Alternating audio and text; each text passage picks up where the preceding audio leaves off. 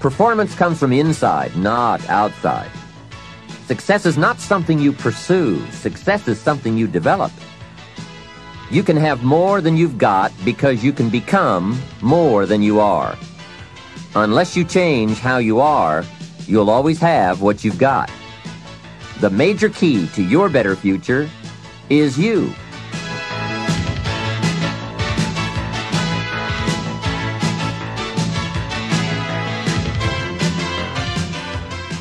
The key to a great future is within you, and you'll be able to find it and use it with Success Strategies, 7 Keys to Wealth and Happiness. These keys will help you unlock the door to success that faces every one of us. All we have to do is use the right combination of skills and knowledge. In this exciting program, Jim Rohn will help you find the way to achieve your goals in every area of your life. You don't have to sacrifice family and friends to gain wealth and professional prestige. You just have to have the right plan. And Jim will help you map out your personal path to success, just as he's helped companies around the world reach their goals. You'll benefit from his wisdom and knowledge, gathered in a more than 25-year study of behaviors that affect performance. Jim Rohn has first-hand experience of what these behavioral factors can do. His is the story of a small-town boy made good, very good. With the help of a wise mentor to whom he'll introduce you, Jim forged his way right to the top. He'll show you how you can do the same by implementing a few key strategies. In this program, you'll hear how to choose a lifetime of achievement instead of settling for one of mediocrity. You'll discover how to develop the critical advantages that lead to major accomplishments, and you'll learn how to get more satisfaction and enjoyment out of every area of your life, whether it's financial, personal, or professional.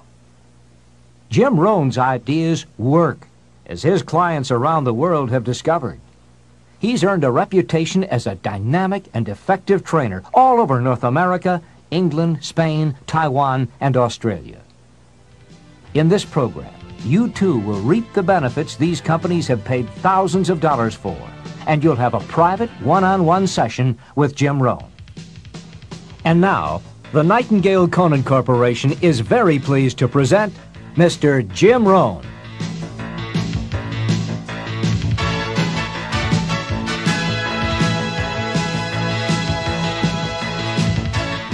This is Jim Rohn. You're going to hear a great number of ideas as you go through the sessions on these 6 cassettes. Ideas that help successful people accomplish more of their goals, achieve certain wealth, and experience greater joy and satisfaction in their lives. My hope is that you'll find a few of these ideas very useful to you right now. Unfortunately, I don't know you personally. I'm not familiar with your dreams or your problems. But fortunately for you, I don't need to be, because the ideas we'll be talking about on these cassettes are fundamentals to the art of winning. They will help you achieve your most inspiring dreams, guaranteed. They are, in fact, the 7 fundamentals for wealth and happiness. As we go through these cassettes, you'll see very clearly for yourself just how these ideas can start making a major difference in your life right away. Where did these fundamentals come from? I didn't make them up. I first discovered them when I was 25 years old, at a time in my life when I needed some new ideas to help change the direction of my life. I wasn't destitute at the time, but I certainly needed some help. I guess we could all use a little help at age 25. Let me take a minute to tell you how it happened. I had gotten off to a great start in life. I was raised in farm country in Idaho, a small community of about 5,000 people, not far from the Snake River in the southwest corner of the state, a great place to grow up. In fact, my parents still live in this small farm community. My father is 82 years old, my mother 75, and they are still healthy and doing very well, as active now as they have ever been. I'm very proud of them, and they have always been a great example for me. After graduating from high school, I went to 1 year of college, and then I decided I was smart enough, so I quit, which was one of my major mistakes. Among many major mistakes I made in those early days. But I was ambitious and willing to work hard, and figured I wouldn't have any trouble getting a job, which turned out to be accurate. So with a head full of dreams and ambitions, I started my first job. About 3 years later, I got married, made lots of promises, worked hard, and a couple of years later started a family. And at age 25, I started taking a new look at my life. My weekly paycheck amounted to the grand total of $57. I was far behind on my promises, behind on my bills, and discouraged. I was far from making the progress I thought I should have made. I was willing to work hard. That was not my problem. But it was clear that it was going to take more than hard work. And I didn't want to wind up at age 60 broke, needing assistance, like so many people I saw around me, not in the richest country in the world. So what do you do to change the direction of your life? I thought, well, I should go back to school. 1 year of college doesn't look that good on an application. But now with my family starting, going back to school seemed like a tough decision. I didn't have any money to start my own business. Money was one of my problems. I always had far too much month left over at the end of the money, if you've ever been in that position. I remember one time losing $10, and I was physically ill for 2 days over a $10 bill. Some of my friends tried to be cheerful. They said, look, maybe some poor person who needed it found it. But that was not really helpful. I must admit at that time in my life, benevolence had not yet seized me. I was the person who needed to find $10, not lose 10. So that's where I was at that time in my life, behind on my dreams, and constantly wondering what I could possibly do to change my life for the better. Well, at age 25, good fortune came my way. And many times it's difficult to explain good fortune. Why do unique things happen to you when they do? I don't know. Part of that is a mystery to me. However, my good fortune was meeting a man, a very unique and successful man. His name was Mr. Earl Schoaf. When I met him, I said to myself, I would give anything to be like him. I wonder what it would take. Well, to make a long story short, this very special gentleman took a liking to me, and a few months after I met him, he hired me, and I went to work for him. I spent the next 5 years working for him in several of his businesses, and then, unfortunately, he died. But I did get to spend 5 years with this remarkable man. And the best thing he gave me during that 5 years was not a job. The best thing he gave me was the benefit of his philosophy, the fundamentals of living successfully, how to be wealthy, how to be happy. And sure enough, his ideas worked for me. So I will always be grateful for meeting someone who made a difference in how my life worked out. I am sure if Mr. Schoaf were still alive, I would have called him one more time today and thanked him for sharing the ideas and inspiration that changed my life. For many years, I shared this philosophy for wealth and happiness with my business partners and met with equally exciting results. I am primarily a businessman, not a professional public speaker, but I have been intrigued with the challenge of trying to put into words the ideas that can make a difference in how a person's life works out. And now I have the chance to share these ideas with you. I don't claim to have all the answers on how to do well, but I do have some answers that have worked extremely well for me and thousands of others. Take these ideas and edit them all you wish. You certainly don't have to buy everything any one person says. But give me a chance. If something sounds good, try it. If it doesn't make sense, discard it. Remember, don't be a follower, be a student. All the ideas we'll discuss in these cassette sessions will stem from a group of very important key concepts. I'd like to begin this session by briefly but clearly looking at each of them. These key words are very important for us to understand if we're to get maximum value from this program and add significantly to our wealth and happiness.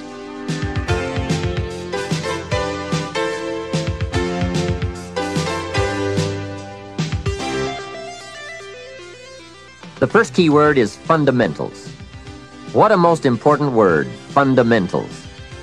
This word calls attention to the primary issue in our quest for greater success.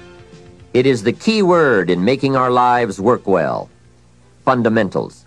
Those basics that build the foundation for accomplishment, productivity, success, and lifestyle. Fundamentals form the beginning, the basis, the reality from which everything else flows. And remember, there are no new fundamentals. Fundamentals are old, well established. Beware of someone who claims to have a new fundamental. That's like someone who claims to manufacture antiques. We would have to be suspicious, right? So fundamentals, basics, they are so very important to understand and consider and practice if you wish for the good life. And may I add here, make sure you don't go looking for the exotic answers to success. Success is a very basic process. It doesn't fall out of the sky. It doesn't have any mysteries, nor does it fall into the realm of the miraculous. Success is merely a natural result that comes from the consistent operation of the practical fundamentals. As someone wisely remarked, to be successful, you don't have to do extraordinary things. Just do ordinary things extraordinarily well. Mr. Schoaf, my teacher, gave me many great phrases I'll always remember. One of them was, there are always about a half dozen things that make 80% of the difference. What a key thought, a half dozen things. Whether we are working on our health, wealth, personal goals, or professional enterprise, the difference between our ultimate success or inevitable failure lies in the degree to which we are willing to seek out, study, and to go to work on those half dozen things. For a farmer to reap a plentiful harvest in the fall, for example, the major basics are fairly obvious. Soil, seed, water, sunshine, nourishment, and care. Each fundamental being equally in need of study and attention, for together they bring about the best chance for a successful harvest. A good question to ask before undertaking any project or setting any new objective, then, is what are the most important half dozen things that will make the major difference in how it works out? So whether the enterprise is art or architecture, music or sculpture, mathematics or sports, business or farming, success or lifestyle, it's the fundamentals that count. To understand them and to practice them is to take the first intelligent step toward accomplishing your objectives and living your dreams. The second key word for us to consider is wealth. Wealth is a word that brings about a wide variety of mental images, and that is part of my purpose in these cassettes, to provoke that wide variety of mental images, for that is where the dreams are, that is where the inspiration comes from, and that is where true incentive is born. The mystery and mixture of mental image, the stuff and the staff of life. Its right use, its constant use is the way to a life unique and a life abundant. Now, to one, wealth means having enough financial substance to be able to do whatever you wish to do with your life. To another, it may mean freedom from debt, freedom from the constant claim of obligation. To yet another, it means opportunity. And to many, wealth means $1 million. That's a unique word, millionaire. It rings of success, freedom, power, influence, pleasure, possibility, benevolence, and excitement. Not a bad mental image. Now we could talk of the wealth of experience, the wealth of friends, the wealth of love, the wealth of family, the wealth of culture. Wealth of many kinds. However, in this program, we are more specifically going to talk about wealth in the sense of financial freedom. Wealth that comes from the conversion of effort and enterprise into currency and equity. For each of us, the amount of money required to be wealthy will differ. But the dream for all of us, I'm sure, is the same. Freedom from financial pressure. More freedom of choice, freedom to enjoy, and the opportunity to create and to share. Wealth, the possession of great financial resources that improves the quality of your life and gives you added dignity and expanded lifestyle. So decide for yourself what wealth means to you. Latch on to your own mental image of wealth And let's see if the ideas I'm about to bring to you will make sense and perhaps provide you with the inspiration to put the plan into high action so that as the days pass, you will discover a growing sense of freedom and dignity, self-worth, substance, and lifestyle. The next key word is happiness, the universal quest. Happiness is a joy that most often comes as a result of positive activity. Like wealth, it too has a wide variety of meanings and interpretations. Happiness is both the joy of discovery and the joy of knowing. It is a result of an awareness of the full range of life, the color, the sound, the harmony. And it is the joy that comes from designing a life and practicing the fine art of living well. Happiness is being able to explore the offerings of life by perception, response, and enjoyment. Happiness is both receiving and sharing, reaping and bestowing. It is being able to feast on harmony as well as food, on ideas as well as bread. Happiness is the deliberate act to create a wider world of experience and awareness. Happiness is having a handle on disappointment. It is being in control of both emotion and circumstance. Happiness is freedom from the negative children of fear, such as worry, low self-esteem, envy, greed, anger, resentment, and so on. Happiness is an awareness and a grasp of the positive power of life and loving values. It is an order of thought, activity, and lifestyle. Happiness is values in balance. It is contact with people of substance. Happiness is contentment with the tasks of your life. It is thought inspired by, organized with, and rooted in your personal philosophy. Happiness is a life well lived, in which a wide variety of experiences are deliberately captured to become an invaluable form of currency for you to spend and invest in your own better future. Happiness is activity with purpose. It's love in practice. Happiness is both a grasp of the obvious as well as an awe of the mysterious. But for most people around us, happiness seems to be either something left behind or something yet to be discovered. Like all the good things in life, happiness is elusive by nature, but not impossible to capture. A major key for bringing joy into our lives lies in the next word we shall briefly examine: discipline. If there is a magic word that stands out above all the rest, this is the one: discipline. And in this program, you'll discover how positive this word is. Discipline is the bridge between thought and accomplishment, the bridge between inspiration and value achievement, the bridge between necessity and productivity. Remember, all good things are upstream. The passing of time takes us a-drifting, and drifting only brings us the negative, the disastrous, the disappointment, and the failure. Failure is not a cataclysmic event. It is not generally the result of one major incident, but rather a long list of accumulated little failings. Failing in life is failing to think today, failing to act today, failing to care, to strive, to climb, to learn, to keep trying day by day. If your goal requires that you write 10 letters today and you write only 3, you are down 7 letters. If you want to make 5 calls and you only make 1, you are down 4 on calls.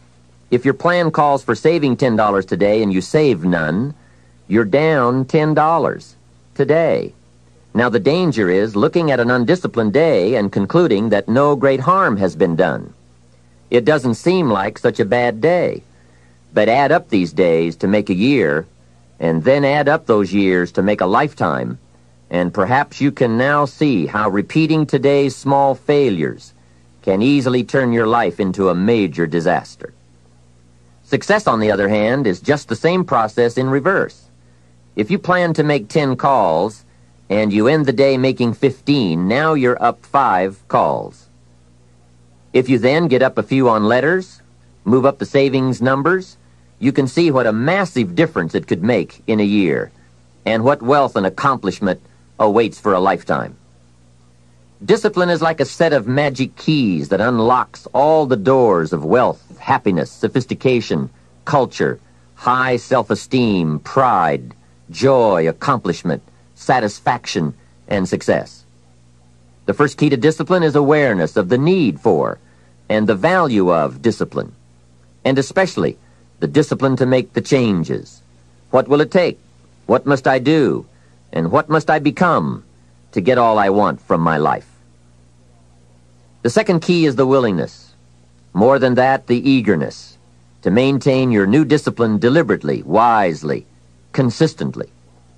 And the third key to discipline is the commitment to master the circumstances of your daily life, to see and harness the opportunities to make something of the sun and the rain, the good as well as what comes in the guise of misfortune. Discipline does many things, but most important of all is what it does for you. It makes you feel better about yourself. Even the smallest discipline can have an incredible effect on your attitude. And the good feeling you get, that surging feeling of self-worth that comes from starting a new discipline, is almost as good as the feeling that comes from the accomplishment of the discipline. Second, a new discipline immediately alters your life direction. You don't change destinations immediately. That is yet to come. But you can change direction immediately, and direction is very important. Third, discipline cooperates with nature. Everything strives. It is a common life function. How tall will a tree grow? As tall as it can. Everything strives to become all it can possibly be, and that striving to become is what discipline is all about. Disciplining ourselves to fulfill our natural potential to become all that we can be. And finally, discipline attracts opportunity. Opportunity is always looking for ambition and skill in action. Discipline taps the unlimited power of commitment. The human will in action, driven by inspiration, enticed by desire, tempered by reason, guided by intelligence, can bring you to that high and lofty place called the good life. Discipline, those unique steps of intelligent thought and activity that put a lid on temper and a faucet on courtesy, that develop positive and control negative, that encourage success and deter failure, that design lifestyle and control frustration, that enhance health and curb sickness, that promote happiness and manage sadness. Discipline, the start and the continuing process that brings all good things. And remember, anyone can start the process. It's not if I could, I would. It's if I would, I could. If I will, I can. So start the new process. You can begin a new habit no matter how small it is. Small isn't important. Whether or not you start and whether or not you continue are all that is important. And don't be deluded by an affirmation. Only affirm what you are truly prepared to do. Many of us delude ourselves with our words into believing that we're making changes and making progress, when in fact our daily activity is taking us in the exact opposite direction of our affirmations. Why would you walk in the opposite direction of your dreams? The man dreams of wealth and walks daily towards certain financial disaster.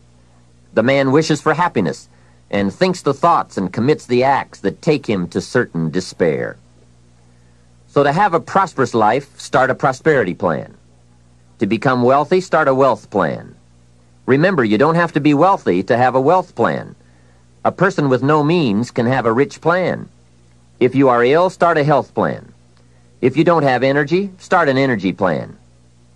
If you don't feel good, start a feel-good plan. If you're not smart, start a smart plan. If you can't, start a can plan. If you haven't, start a have plan. Anyone can. Even a bad person can start hearing good messages and reading good books. Recognize that the start of the better life, the happy life, the wealthy life, is today. This is exciting. Both the process and the result can begin today. Start the new journey today. If you think of a new idea, today is the day to begin the discipline of putting that idea into action. Set this day up as a long, busy, exciting start for your new life. Get your first book for your new library today. Begin your new practice of setting goals today. Start clearing out a drawer of your new orderly desk Today. Start eating an apple a day on your new health plan. Today. Put some money in your new investment for fortune account. Today. Start reading with intensity for your new wealth of mind plan. Today. Write a postponed letter today. Make a delayed telephone call. Today. Pick up your camera and take a picture of something to start your new treasury of photographs. Today. Get some momentum going on your new commitment to the better life. See how many activities you can pile on in this first day. Go all out. Break away from the negative downward pull of gravity. Start the thrusters going. Prove to yourself that waiting is over, hoping is past, and that faith and action have now taken charge. It's a new day, a new beginning for your new life. With discipline, you can't believe the list of positive moves you can make in the first day of your new beginning. What have you got to lose? Only the despair and fear and guilt of the past. Only the dissatisfaction and unhappiness and lack of fulfillment of the past. Only the frustration and low self-esteem of the past.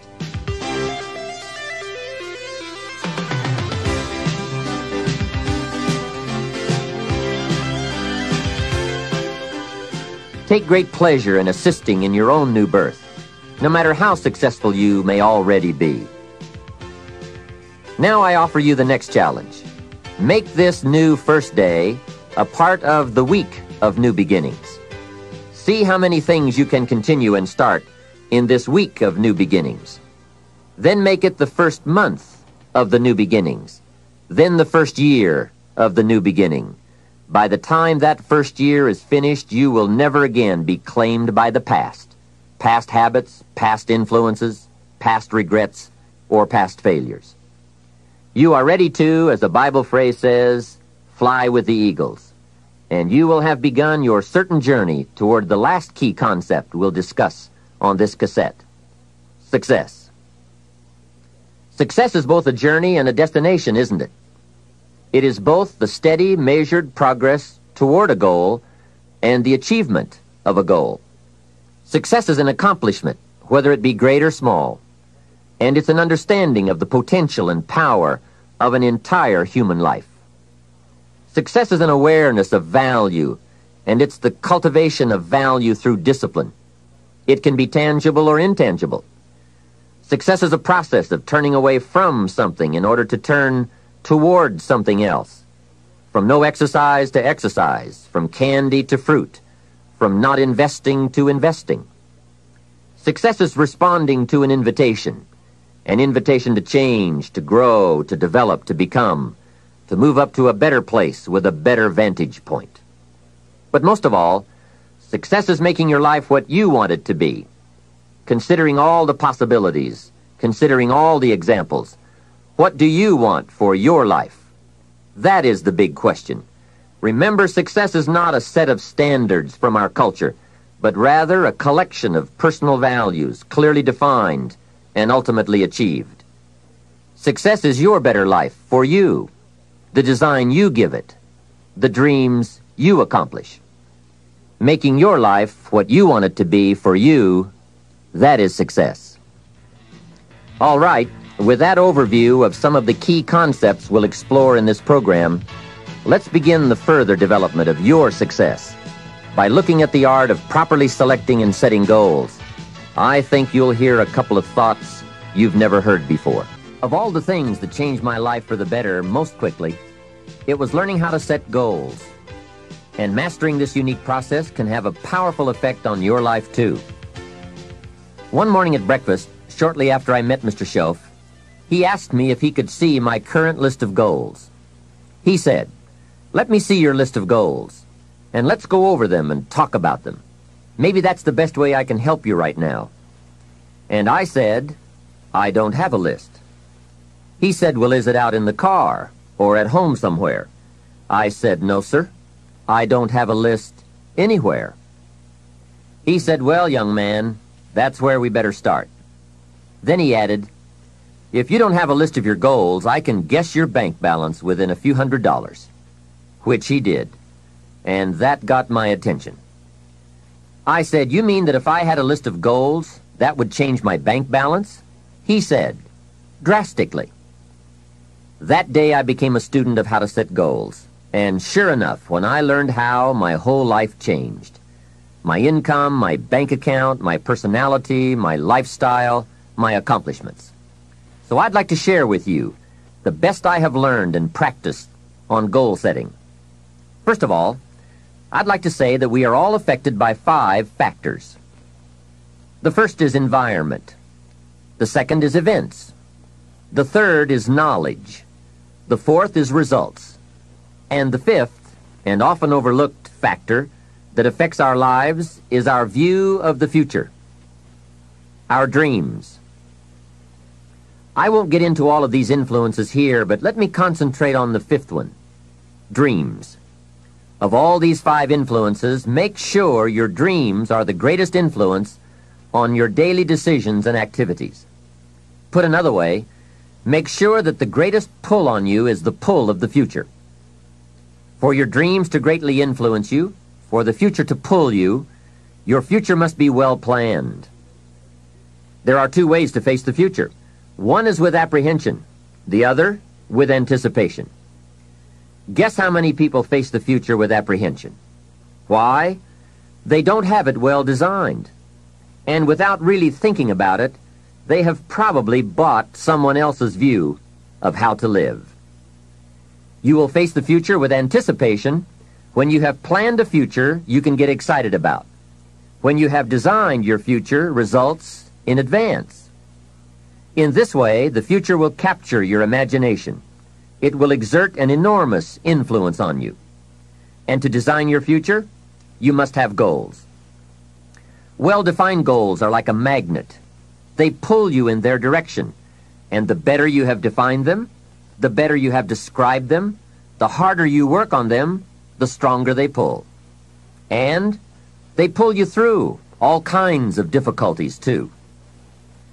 Without goals, it is easy to let life deteriorate to the point where you're just making a living.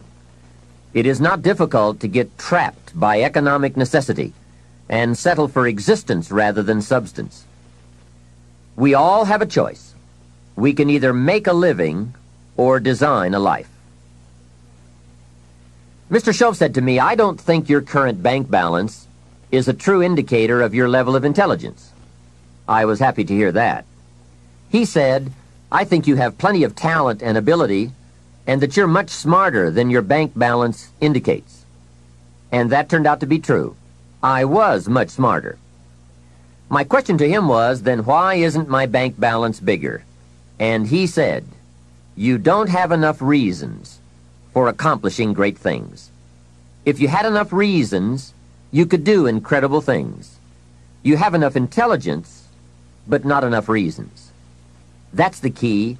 If you had enough reasons. In my years of study, I've also discovered this. Reasons come first, and answers come second. Life has a strange way of hiding all the answers and disclosing them only to people who have been inspired to look for them, who have reasons to look for them. Put another way, when you know what you want, and you want it badly enough, you will find ways to get it. The answers, the methods, the solutions will become evident to you. Hey, what if you had to be rich? Are there any books and tapes on the subject? The answer is yes. There are plenty of good ones. But if you don't have to be rich, you probably won't read the books or listen to the tapes. What drives us to find the answers is necessity. So work on your reasons first, answers second. Now, what are some of the reasons for doing well? It varies from person to person. I'm sure that if you did a little soul searching, you could come up with a fairly strong list of reasons why you want to accomplish great things. There are personal reasons, sometimes uniquely personal reasons. Some people do well for the recognition. Some do well because of the way it makes them feel. They love the feeling of being a winner. That's one of the best reasons. I have some millionaire friends who keep working 10 to 12 hours a day, making more millions. And it's not because they need the money. It's because of the joy, pleasure, and satisfaction that come to them from being constant winners. To them, money is not their main drive. It's not the money. It's the journey. Once in a while, someone says to me, if I had $1 million, I'd never work another day in my life. Hey, that's probably why the good Lord sees to it that he doesn't get his million. Because he'd just quit. Family is another reason, or motivator for doing well. Some people do extremely well because of other people. And that's a powerful reason. Sometimes we will do things for someone else that we would not do for ourselves. We are made that way.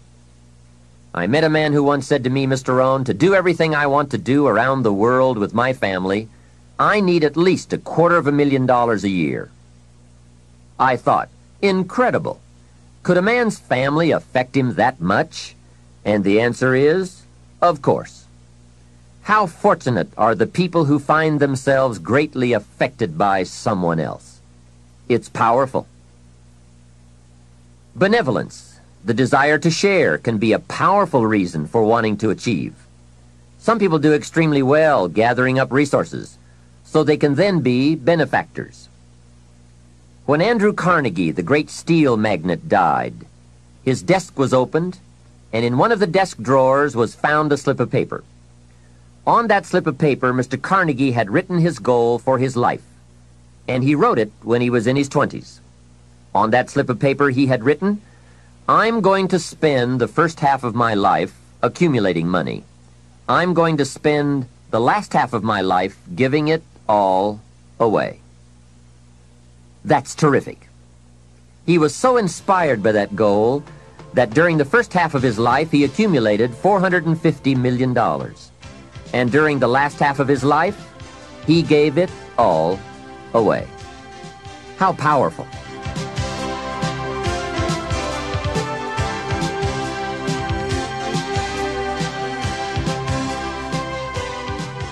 What has you turned on?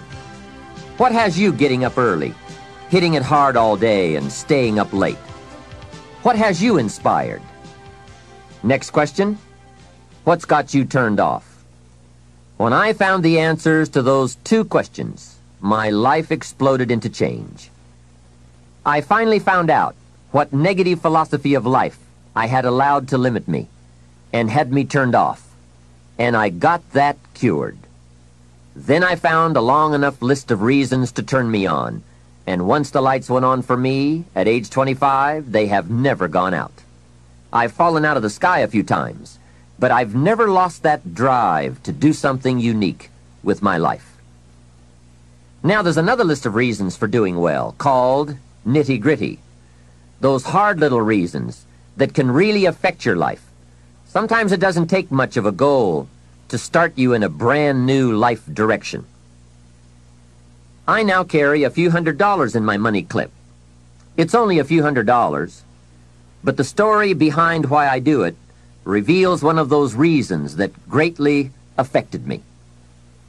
Just before I met Mr. Schoaf, I heard a knock at my door one day.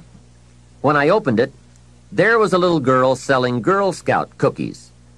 And she gave me one of the finest sales presentations I've ever heard. A special deal, several flavors, and only $2. Back when you could get a lot for $2. And with a big smile, she very politely asked me to buy. And I wanted to. Big problem. I didn't have $2. And to this day, I can still clearly remember the pain and the embarrassment.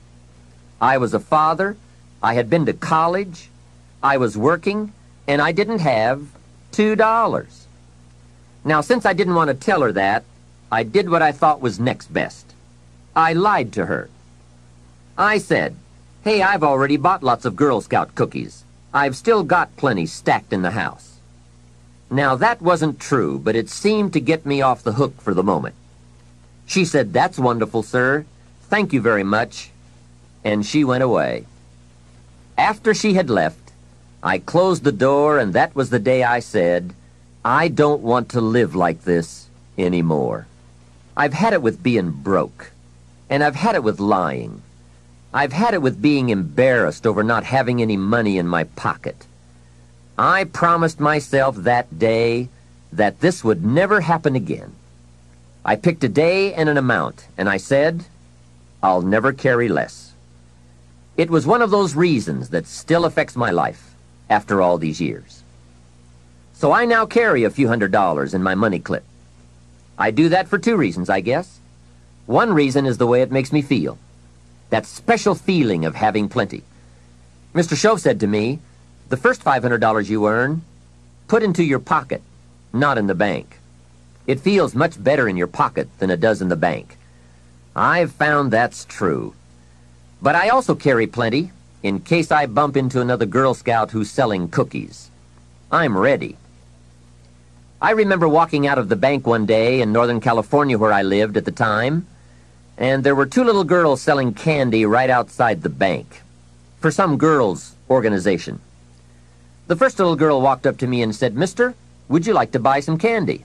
I said, I probably would. What kind is it? She said, it's almond roca. I said, that's my favorite. She said, wonderful. I asked, how much is it? She said, it's only $2. I thought, it couldn't be. Still $2 after all these years? I couldn't help remembering the Girl Scout and the cookies. I said, how many boxes of that candy have you got? She said, I've got 5. And the other little girl standing there, she was selling candy too. I asked, how many boxes do you have? She said, I've got 4. I said, that's 9. I'll take them all. They said, really? I said, yes. I've got some friends, so I'll pass them around. They got so excited, put all this candy together. I reached into my pocket and gave them $18. Now, when I've got the candy and they've got the money, that first little girl looks up and says, Mister, you are really something. How about that? Can you imagine only spending $18 and having someone look at you in the face and say, you are really something? Now you know why I carry heavy. I'm not going to miss those chances anymore. It was a small goal, just a few $100s, but it had a big effect on my life. I have a dear friend, Robert Depew. Bobby used to be a school teacher in Lindsay, California, the olive capital. After he taught school for several years, he became a little weary of teaching and decided to get into sales. One day, without telling anyone, he quit his teaching job and jumped into sales. When he did, his brother poked fun at him. His brother said, you're going to go right down the drain. You had a good teaching job. Now you're going to lose everything you have. You must be out of your mind. He put him down something fierce. Bobby said the way my brother acted made me so angry, I decided to get rich. Today, Robert happens to be one of my millionaire friends. The attainment of wealth is not just a matter of intelligence. Mostly, it's a matter of inspiration. So if you have strong enough inspiration, a strong enough reason, large or small, it can have an incredible influence on the direction of your life.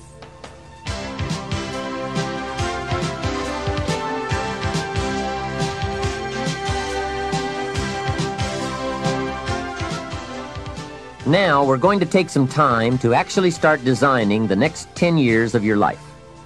We're going to start setting your goals. Goal setting is one of the most important skills to develop if you want to design your future. I'm going to give you enough homework not only to keep you busy for the rest of your life, but also to help you create the kind of life you may have always dreamed about living, but never believed possible. So let's get on with it. The sooner you exert the discipline, the sooner you will be enjoying the results. Once the results start to come, believe me, you won't mind the hard work and discipline it's going to take. Now, get a sheet of paper, and at the top of it, write the words, long-range goals. I'm going to ask you some questions, and I want you to jot down the answers. If you don't have paper and pen handy, follow along with me now anyway, just listening. Then, later, listen again when you can write down your ideas. After I've asked the questions, which is the first part of this exercise, you can stop the tape and work on your answers. All right, let's start this exercise. The basic question you are going to answer is, what do I want within the next 1 to 10 years? I want you to take about 12 to 15 minutes and make a list of at least 50 things you want within the next 1 to 10 years. These are long-range goals. To help you get started with your list, consider these questions. What do I want to do? What do I want to see? What do I want to be? What do I want to have? Where do I want to go? And what would I like to share? Now, with these thought-starter questions in mind, answer the basic question. What do I want within the next 1 to 10 years? See how many things you can write down. At this point, don't take the time to describe in detail everything you want. This is the time for you to let your thoughts pour, to write fast and to abbreviate. For example, if you just write down 380, you'll know what that means. You don't have to describe the color and the interior of the car. You'll do that later in this exercise. I want you now just to abbreviate and write fast. Make the list as long as you possibly can. Try to write down at least 50 items, 50 things you want within the next 1 to 10 years. These are long-range goals. Spend about 12 to 15 minutes on this. After you've completed your list, you're ready for the next part of the exercise. Go through your list, and next to the things you think you can accomplish or acquire a year from now, write a number 1. Next to the things you think it will take 3 years to realize, write a 3. Next to the things it will take 5 years to accomplish, write a 5. And next to the things it will take 10 years to accomplish, write a 10. Go through this list now to the best of your ability and say, that looks like it will take me about a year, or 3 years, or 5 years, or 10 years. Some big goals might be out there 10 years from now. Once you complete this part of the exercise, you might come to the conclusion that you need a lot more 3-year goals and less 1-year goals, for example, or that you need more 10-year goals. You see, while you're working on one goal, you must have something else in the planning stages. If you don't, what happened to some of the early Apollo astronauts could happen to you. After they came back from the moon, some of those astronauts experienced deep psychological and emotional problems. And the reason for that? Why, after you've been to the moon, now where do you go? That seemed to be the end, the finish. What later astronauts did was to make sure that they had major projects lined up after they returned from the moon trip. The way you enjoy life best is to wrap up one goal and start right on the next one. Don't linger too long at the table of success. The only way to enjoy another meal is to get hungry. Another thing to check for on your list is that you have included goals for each of these 3 important categories. First, make sure you've listed your economic goals, your goals for income, profits, and productivity. Second, make certain your list includes material items you want, tangibles, such as a home, a car, a boat, furniture, or jewelry. Don't attach the wrong importance to things, but they are important. Third, you'll want to include on your list goals for personal development. Write down all your personal development goals. Your goals to be more physically fit, to lose weight, to be more decisive, to be a more effective leader, to be a better communicator, to learn another language. Of course, there are other types of goals to consider: family goals, social goals, lifestyle goals. This is pretty heavy homework, but remember, whether or not you do your homework shows up in the marketplace as well as in the classroom. After you have determined which of your goals are 1 year, 3 year, 5 year, and 10 year, and after you've made certain your list includes economic goals, things, and personal development goals, I want you to go back to this list again. Now pick out the 4 most important 1-year goals, the 4 most important 3-year goals, the 4 most important 5-year goals, and the 4 most important 10-year goals. Those 16 goals will give you plenty of work for now. Get out some more paper, and in a brief paragraph, describe each goal. How high, how long, how much, what size, what model, what color, for example. Also describe why it is important to you. This is a process where you either talk yourself into it or talk yourself out of it, which is good. When you're unclear as to why something is important, usually you put only half-hearted effort into it. What you want is a powerful motivator, but the reason why you want it is an even more powerful motivator. It has greater pull. You may find that some of your goals you thought at first glance were important are not important after all. Do some reflecting, refining, and revising. The point is, right now, try to have approximately 4 1-year, 3-year, 5-year, and 10-year goals that you truly believe in, that inspire you, that you've sold yourself on. When these goals and the reasons you want to obtain them are each clearly described in a brief paragraph, transfer this information to a journal or some type of notebook that you can carry with you easily and refer to often. It's essential to set aside some time every week to review all of your goals, to rearrange them, redo them, restructure them, to add goals, or to tear up the whole list and start over. Goal setting is not something you do just once. It's a continual process. Also, you must constantly check your progress toward your goals. You don't want to fall too far behind on, or worse, lose sight of, your important goals. Now, just as important as your long-range goals are your short-range goals. Your goals for tomorrow, next week, next month, 6 months from now. These are goals you can accomplish within the next year, the immediate future. We call these goals confidence builders. When you work hard, burn the midnight oil, and accomplish these little things, it builds your confidence to go for your long-range goals.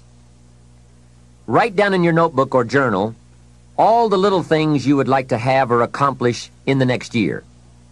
How you set up this list is up to you. You might want to break it down by week or by month. Set it up in whatever way works well for you. Part of the fun of having a list is being able to check off something as obtained or completed. Every week, try to check off at least one thing on your list of short-term goals. And when you are able to check off something major, something on your list of long-range goals, celebrate. Make winning joyful. Congratulate yourself. It is very important to celebrate progress. We grow from 2 experiences. One is the joy of winning, and the other is the pain of losing. Here's what that also means. Make losing painful. Put it on yourself. If you set something up, fooled around, didn't pull it off, put it on yourself. And get around people who will help in this area. Hey, don't join an easy crowd. Go where the expectations are high, where the pressure to perform is high. It's how we grow. I'm certain that part of the reason why people let goal setting slide is because it is a lot of work. As I said, you'll be constantly revising your lists of short-range and long-range goals, rearranging them, refining them, redesigning them, establishing different priorities, adding new goals, perhaps deleting others. It's interesting that so many people work hard on their jobs, but they don't work hard on their futures. They let that slide. Some people live such mediocre lives that at the end of the day, they don't know whether they're winning or losing. They just go through life with their fingers crossed. I know most people don't make definite plans, but don't let that be you. The guy says, well, you work where I work, but the time you get home, it's late. You've got to have a bite to eat, watch a little TV, and get to bed. You can't sit up half of the night and plan. And this is the guy who's behind on his car note. He's a good worker, hard worker, sincere. But I've discovered that you can be sincere and work hard all your life and wind up broke and embarrassed. You've got to be better than a good worker. You've got to be a good planner, a good goal setter. You've heard the old saying, the people who fail to plan are planning to fail. It's true. So work on your plans. Put yourself in the top few percent who put this power to work for themselves.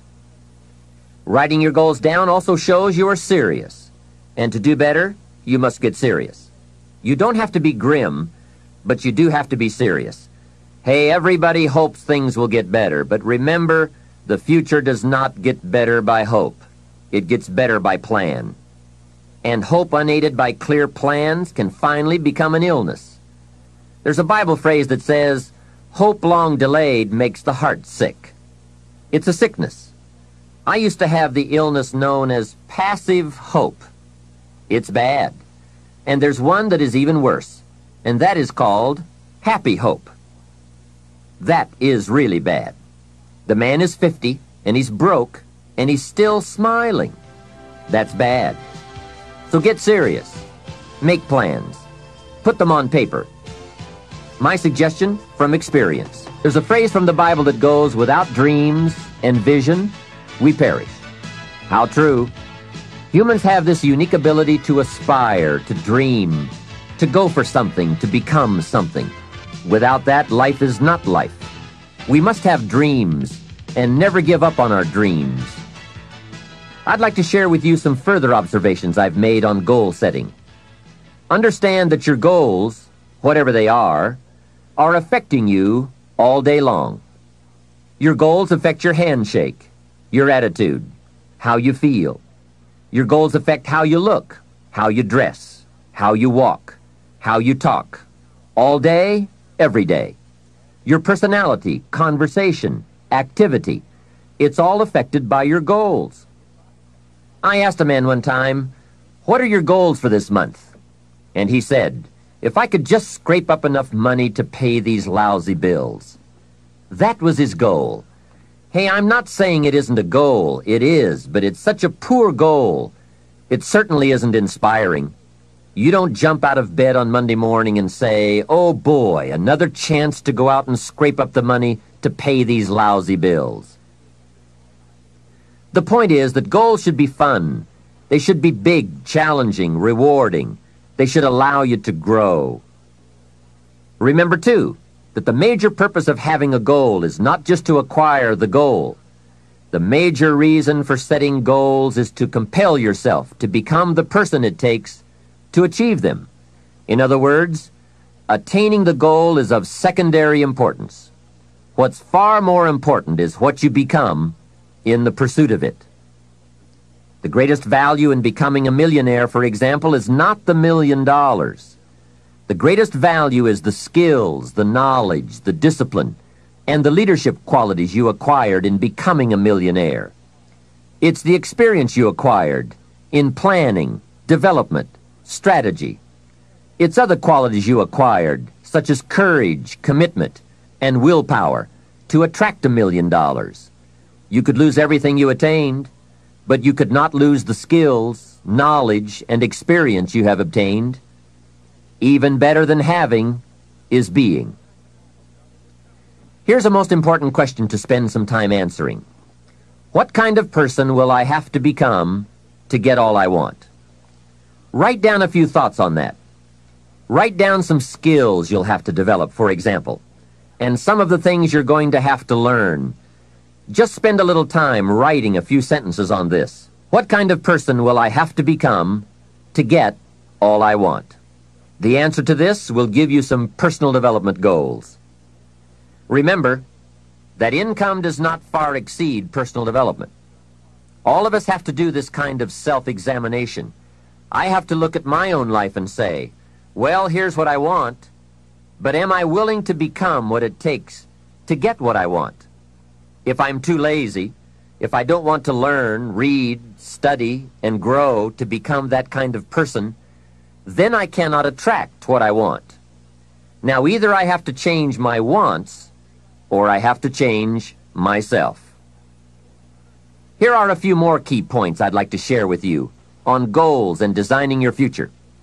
First, if you don't right now feel as if you're equipped to get all you want, just remember, ability will grow to match your strong dreams. That's why the goal-setting process we've discussed is so important. The more you work on this, the more ideas you will get on how you can change, how you can grow. I am nowhere near the person I was when I met Mr. Schoaf 25 years ago. I'm not that person anymore. I've changed.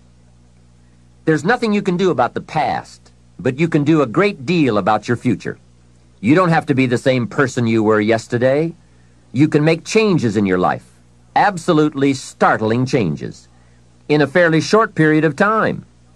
You can make changes you can't even conceive of now, if you give yourself a chance. Your abilities will grow. You have untapped talents and potential that you haven't even reached for yet. And as time goes on, you'll be able to reach deeper and deeper. The first thing you'll know, you'll be able to do things you never thought you could do.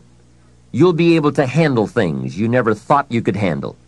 You'll have ideas that you've never had before. All of this is sparked by the goal-setting process. When you know what you want, and you want it badly enough, the answers will come to you. I can't tell you why it works. All I know is, it works. Give yourself a chance to become all you can become and to accomplish all you can accomplish. Let me give you a Bible philosophy that teaches how to get whatever you want. Here's what it says. Ask. That's it. Ask. Of all the important skills to learn in life, be sure to include the skill of asking. What does ask mean? Ask means, what do you want? And the complete formula is staggering. It says ask, and you will receive. Hey, we ought to look into that. The man says, yes, but you work where I work. By the time you struggle home, it's late. You've got to get a bite to eat, watch a little TV, and get to bed. You can't sit up half the night and ask. And this guy is behind on his bills. He's a good worker, hard worker, sincere, but you've got to do better than work hard and be sincere all of your life. You'll wind up broke and embarrassed. You've got to be better than a good worker. You've got to be a good asker. Let me give you some key points on this asking and receiving, setting goals, asking of life. Here's part of the philosophy that helped me to change. First, asking starts the receiving process. Asking is like pushing a button, and all this machinery starts working, mental and emotional machinery. I don't even know how it works, but I do know it works. There are a lot of things you don't need to know how they work. Just work them. Some people are always studying the roots. Others are picking the fruit. It all depends on what end of it you want in on. So asking is the beginning of receiving. Second, receiving is not the problem. You don't have to work on receiving. It's automatic. So if receiving is not the problem, what is the problem? It's failing to ask. The man says, I see it now. I got up every day this year and hit it hard, but nowhere in my house is there a list of what I want from my life. Can you see? Good worker, poor asker. Third, receiving is like the ocean. There's plenty, especially in this country. It's like an ocean here. Here, success is not in short supply. It isn't rationed so that when you step up to the window, it's all gone. No. Well, if that's true, what is the problem? Well, the problem is some people go to the ocean with a teaspoon. Have you got the picture? A teaspoon. What I suggest you do in view of the size of the ocean is trade your teaspoon for at least a bucket, and you will look better at the ocean with a bucket. Kids won't make fun of you. Now, here's something else to remember about asking. There are two ways to ask. One is ask with intelligence. It didn't say ask intelligently, but I'm sure it meant that. Don't mumble. You won't get anything by mumbling. Be clear, be specific. Intelligent asking means how high, how long, how much, when, what size, what model, what color. Describe what you want. Define it. Remember, well-defined goals are like magnets. The better you define them, the stronger they pull. And Give your goals purpose. Answer both questions. What do I want? That's the object. And the second question, what for? That's purpose. Purpose is stronger than object. What you want is powerful and it will pull, but what you want it for is more powerful. Here's the second way to ask. Ask with faith. Faith is the childish part. It means believe you can get what you want like a child, not an adult. Many adults are too skeptical. They've lost that wonderful childlike faith and trust. Don't let that happen to you. Believe in, have faith in yourself and your goals. And get excited like a child. Childlike enthusiasm. Nothing can beat it. Kids think they can do anything. How exciting. They hate to go to bed at night and can't wait to get up in the morning. Develop that kind of enthusiasm toward your life and your goals. And be curious like a child. Kids can ask 1,000 questions. Just when you think they're finished, they come up with 1,000 more. They'll drive you to the brink. But it's really a virtue. Have plenty of curiosity. Ask questions. That's how you learn. Another fringe benefit of setting goals is what it does for your ability to manage your time effectively. This is no small thing. We'll look at time management in detail in a later session, but now, while we're talking about goals, I'd like to share a few ways your use of time are affected by or influence the achievement of your goals. Have you ever thought that without some very clear written goals, you never even need to consider managing your time? Time essentials come from objectives well defined. Time can't be critical if objectives aren't defined. Now you might be one of those uniquely fortunate individuals who can keep all their objectives and purposes clearly defined in their minds and operate from that. But I wouldn't take the chance. Write your goals down and set careful priorities. Sometimes priorities are determined by the season. For a farmer in springtime, the season dictates his most important activities. During the spring, a farmer must work around the clock, burn the midnight oil, and keep the equipment running because he has only this small window of time for the planting of his crops. One of the difficulties of living in an industrialized society is the losing of the sense of seasons, when to pour it on, when to ease back, when to take advantage. It's easy to keep going from 9 to 5, year in and year out, and lose a natural sense of priorities and appropriate time. Don't let one year just blend into the next. Keep an eye on your own seasons, lest you lose track of values and substance. Part of setting priorities is learning to separate major activities from minor activities. This is a whole skill in itself, but once you have learned it, it will pay dividends you won't believe. So learn to put everything on your mental scales to be carefully weighed before you spend time or money. And here's a good question to constantly ask. Is this a major or a minor? By asking that question, you will reduce the amazingly natural tendency to spend major time on minor things.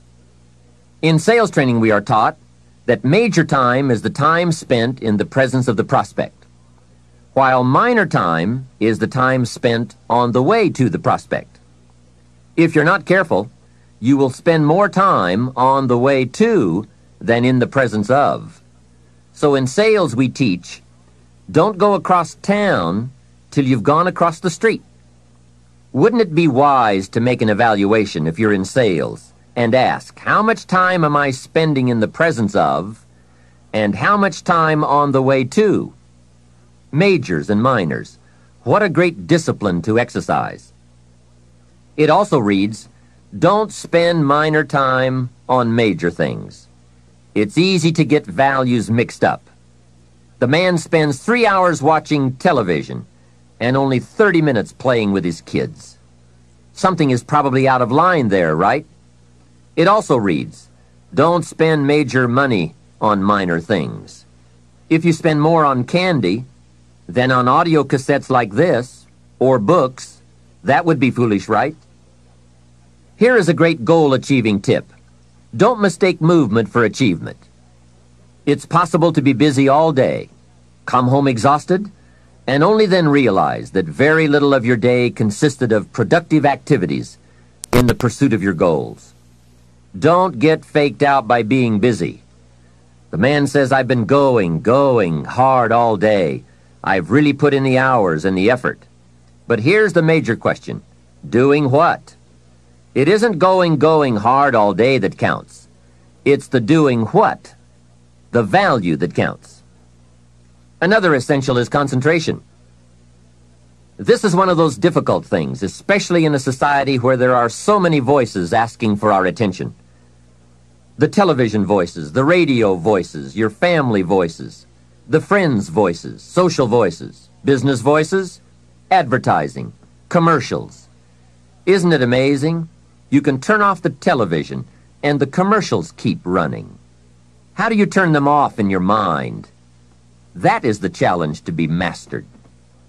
The best use of time comes from putting plenty of value in it, and concentration means you take that challenge seriously. It's called careful investment for maximum results. Concentration. The big sports stars will tell you the cost of not concentrating. Just a little slip of concentration, and they put one by your feet. And there goes first place, and maybe the big money. So writing a letter, concentrate. Making a call, having a conversation. Trying to solve a problem, concentrate. You won't believe the effect this will have on your life. Now, there is a time to let your mind wander, but it's a time you designate specifically for that purpose. At that appointed time, you can go off for that walk on the beach, or that drive to the mountains, away from business. Let the breezes blow and your mind soar. Do some dreaming. That's healthy. But do it at that pre-planned time. At all other tasks, concentrate. Another aspect of managing goals and time is constant review. There's just no way to keep on target with your priorities without this. Whether it's business goals, personal goals, family goals, or investment goals, they must all be reviewed to see if you are on track, which is all the more reason for writing them down. Careful goal setting could be the time management answer you've been looking for. Goals well defined and well described and well thought out make us look carefully at the time we have and how to get the most from it to make all of our dreams come true. The answers to do better come from the necessity to do better. You will undoubtedly be amazed at the ideas you can come up with for the use of your time when goals and purpose have you stimulated to the maximum.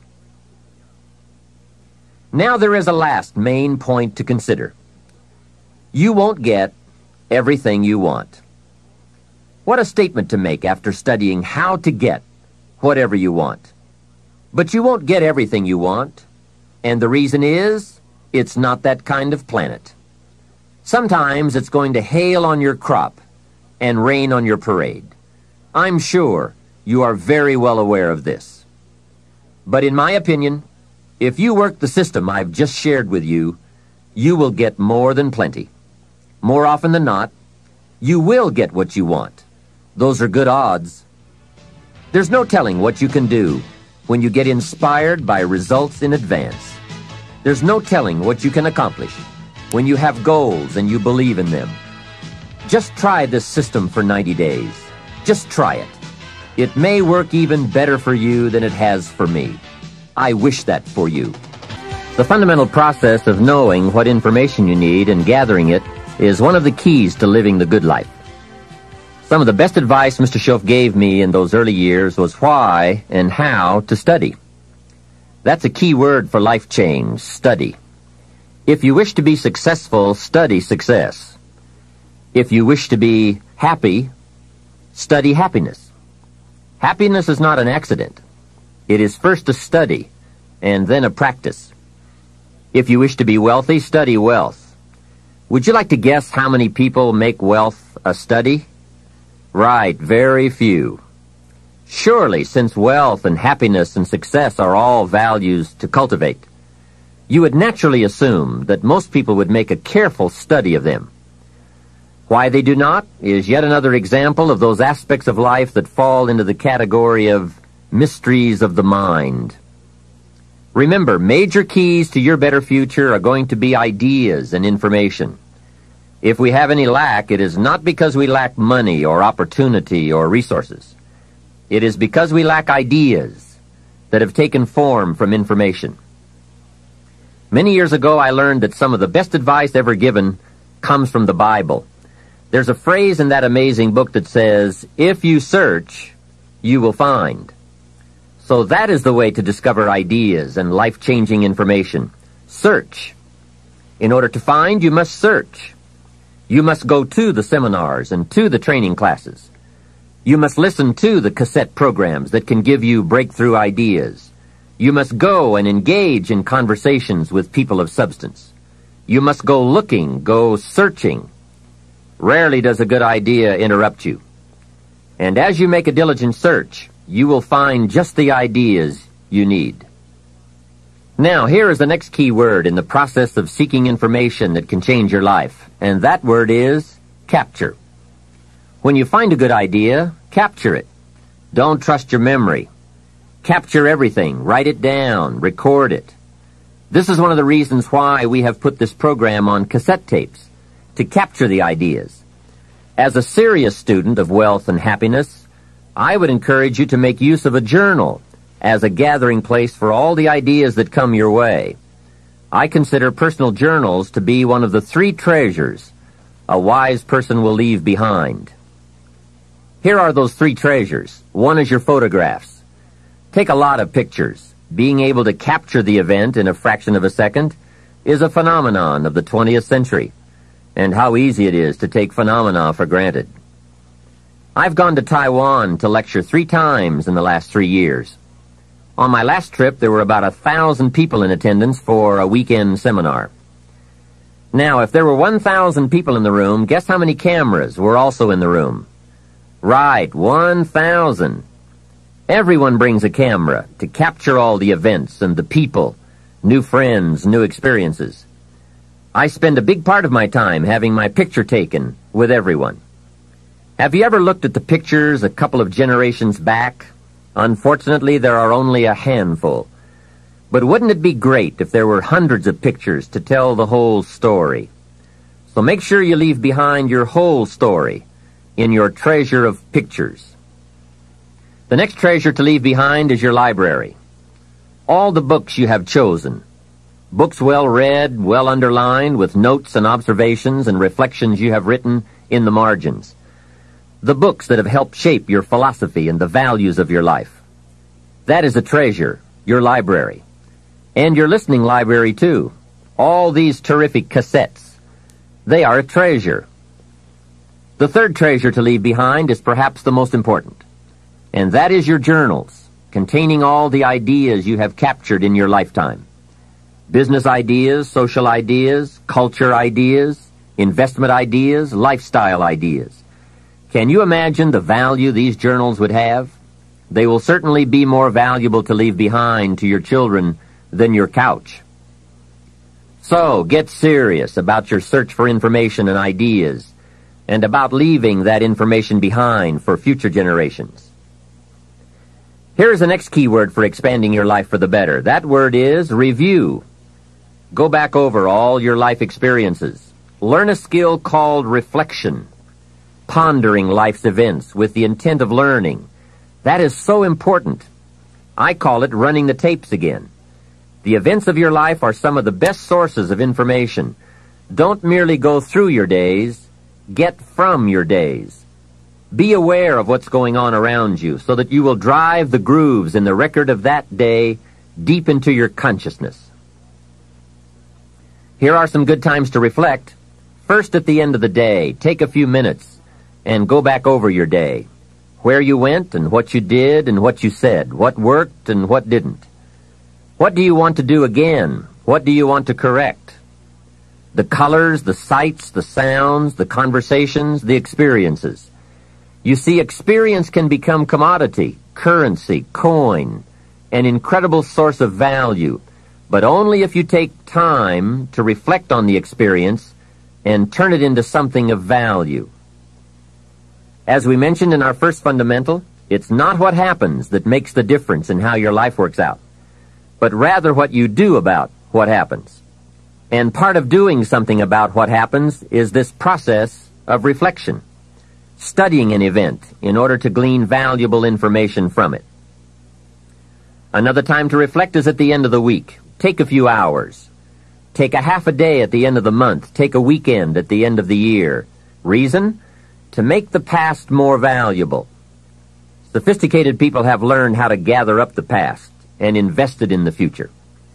When my father was about to celebrate his 76th birthday, I said to him, "Father, can you imagine what it's going to be like to gather up the last 75 years and invest them in your 76th?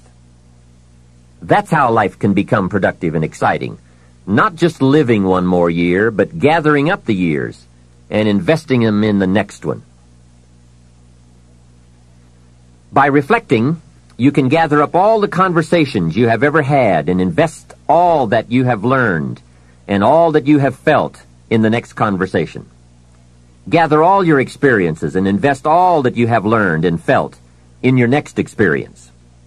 And the more value, the more substance, the more information, the more wisdom you can gather from all of your yesterdays, the more exciting your future becomes. Probably all of us already know all that we need to know in order to make our lives turn out the way we want, except for one thing: how to gather what we've learned in order to invest it in what we want to become. So start a new discipline that can lead to wealth and happiness. Find out how things work. Never let it be said you didn't find out. Now let me give you a qualifying phrase. You may not be able to do all you find out, but make sure you find out all you can do. You don't want to wind up at the end of your life and find out that you lived only 1/10 of it, and the other 9/10 went down the drain. Not for lack of opportunity, but for lack of information.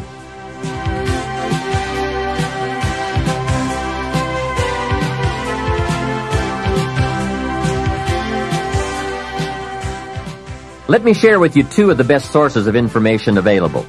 First, as we have mentioned, learn from your own experiences. Become a good student of your own life. It's the information you are most familiar with and feel the strongest about. So make your own life one of your most important studies. And in studying your own life, be sure to study the negative as well as the positive, your failures as well as your successes. Our so-called failures serve us well when they teach us valuable information. They're frequently better teachers than our successes. One of the ways we learn how to do something right is simply by doing it wrong. Doing it wrong is a great school for learning. Now I would suggest that you not take too long. If you've done it wrong for 10 years, I wouldn't suggest another 10. But what a close at hand and emotionally impactful way to learn from your own experiences. When I met Mr. Schoaf, I had been working 6 years. I started when I was 19, and when I met him, I was 25. He said to me, "Mr. Rohn, you have been working now for 6 years. How are you doing?" I said, "Not very well." He said, "Then I suggest you not do that anymore. 6 years is long enough to operate the wrong plan." Next he asked, "How much money have you saved in the last 6 years?" I said, "Not any." He said, "Who sold you on that plan 6 years ago?" What a fantastic question. Where did I get my present plan that wasn't working well? Hey, everyone has bought someone's plan. The question is, whose? Whose plan have you bought? Now, those initial confrontations as you come to grips with your own past experiences may be a little painful at first, especially if you have made as many errors as I did. But think of the progress you can make when you have finally confronted those errors by becoming a better student of your own life. Now, the next way to learn is from other people's experiences. And remember, you can learn from other people whether they have done it right or wrong. You can learn from negative as well as positive. The Bible is such a great book because it is a collection of human stories on both sides of the ledger. One list of human stories is called examples. Do what these people did. And the other list of human stories is called warnings. Don't do what these clods did. What a wealth of information. What to do and what not to do. I think it also means, however, that if your story ever gets in somebody's book, make sure they use it as an example, not a warning. There are 3 ways to learn from other people. The first is to listen to the cassettes and read the books by and about people who've accomplished great things. All the successful people I know and work with around the world are good readers. They just read. They are so curious that they are driven to read because they just have to know.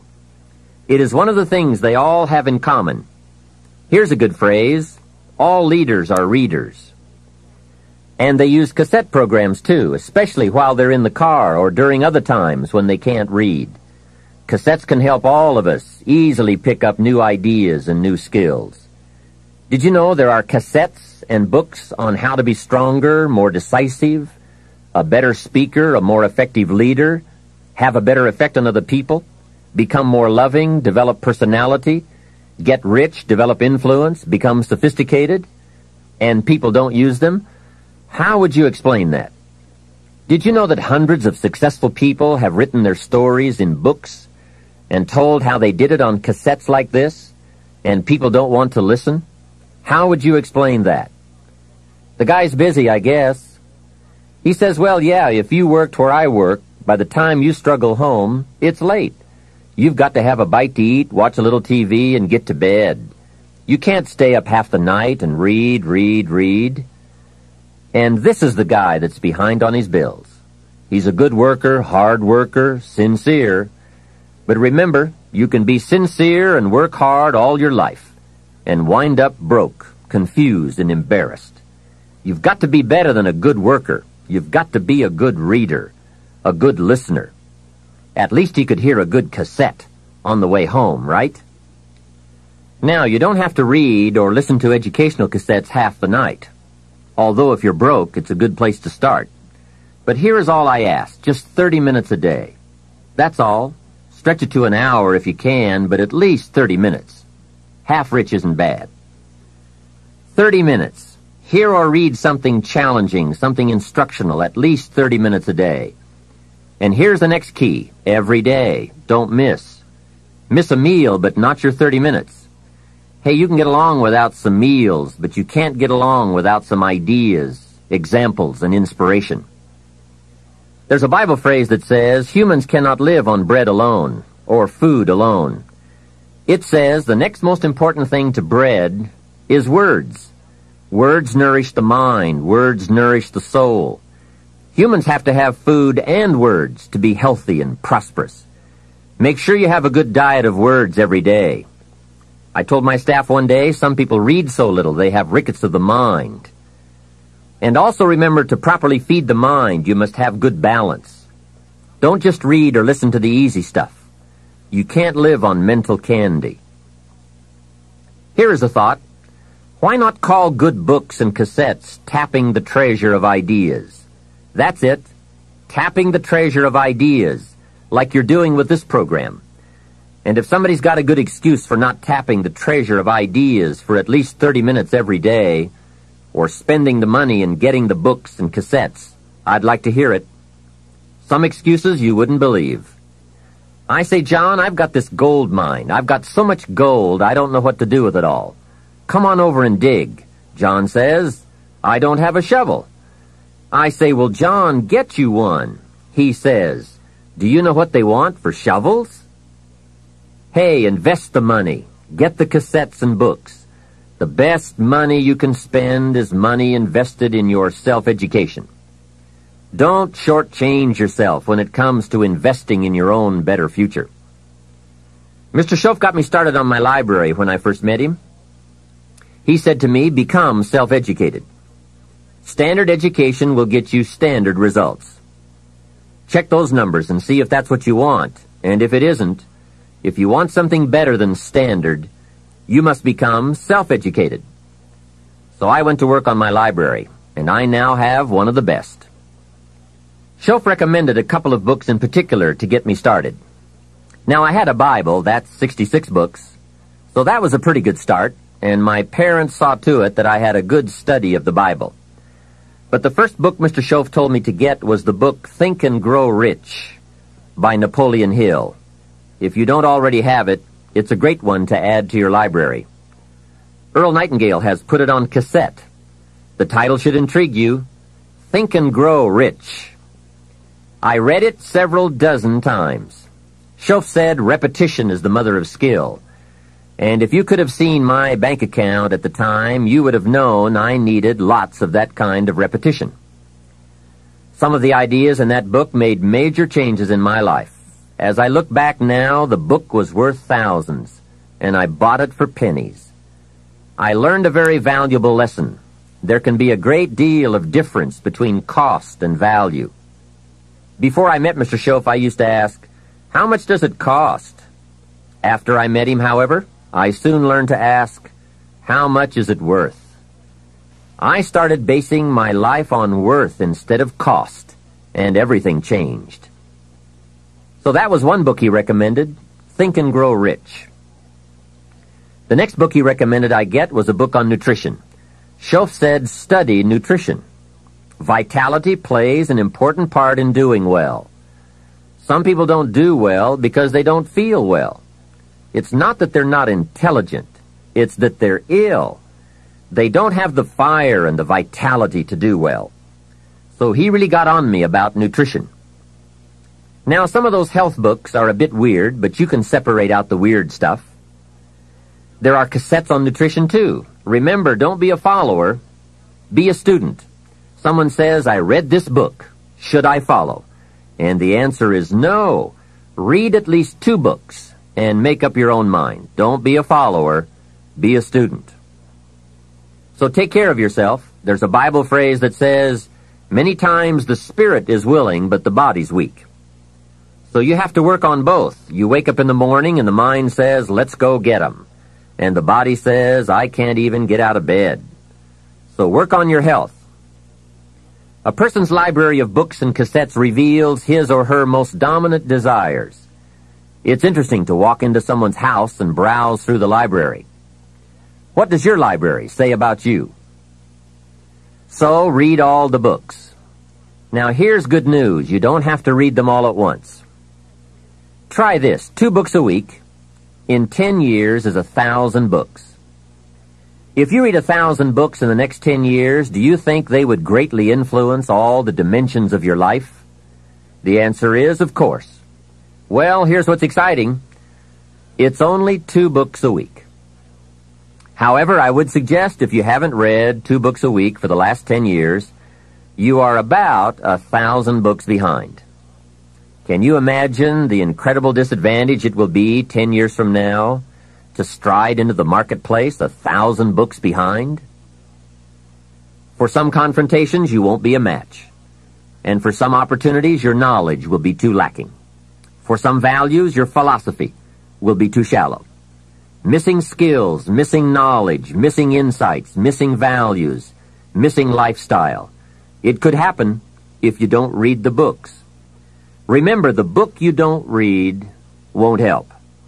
You can't read too many books, but you can read too few. Now, the next way to learn from others is to listen. Become a great listener. Get around successful people and listen. Listen to what they say, and listen to how they say it. There is something to be said for style as well as content. And never has listening to successful people been easier or less costly than it is today. With cassettes like the one you're listening to now, you can own cassette programs by and about the most successful people in any field. And you can listen to their ideas while you do something else. While driving your car, exercising, getting dressed in the morning, anytime. Listen over and over again until their ideas become your ideas, their inspiration, your inspiration. A lot of the books you're anxious to read, such as Think and Grow Rich, have been condensed and narrated on cassette.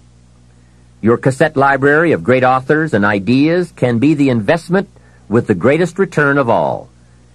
Great cassettes will do more than teach you great ideas. They'll also remind you of the important things you already know but sometimes forget. They'll lift your spirit. They'll keep your mind on what's important, on your goal and how you can achieve it. And what a modest investment for the seeds of fortune. Ideas well written, well spoken, well received, well learned, and well invested can be your driving life force for wealth and happiness.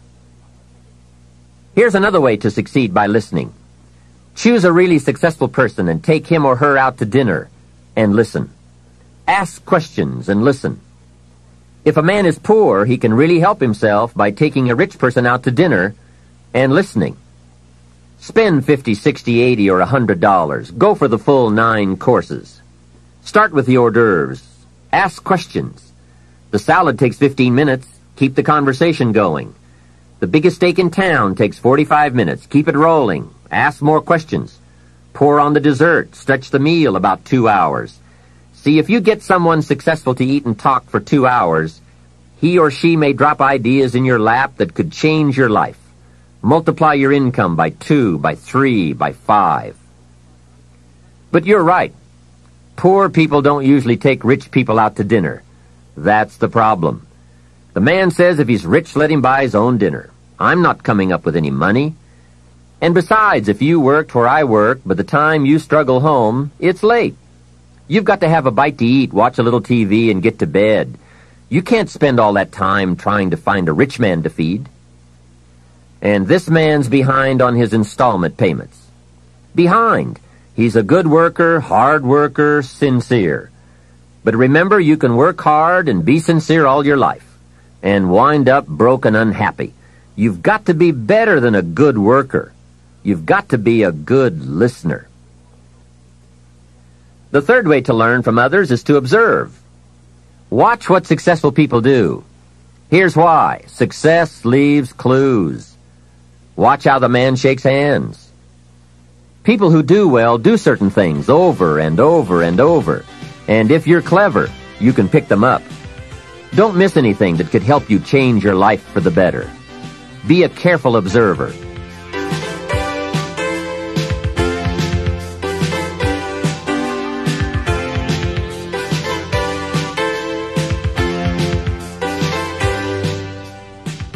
We have covered a lot of ideas in this part, but what a major fundamental to wealth and happiness. The consistent, disciplined, purposeful, constant search for knowledge. It's where the life-changing ideas are. Pursue it with high expectations. Spend the money and time and the effort. They're all investments, time, effort, and money. But the payoff is so great, it's hard to compare the cost to the reward. First is the money, and it does take some money. I have a great suggestion for the cassettes and the books and the lectures, the seminars, and the videos you need for a constant flow of ideas and inspiration. Set up an educational fund. Take a portion of your income each month and set it aside to invest in all the means of the search for knowledge. Remember, the best money spent is the money spent to cultivate the genius of your own mind and spirit. Make sure you don't spend more for accommodation than you do for education. The money, small price. The promise, unlimited potential. Next is the time. That is a valuable expenditure. I understand that. To ask people for their money, that's one thing, but to ask them for their time, that's a major request. But I don't know any shortcuts to this. It takes time, precious time. The time you spend is that much less time you have to spend. You can get more money, but you can't get more time. However, life has a unique way of rewarding high investment with high return. This major investment you're making now, listening, could be that small fine-tuning you need for major accomplishment. And last, the investment in effort. There is a great deal of difference in casual listening and serious listening. Listening to know, listening to learn, listening that opens up the whole mental and spiritual process is truly an investment in effort. Bringing heavy attention to bear, that takes effort. A mental rifle shot to strike the idea target. That takes a great deal of concentrated effort. However, this effort, high-gear mental machinery, is the effort investment that opens the floodgates where ideas can work their magic for you in the marketplace. So, I do not hesitate to ask you to spend in deliberate, consistent fashion the money and the time and the effort. It's an investment that turns on the lights, opens the windows, sharpens the focus, and starts turning wishes into pride and product, wealth, and happiness. Of all the assignments Mr. Schoaf gave me in those early days when we were working together, personal development was probably my most challenging. Some things he taught me I caught on to right away, and some things took longer than I want to admit. This one I've been working on all these years, and I'm certainly not finished. I guess it is a lifetime project, seeing what you can become. Personal development is truly the key to the good life. You see, what you become is far more important than what you get. The most important question to ask on the job is not, what am I getting? The most important question is, what am I becoming? However, it is also true that what you become directly influences what you get. Most of what we have attracted by the person we have become. So here's the great challenge of life. You can have more than you've got because you can become more than you are. That is the great focus of attention for life change. Now, on the other side of the coin it reads, unless you change how you are, you'll always have what you've got. I've discovered that income does not usually exceed personal development. Sometimes income takes a lucky jump, but unless you keep growing out where it is, it will usually come back where you are. If someone hands you $1 million, best you become a millionaire quickly, so you can keep the money. Life has strange ways. A very rich man once said, if you took all the money in the world and divided it equally among everybody, it would soon all be back in the same pockets. I guess it is hard to keep what you haven't attracted by your own personal development. Personal development, how important. Remember, the major key to your better future is you. That's a sentence with a lot of value. I suggest you put it up somewhere for a while where you can see it every day, just to remind you as you put your day together. I call it the silent seminar. The major key to your better future is you. For a share of my life, I didn't understand the importance of that phrase. Among a lot of things I didn't understand back in those early days. Back then, some things used to puzzle me. I used to wonder why two people could work for the same company and one make twice as much money. Why would one person be paid $2,000 a month and the other person $4,000 if it was the same company, same product, same service, same training, same weather, same traffic? Maybe they were the same age and went to the same school. Wouldn't that be a puzzle? Why would one person do twice as well? Speaking economically, I know there are many ways to do well, but in this narrow area called compensation, what is the difference? What is the difference between $2,000 and $4,000 a month? And I don't mean $2,000. I could figure that out. Well, back then I tried to figure it out best I could. I thought time makes some of the difference. Some people do better because they have more time. I used to say, Harold ought to do well. He's got a lot of time. If I had all of Harold's time, I could do well. Now, that's got to be dumb, right? You can't get someone else's time. A man once said to me, if I had some extra time, I could make some extra money. I said, then you have to forget it. There isn't any more time. Where would you find any? Hey, when the clock strikes 12 midnight, that's about it. It's over. There isn't any more time. If you insist on finding more than 24 hours a day, they will come and take you away. So if we can't get more time, what could we get that would make the difference in economic results? And the answer is value. Value makes the difference. You can't get more time, but you can become more valuable. So value makes a major difference in how much money you earn. Now, here's a primary lesson in economics. We get paid for value. Bringing value to the marketplace is how we get paid. Whether you work on a job or whether you bring goods and services, we get paid for the value. Now, I know it takes time to bring value to the marketplace, but you don't get paid for the time. You get paid for the value. Mistakenly, the man says, I'm getting $20 an hour. And the correction is, no, not for the hour. If that was true, you could just stay home and have them send you your money. No, you don't get paid for an hour. You get paid for the value you put in an hour. An hour is simply a convenient way to measure the value. So one of the important questions to ask is it possible to become twice as valuable and make twice as much money in the same time?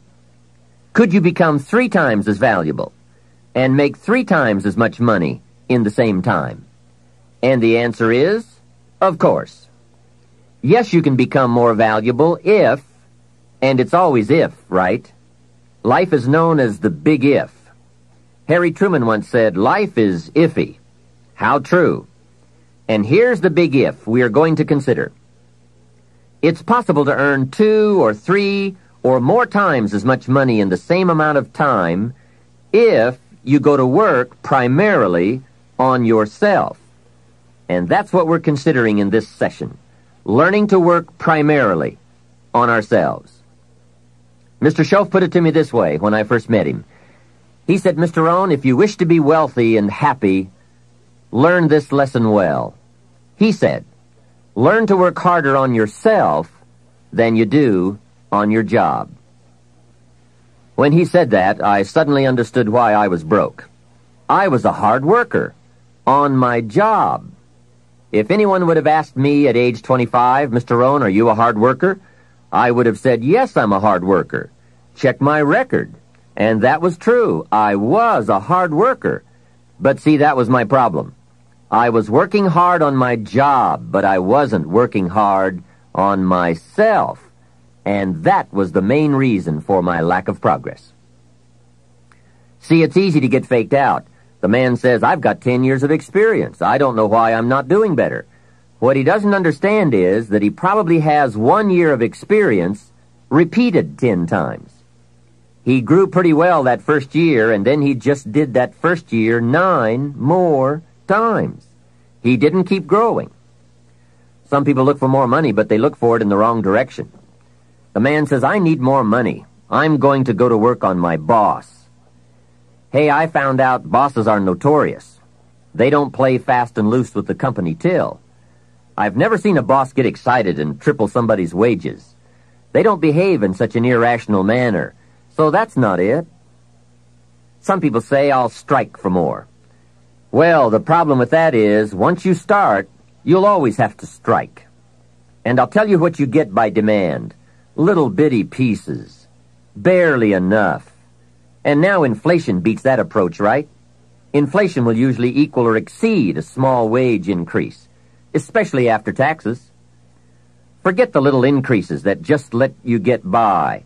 Hey, you can get by with a crust of bread and a pair of shoes. But in this program, we are talking big success, not just getting by. The guy in sales says, I know what I'll do. I'll get me some of those sales books that teach the tricky sales. I'll put it on my prospects, dazzle them with my sales footwork, grab their money before they know what's happened. Well, you can try that, but my experience shows you wind up at the bottom of the economic ladder, not the top. See, it's not what you get by tricks that counts. It's not what you get by demand. It's what you get by performance that counts. And I found this out. Performance comes from inside, not outside.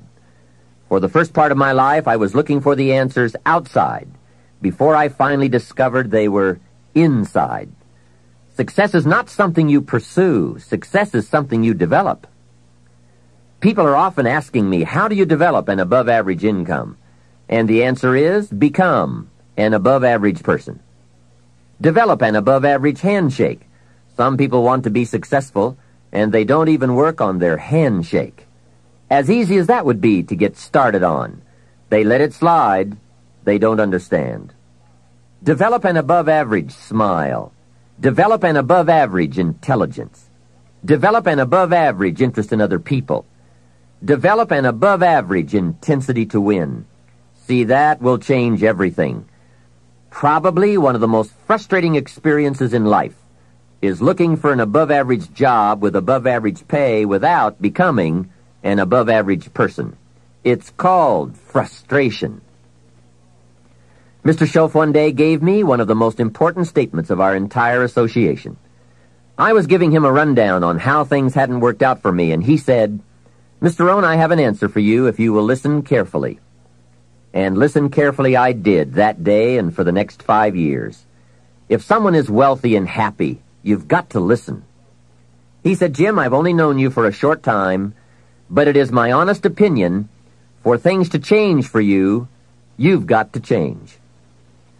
That was not quite the answer I was looking for, but that's the one he gave me. And now I bring it to you after pondering it all these years. For things to change for you, you've got to change, no matter what successes you've already achieved. Otherwise, it isn't going to change for you. Before I met Mr. Schoaf, I used to say, "I sure hope things will change."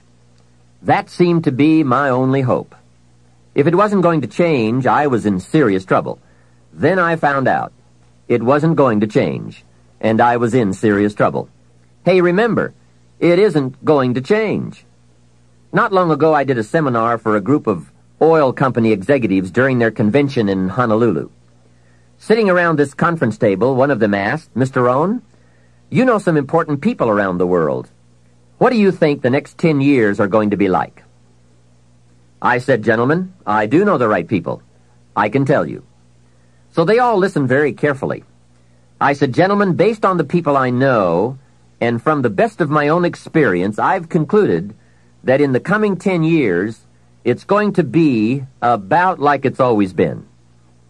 Aren't you glad you're listening? I don't share that with just everybody. Now, I said that to make a point, but I also said it because it's accurate. It's going to be about like it's always been. The tide comes in, and then what? It goes out. For 6,500 years that we know of, called recorded history, and probably long before that. So it's not likely to change. It gets light, and then what? It turns dark for 6,000 years. We are not to be startled by that now. If the sun goes down and the man says, "What's happened? What's happened?" Surely he just got here, I guess. Hey, it always goes down about this time of day. In rotation, the next season after fall is winter. And pray tell, how often does winter follow fall? Every time, without fail, for 6,000 years that we know of. Now, some winters are long and some are short. Some are difficult and some are easy. But they always come right after fall. It isn't going to change. Sometimes you can figure it out, sometimes there's no way to figure it out. Sometimes it goes well, sometimes it gets in a knot.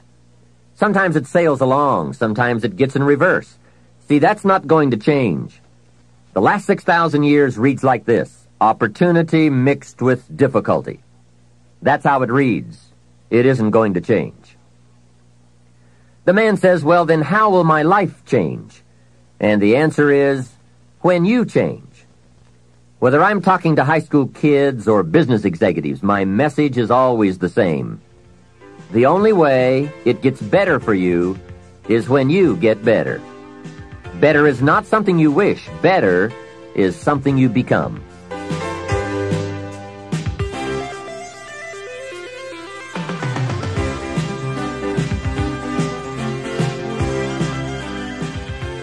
Let me take some time now and give you what I think are the 4 major lessons in life to learn. 4 major lessons. It is so important to study the majors. Have you ever noticed that some people don't do well because they major in minor things? Whatever you do, check at the end of the week, the end of the year, and make sure you're not spending major time on minor things. Otherwise, you will wind up with a below-average life. Now, before I get to the 4 major lessons, here are 2 phrases to consider. First, life and business are like the changing seasons. That's one of the best ways to illustrate life. It's like the seasons that change. Frank Sinatra sings, "Life is like the seasons." Here's the second phrase. You cannot change the seasons, but you can change yourself. Now, with those two key phrases in mind, here are the 4 major lessons in life to learn. The first is, learn how to handle the winters. They come right after fall, with regularity. Some are long, some are short. Some are difficult, some are easy. But they always come right after fall. Remember, it isn't going to change. Now, there are all kinds of winters, right? The winter when you can't figure it out. The winter when it all goes smash. Wintertime, we call it the winters of your life. One writer called it the winter of discontent. The winter when it turns upside down, when it all goes wrong. There are economic winters, social winters, personal winters, when your heart is smashed into 1,000 pieces. Wintertime, disappointments. Disappointment is common to us all. So learn how to handle the winters. You must learn how to handle the nights. They come right after days. You must learn how to handle difficulty. It always comes after opportunity. You must learn to handle recessions. They come right after expansions. It isn't going to change. So the big question is, what do you do about the winters? Well, you can't get rid of January simply by tearing it off the calendar. But here's what you can do. You can get stronger, you can get wiser, and you can get better. Make a note of that trio of words, stronger, wiser, better. See, the winters won't change, but you can. Before I understood this, when it was winter, I used to wish it was summer. I didn't understand. When it was difficult, I used to wish it was easy. I didn't know. Then Mr. Schoaf gave me the answer from a part of his very unique philosophy when he said, "Don't wish it was easier. Wish you were better." Here's the second major lesson in life to learn. Learn how to take advantage of the spring. Spring is called opportunity, and uniquely enough, spring follows winter. And pray tell how often? Is it reliable? Can you count on it? Well, 6,000 years that we know of, that's pretty reliable. And what a great place for spring right after winter. If you were going to put it somewhere, that would be the place to put it. God is a genius. Hey, days follow nights. Isn't that terrific? Opportunity follows difficulty. Expansion follows recession. And all with regularity. You can count on it. However, make a special note of the 2 words, take advantage. That is what we must learn to do, take advantage. Just because spring comes is no sign you're going to look good in the fall. You must do something with it. In fact, everyone has to get good at one of 2 things, planting in the spring or begging in the fall. So take advantage of the day, take advantage of the opportunity, and read every book you can get your hands on to learn how to take advantage of the spring. And one more thought, get busy quickly on your springs, your opportunities. There are just a handful of springs that have been handed to each of us. Life is brief even at the longest. The Beatles wrote, "Life is so short." And for John Lennon on the streets of New York, it was extra short. But it is short. Elton John sings, "She lived her life like a candle in the wind." Life is fragile. Life is brief. Whatever you're going to do with your life, get at it. Don't just let the seasons pass.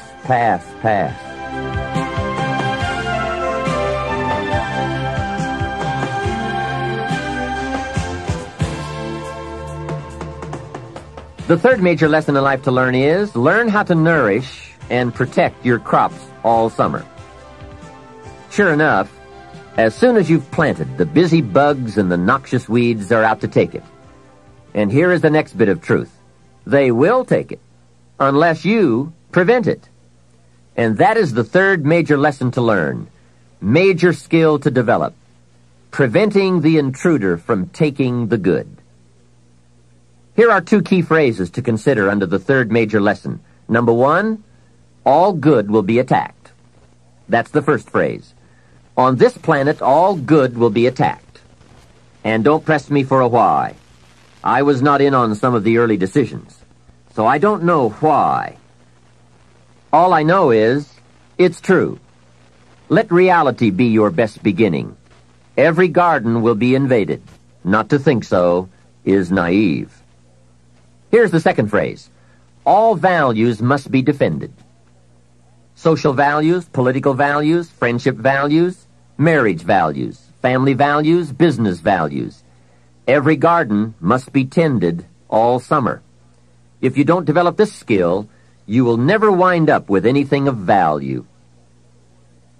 Last is the fourth major lesson in life to learn. Learn how to reap in the fall without complaint. That's number 4. Take full responsibility for what happens to you. It is one of the highest forms of human maturity, accepting full responsibility. It's the day you know you have passed from childhood to adulthood, accepting full responsibility. And learn how to reap in the fall without apology.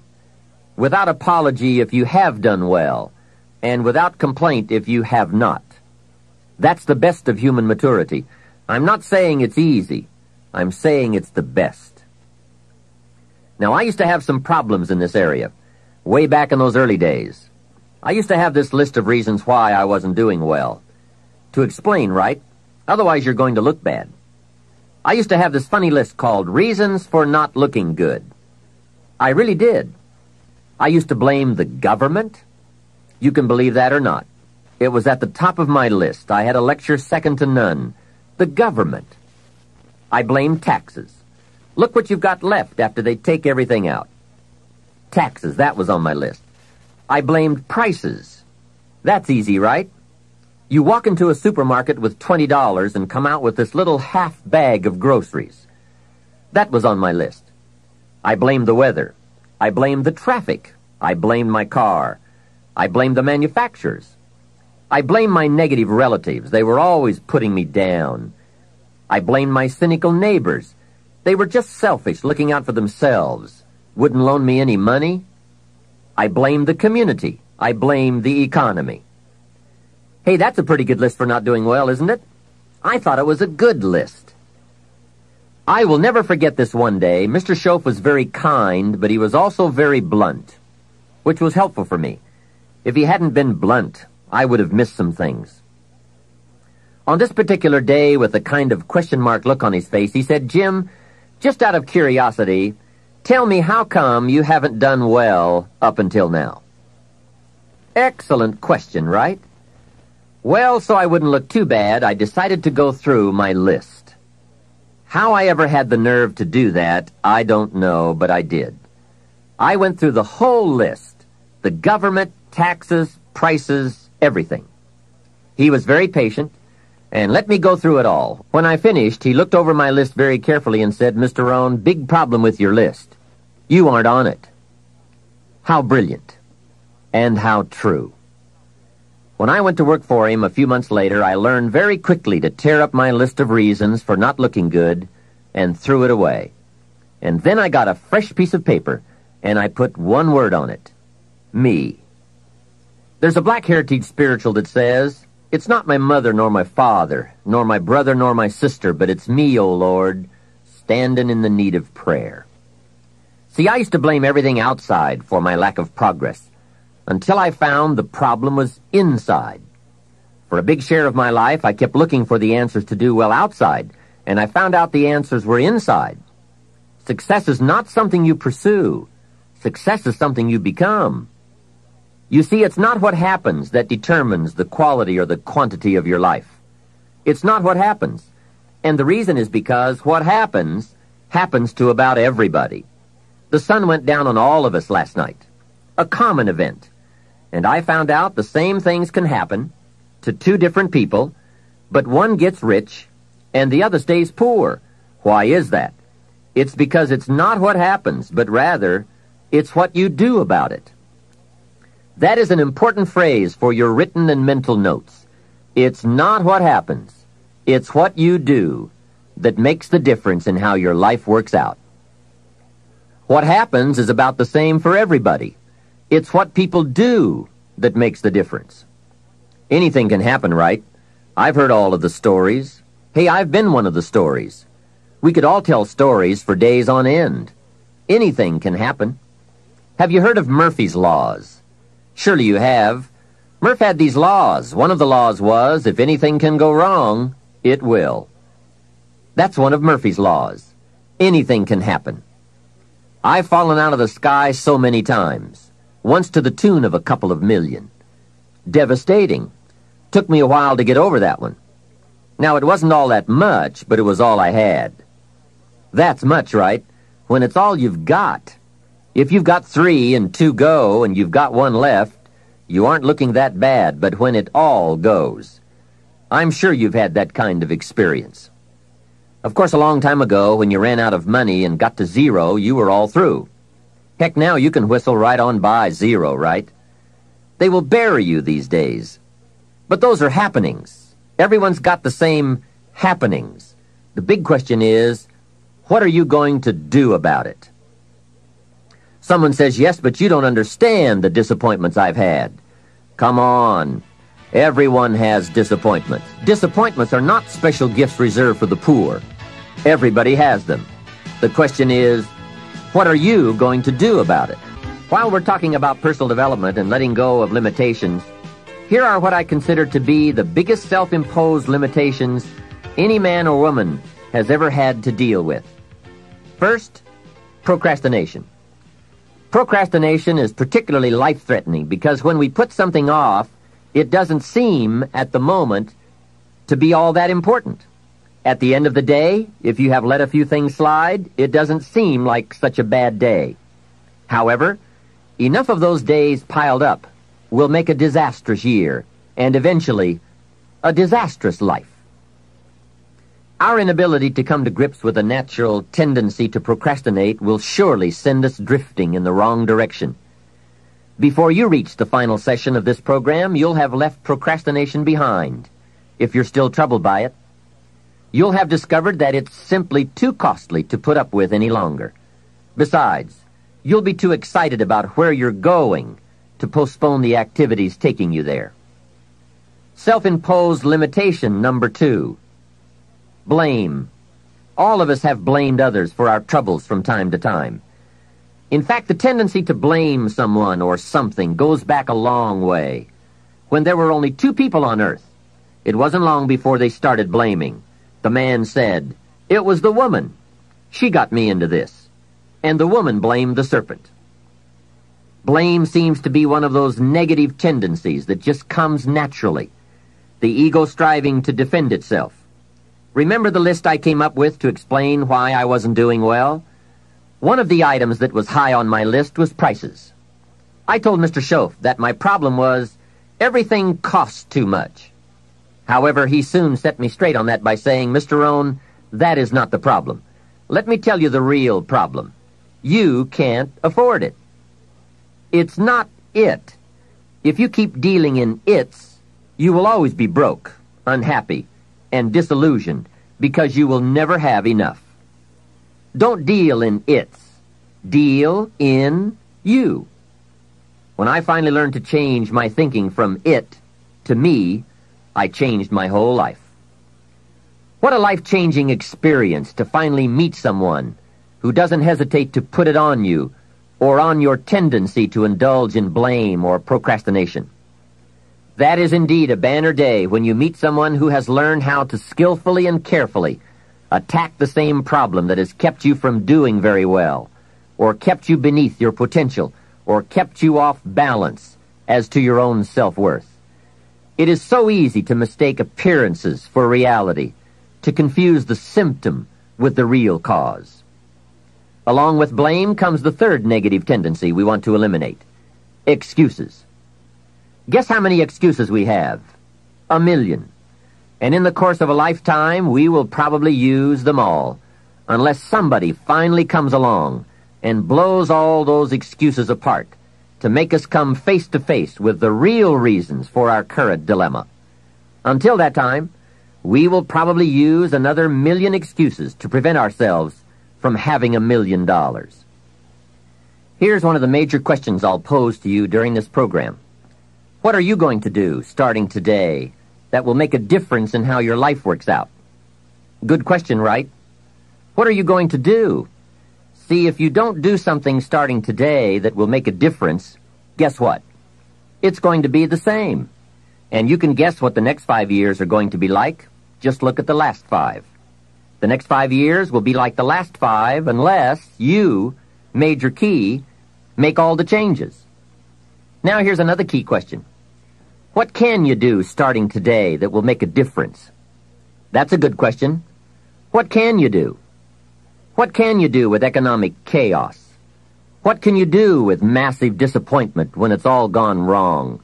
What can you do when it won't work, when you've run out of money, when you don't feel well, and it's all gone sour? What can you do? Well, let me give you the broad answer first. Here's what you can do. You can do the most remarkable things, no matter what happens. Hey, people can do incredible things, unbelievable things. A man can do the most amazing things with the most impossible circumstances.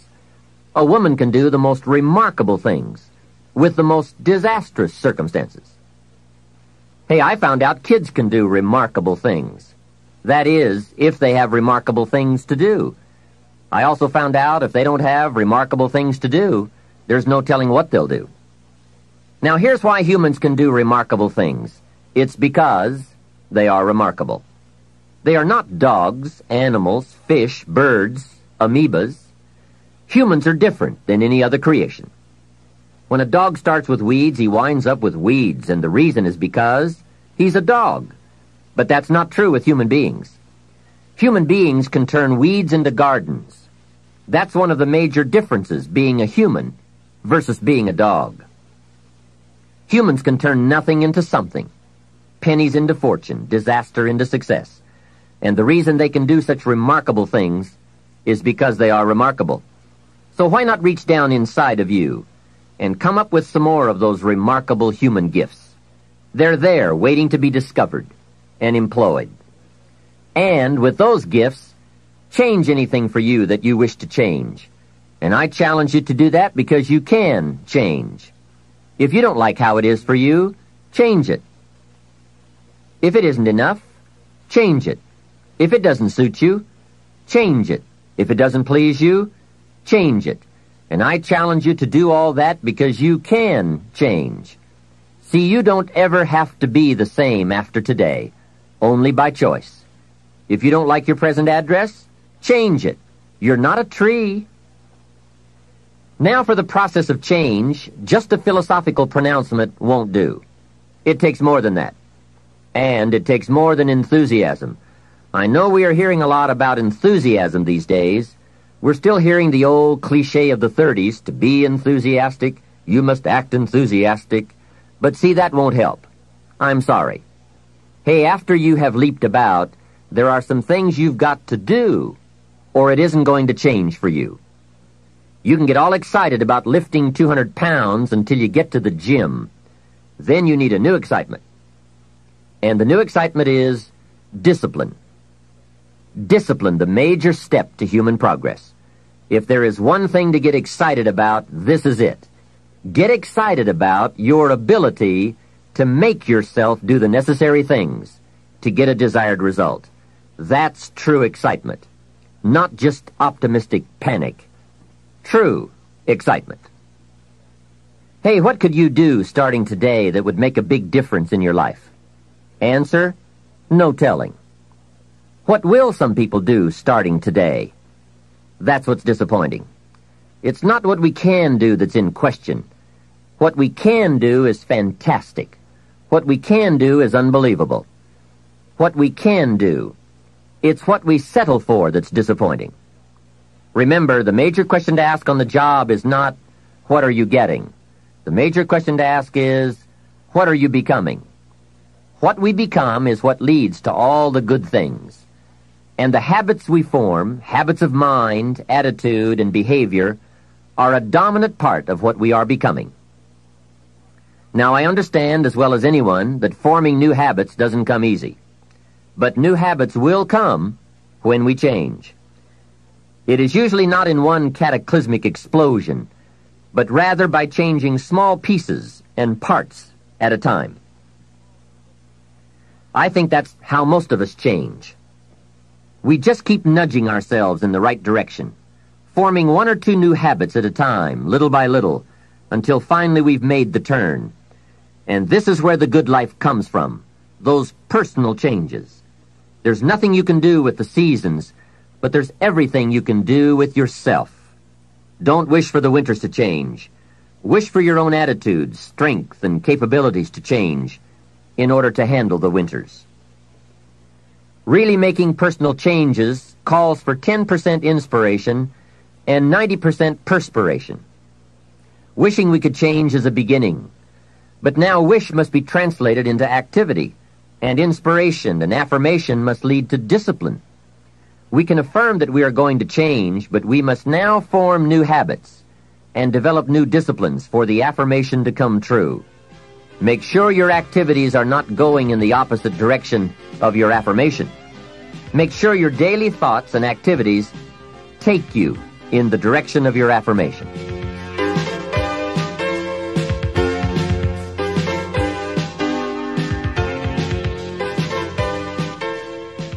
Now, in the personal development quest, there are three major aspects of ourselves to improve. We can look at developing ourselves spiritually, physically, and mentally. With respect to our spiritual development, this may be a major or a minor issue for you depending on your values and your goals. I confess to being an amateur in this field, but I think it's very wise for you and me to look at the spiritual side of our lives and decide what growth we want to experience here. Come to your own decisions as to what it will take to nourish your spiritual nature. Next, let's look at physical development. The body and the mind work together and depend on each other, so they both need attention. There's a Bible phrase that says, treat your body like a temple. So just put it in your notes, body like temple. Not a bad suggestion. Treat your body like a temple, not a woodshed. Now, in taking care of the physical, we must learn to be conscious of ourselves, but not self-conscious. We need to be aware of our physical appearance, our physical well-being, but not to the point of being self-conscious. We need to be aware, we need to take care, but some people devote too much of their day to physical appearance. Physical appearance is going to have something to do with your future, your well-being, your income, so do spend some time on physical appearance.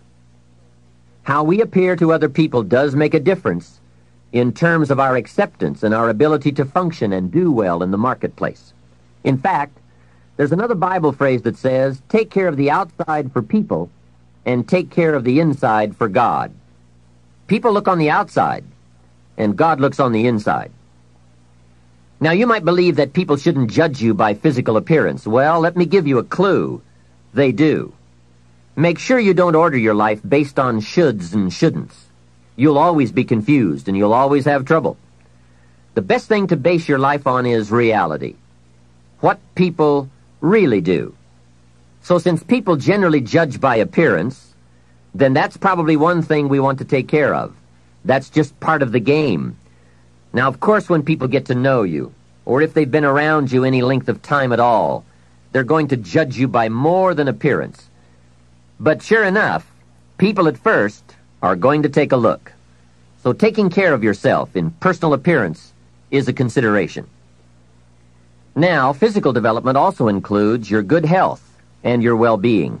You've got to spend some time on that so that you feel good in the marketplace. Get involved in some form of disciplined exercise. Keeping fit and feeling good has a positive effect on your attitude, not just your appearance. Even if you're not into sports, there are some cassette programs and books on how to stay in excellent shape in only 20 to 30 minutes a day. Get the tapes and find your best way to stay physically fit. Just develop a bit of consciousness about taking care of yourself physically. Physical fitness pays great dividends in terms of your energy level, your ability to live a long, healthy life, and your general sense of well-being. The other part of physical well-being is nutrition. There are some excellent cassettes and books on this subject for you to investigate as well.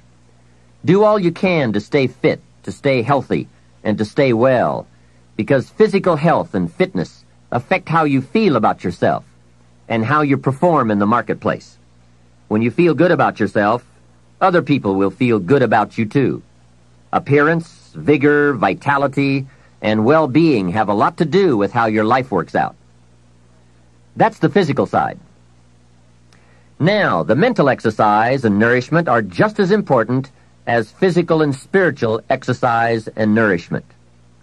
You want to make sure that the acceleration of your mental health, mental well-being, and mental capacity keeps up with your physical capacity.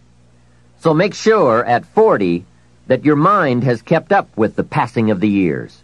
Don't stay 30 at 40. Don't stay 30 at 50. Keep up the learning curve with mental exercises.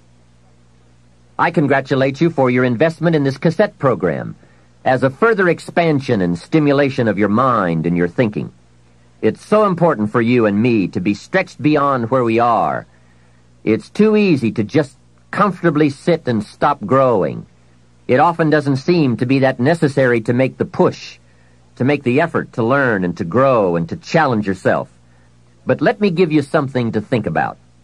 The last few years of the 20th century are going to demand a lot more mental vigor and mental activity. The competition and complications of life are going to truly challenge the full capacity of our mentality. So, stretch your mind. It's easy when you finally find yourself in a good job to stop pursuing mental development. Have you heard about the accelerated learning curve? From birth up until the time we are about 18, our learning curve is dramatic, and our capacity to learn during this period is just staggering. We learn a tremendous amount very fast. We learn our language, our culture, our history, science, mathematics, everything. But guess when this learning curve starts to taper off? When we get our first job, usually. Now sometimes, for some people it will continue, but sure enough, here's where it usually levels off. If there are no more exams to take, if there's no demand to get out paper and pencil, why read any more books? Now you will just learn by some experience, just getting out there and by doing it wrong and doing it right and stumbling around. You learn some.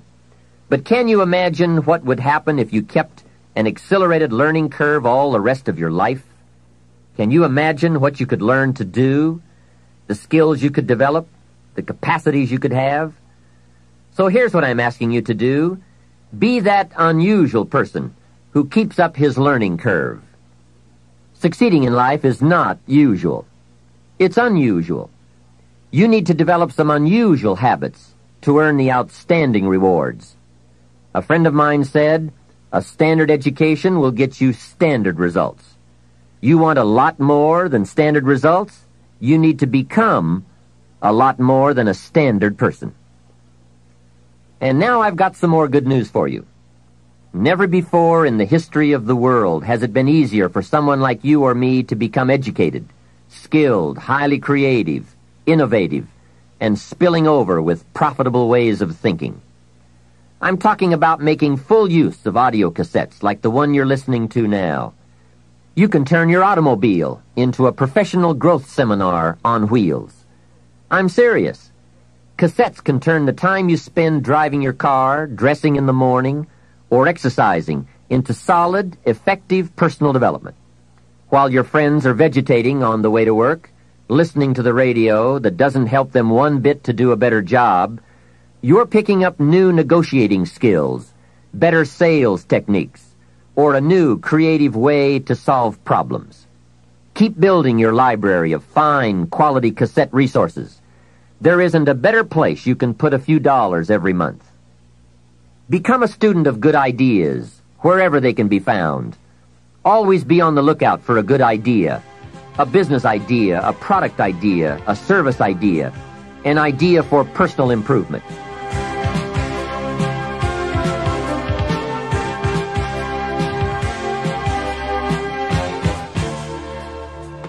Now, since forming these new habits of personal growth will require some discipline in the beginning, let me give you a key to discipline.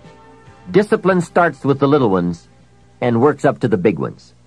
Start with all the things you can do to make your life better and make you feel better about yourself. Make a list. Life will give you some pretty big challenges if you can handle the small ones.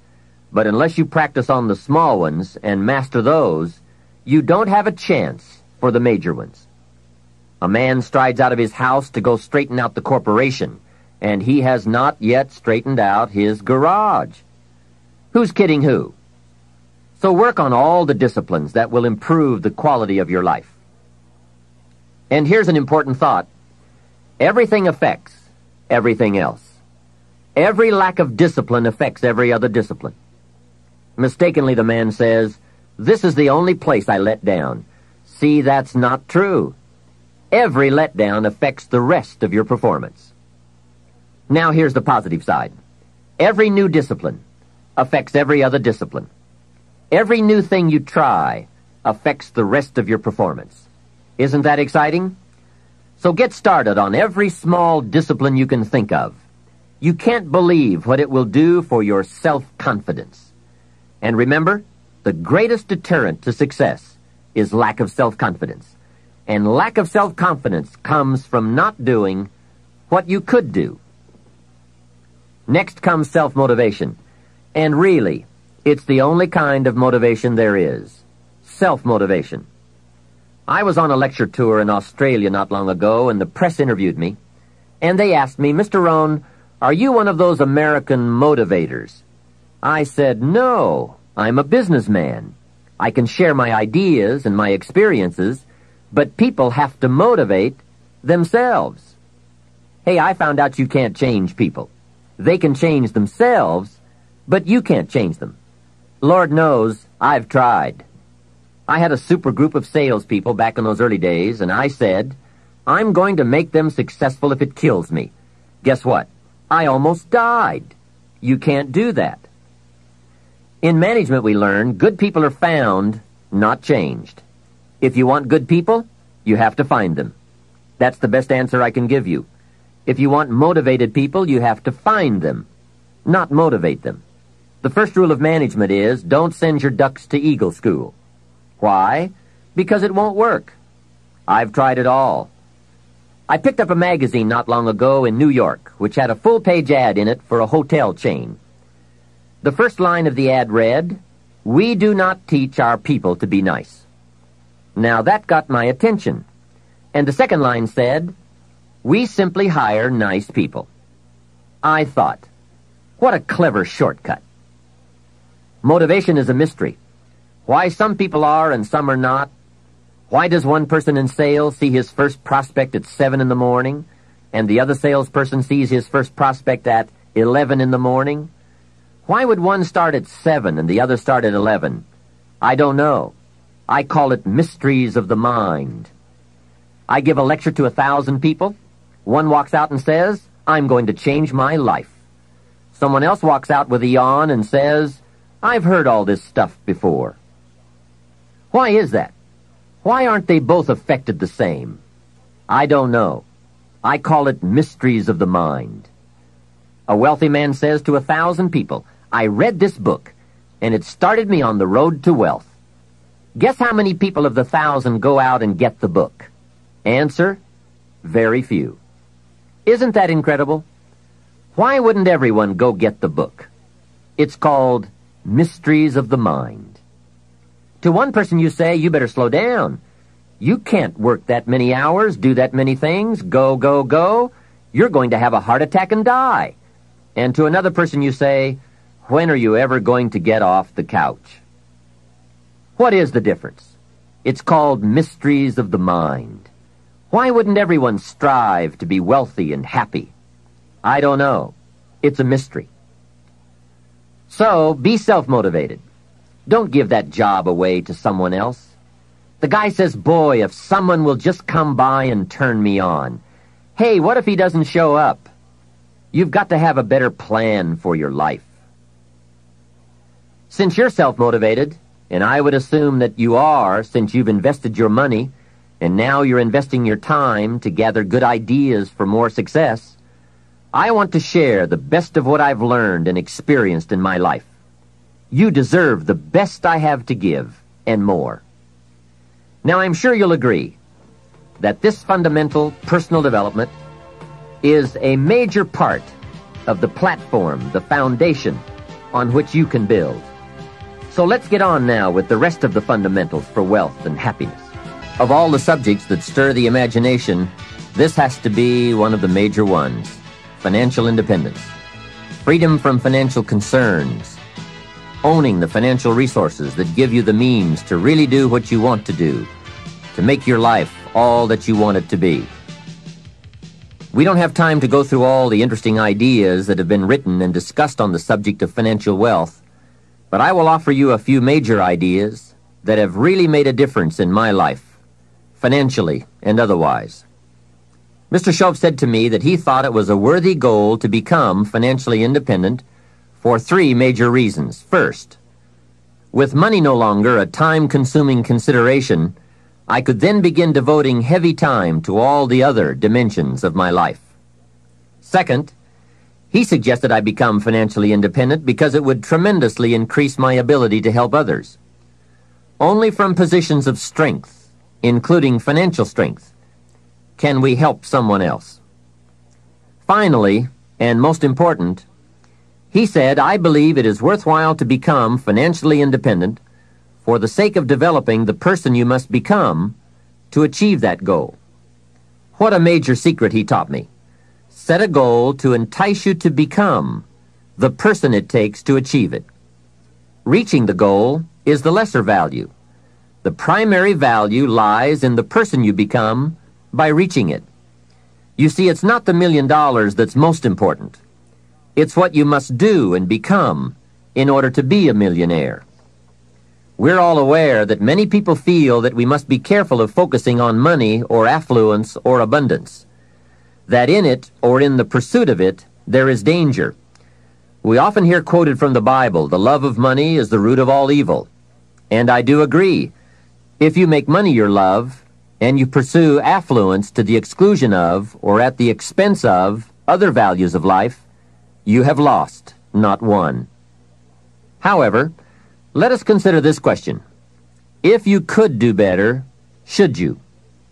That's not a bad question.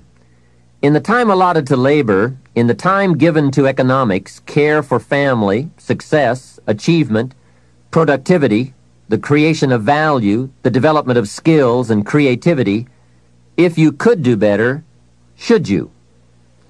I think that one of the greatest satisfactions of living life to the fullest is doing the best you can with whatever you have. Doing less than your best has ways of eroding the psyche. We seem to be creatures of enterprise. Surely it is the reason for the seasons. The soil and the sun and the rain and the seed all say, "What can you do with us?" The seasons say, "Do you have the genius to make something unique of us?" Life says, "Here's the raw material. What splendid things can you produce from all there is?" So, go for high productivity, the full employment of your genius, the full development of your potential in all areas of your life, including earning money. That is the essence of life. Truly sophisticated people know it isn't the amount that counts. It's doing all that you can with all you've got that counts. With that background, let me recommend a book for you to read. The title is The Richest Man in Babylon by George Clason. Perhaps you've already read it. I would suggest that you read it again. It's just a small book. You can read it in one evening. I call it the appetizer for the full discourse on the subject of financial independence. Now, let me give you the major theme of the book. The major theme is that what you do with what you have is more important than what you have. What you do with what you get is more important than what you get. What we do with what we have says so much about us. It reveals our philosophy of life, our attitude, what we know, and what we think, and the makeup of our character. It is a reflection of what is going on inside of our head and within our value system and decision-making process. It also reveals our ability to weigh and to perceive. The outer is always a reflection of the inner. It is an indication, a reading, a revealing. It speaks, it tells, it shows. Remember that key phrase I gave you earlier? Everything is symptomatic of something, and it is symptomatic of something right or something wrong. It is a wise policy not to ignore the symptoms, for they can be early signs of a poor choice of philosophy, or a sign that something important is being misread, misunderstood, miscalculated. So of all places, take a look here. What you are doing with your money says something about you. Now, what you're doing may be okay. All I'm suggesting is that you take a look. Let me give you some of the details of a good financial plan as suggested by Clayson's book. First, a very broad but important statement. Learn to live on 70% of your net income.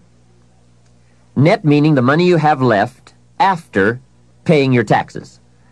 And before we go any further, let us consider that most important part of our personal, social, and economic life.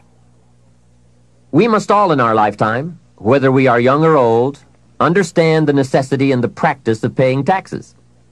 We have to teach our children as soon as they have any money at all from any source that if they spend it for anything, they immediately become what we call a consumer. And all consumers of goods and services, no matter how young, have to pay taxes. In California, where I live, if a child is only 10 years old and goes to the store to buy something that costs $1, the proprietor asks him for an extra 6 cents. The child may look at the price tag and say to the proprietor, "But it says $1. What's the 6 cents for?" And what a great time to teach the necessity for everybody to pay taxes, even at age 10. So a full explanation is due. If you're going to take 6 cents off a kid, you've got to tell him where it goes. After all, it is his 6 cents. He could well ask the proprietor, "Do you keep it?" The proprietor, of course, would explain that it's for taxes, that he doesn't get to keep it, that he merely collects it. The next obvious questions are, who gets it? And what is it used for? And with these very intelligent questions come some very important answers. To the child we explain, since we all have decided to live together, we call ourselves a society. And for that society to function, there are some things we cannot individually do for ourselves. We cannot each build a piece of the street. The machinery would be too expensive, and it would take too long to learn how to use it and then to do it. So we have a government, and government is people we have put to work doing those things for us as a community that we cannot do for ourselves. The streets, the sidewalks, the police, all of this must be paid for. So we have agreed to take some of the money when all of us buy something and give it to the government so that it can do things for us. This is such an important subject. Kids have to learn it. We all have to learn it. We then move up to federal taxes and all that those tax dollars are meant to do. Here's a pretty good way to explain federal taxes. I call paying taxes the care and feeding of the goose that lays the golden eggs. It is so very important to feed the goose, not abuse the goose, not tear off a wing of the goose, but to feed and care for it. You might say, "Well, yes, but the goose eats too much." Hey, that's probably true. But remember, just about every appetite eats too much. Don't we all eat too much? Let not one appetite accuse another.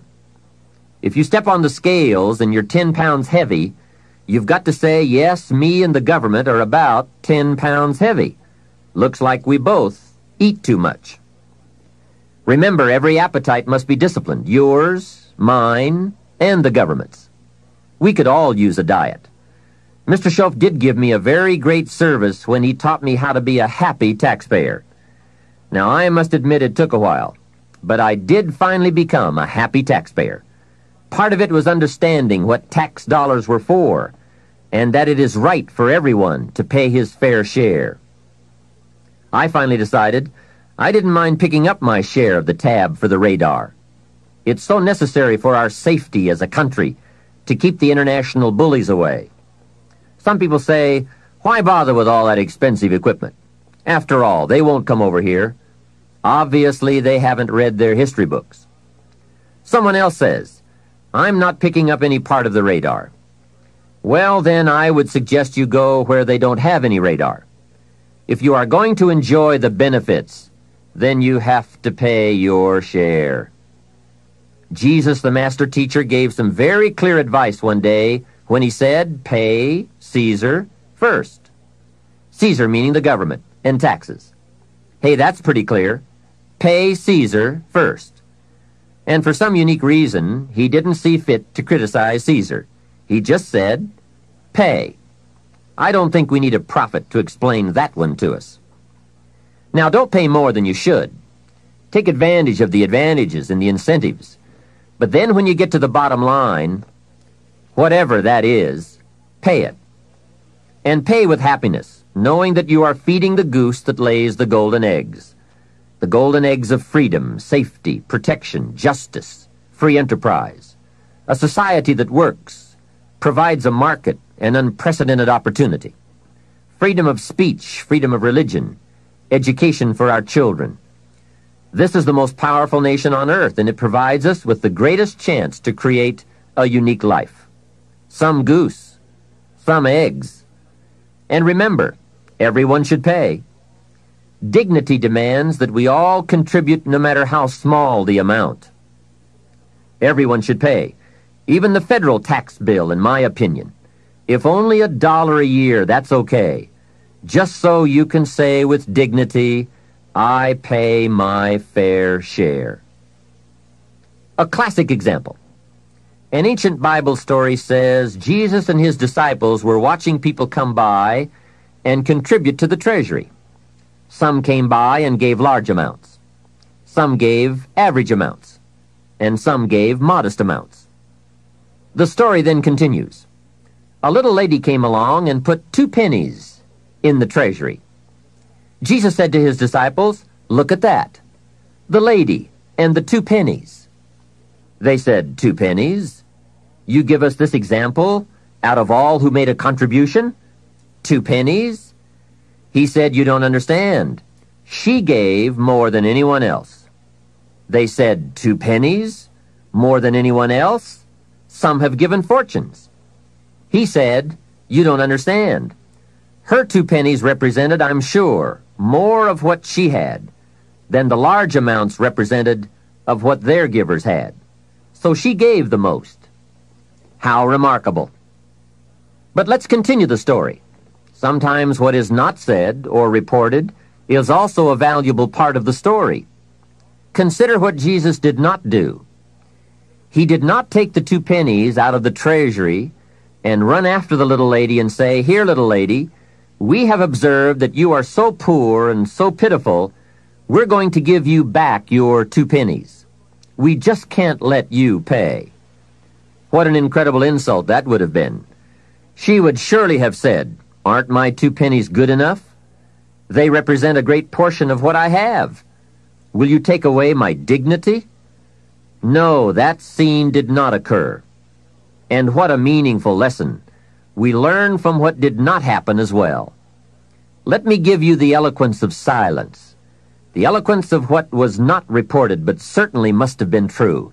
And it reads, Jesus left her 2 pennies in the treasury. What an important silent statement. It's of the highest philosophy. It best explains our earthly experience. Life is conditional. Value is on the other side of price. And of first importance is the act, not the amount. Everyone must pay, even if it is only 2 pennies. Now, after taxes, and I said all that to get to this, learn to live on 70%. The reason it's 70 is because you're going to be doing some very special things with the 30%. So what's left, 70%, is yours to spend. Now let's talk about the all-important subject of how you allocate the 30%. I remember one day saying to Mr. Schoaf, if I had more money, I would have a better plan. He said to me, Mr. Rohn, I would suggest that if you had a better plan, you would have more money. So it's not the amount that counts, it's the plan that counts. It's not what you allocate, it's how you allocate it. Here's the first part of the allocation process. Of the 30% you're not spending, 10% should go to charity, giving back part of what you have taken out to help those who cannot help themselves. I think that's a good percentage. Now, you can pick your own percentage. It's your life, and it's your plan. But giving your money to a church or to an institution is a good idea. More often than not, they can find the people who are in need. But whether you administer it yourself or give it to an institution to distribute, 10% should be given to charity. And by the way, the best time to teach this allocation process is when a child gets his first dollar. Take him on a visual tour. There's nothing better than visual to illustrate what you're trying to teach. Take him to where some very unfortunate people live who cannot take care of themselves. Kids have big hearts. If they see the problem, they won't have any trouble giving a dime out of every dollar. And one more thing. The time to start this is when the amounts are small. It's pretty easy to flip a dime out of a dollar, and it's a little more difficult to give away 100,000 out of 1,000,000. You say, oh, if I had 1,000,000, I'd give 100,000. I'm not so sure. That's a lot of money. Best we start you early, so you will have the habit before the big money comes your way. Now, here is what to do with the next 10%. Set aside 10% for capital you manage. That is, capital you find ways to utilize. Do some buying and selling yourself. Buy something, fix it, and sell it. Engage in commerce, even if it's only a part-time venture. Your home is a major capital project. In my opinion, we should all engage in capitalism in this country. Here, we believe capital belongs in the hands of the people. Communism teaches that capital belongs in the hands of the state. That's a great difference in ideology. I guess communism feels that humans are too dumb and stupid to know what to do with capital, so it should all be given to the state. Let the state run everything, and let the people meekly show up for their work assignments. In our country, we believe the genius to know what to do with capital resides in the populace, the people, the genius to come up with ideas for goods and services brought to the marketplace. It has built a dynamic enterprise known as capitalism and has created opportunities in abundance. And again, remember this thought. The best time to teach capitalism is when a child is old enough to be stimulated by ideas for goods and services. Kids learn the concept of performing services in exchange for capital early, right?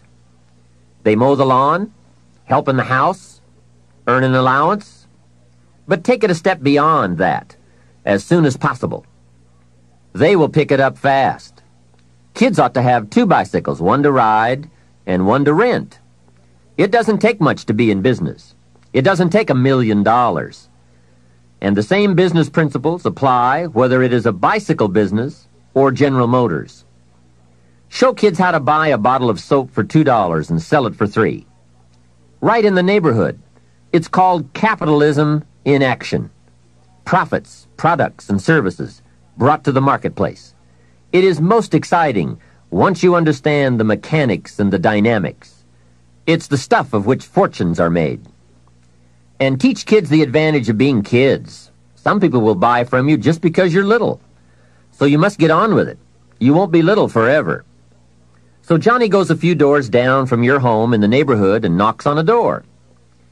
Mrs. Jones answers, and Johnny says, Mrs. Jones, I have this bottle of soap. It is the best there is. My mother uses it, and lots of people I know wouldn't use anything else. You should really have some. It only costs $3, and I'm your neighbor, so I can take care of you. And besides, I'm little.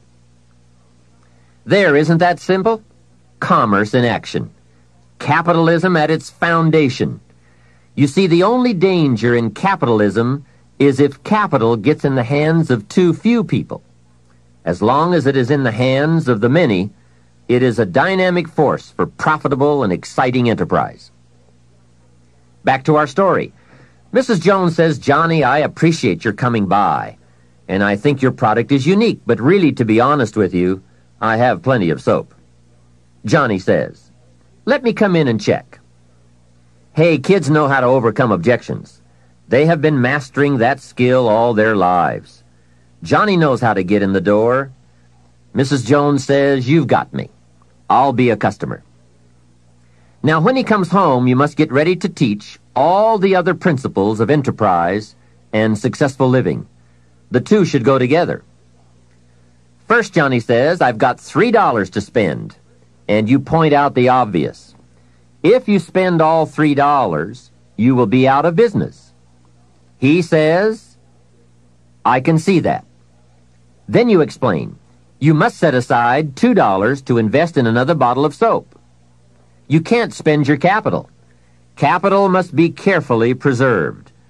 What would you think of a farmer who ate his seed corn? Dumb farmer, right? So capital must be defended. It is your only chance for another harvest. Now here is another thought for your notes. Make sure you turn part of your income into capital. I would suggest 10%. And use that 10% yourself to give your own skill a chance to do something remarkable in the marketplace. No telling what genius lies, unused, waiting for the spark of opportunity. It is part of the path of fortune. Use this thought. Why not work full-time on your job and part-time on your fortune? You can, you know. It's up to you. And you can't believe the feelings every day when you can honestly say, "I'm working to become wealthy. I'm not just working to pay my bills." It makes a different kind of day. You will find it hard to go to bed at night and exciting to get out of bed in the morning. Remember, it's the same day, the same opportunity, the same you, but it is a greatly different life working to become wealthy or working to get by. Now, here is the next principle to teach. Johnny says, "Okay, I'll set aside $2 so I can stay in business and continue to make $1 profit. But I get to spend the $1, right?" Now comes a most important opportunity. You must explain that if he spends that whole dollar, he will wind up broke and unhappy. And then take him on another visual tour to some part of town where he can get a good look at people who spend all they make and are broke and unhappy, and say, "Do you want to live like this?" He will say, "No." Then you say, "All right then, you can't spend the whole dollar." He says, "Well then, tell me what to do with it." And with that open door comes the obvious opportunity to teach all the principles of wealth and happiness and lifestyle. One of the major factors that affects your life, all your life, is what you do with your money. So here's what you do. First, pay your taxes, right? And for kids, that is easy. They pay when they spend, unless they make a lot of money. Then you must teach them to pay federal taxes. Remember the care and feeding of the goose that lays the golden eggs. Next comes the 10 cents for charity, which we have already covered. Johnny says, "Oh yes, here is a dime for those who cannot help themselves." Now I can spend the rest. Answer, no, no. You will wind up broke and unhappy. He says, "Okay, what now?"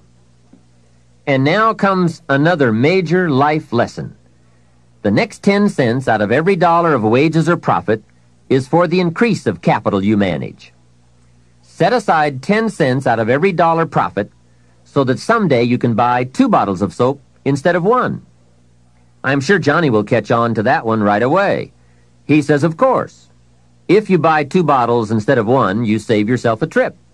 How clever.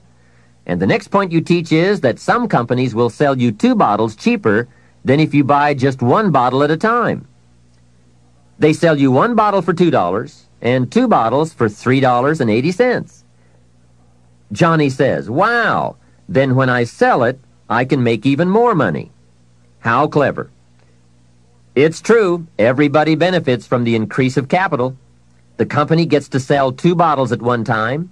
You save a trip and some costs, and you can keep some of the saving or pass along some of it to Mrs. Jones, your customer. Let's review so far. First, pay taxes. Next, 10 cents for charity, and 10 cents for capital you manage, and for the increase of that capital out of every dollar of wages or profits. Now, Here's the third 10 cents from every dollar, and that is capital you provide. Take 10 cents out of every dollar and put it in a financial institution.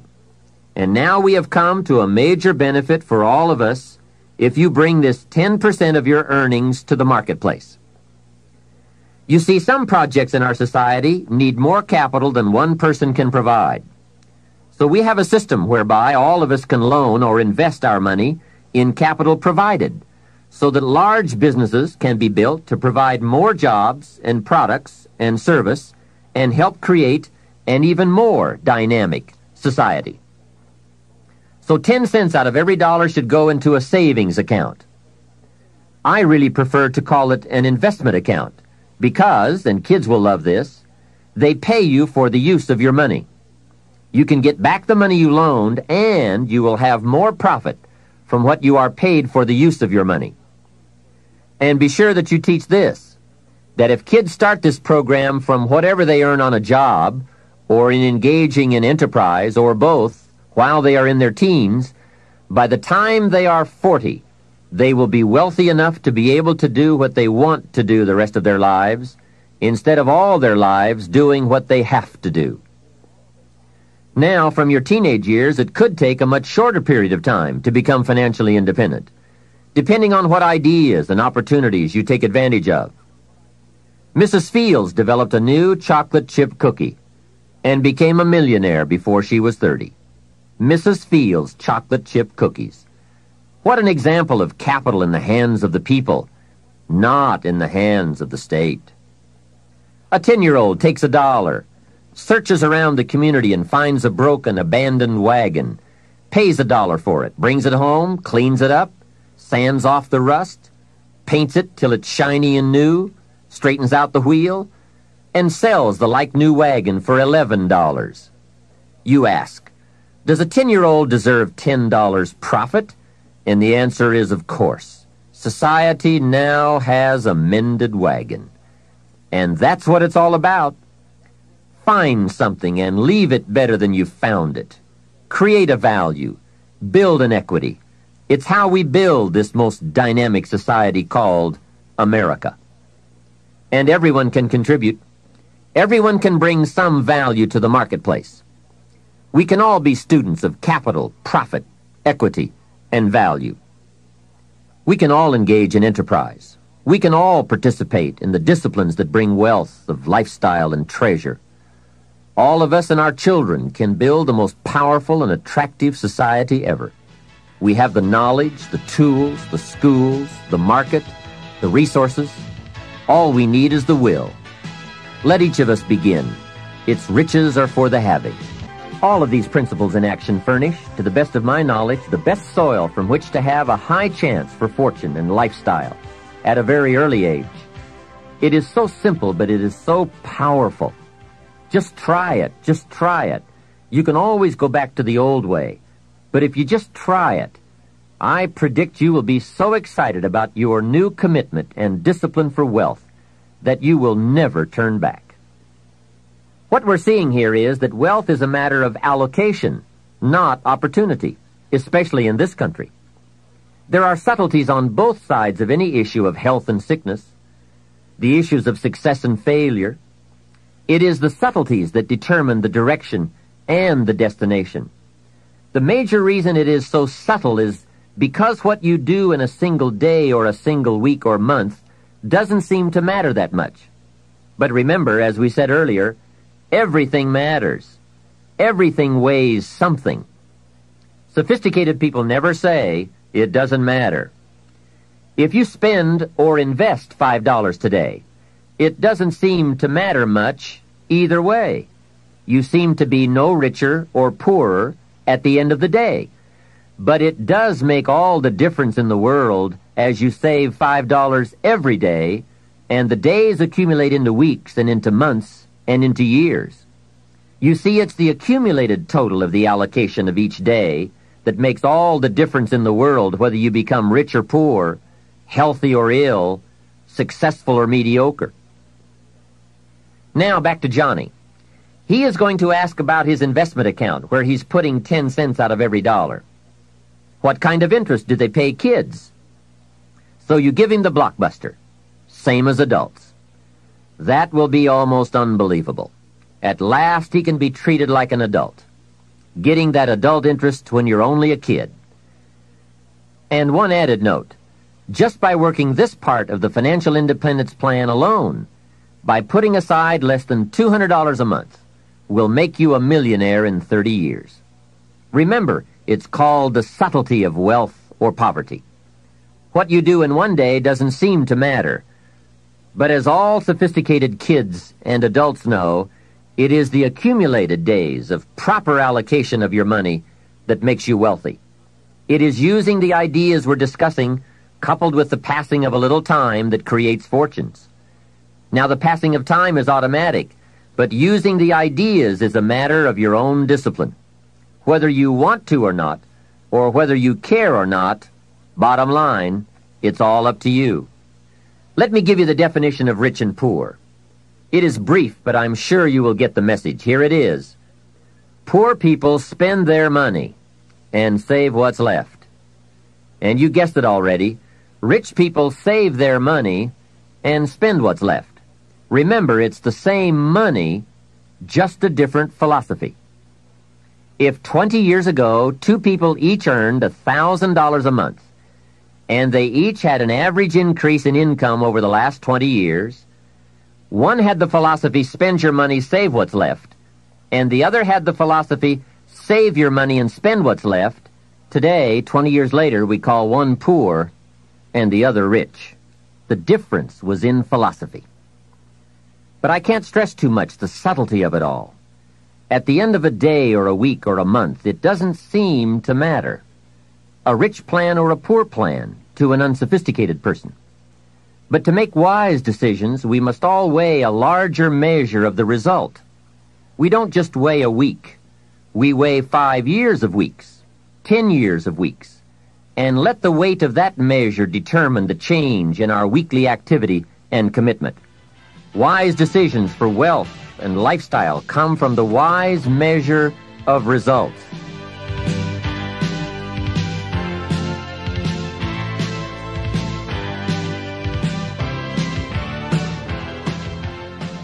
Hey, here is a great philosophy to learn and to teach, especially to your kids. They will love it. It is called the ant philosophy. You know, little ants. There's a Bible phrase that says, everyone, especially lazy people, should study ants. Ants are unique. Consider this. First, an ant will never quit. If he is headed somewhere, and you put your hand in his way, he will try to climb over, climb under, climb around. He keeps trying. If you let him go on his way, away he goes. And if you put something in his way again, he will try again to go over, under, around. And guess how long an ant will try? Answer, until he dies. So, an ant will never quit. What a philosophy. Next part of the ant philosophy. Guess what an ant has in the back of his mind all summer? Answer, winter.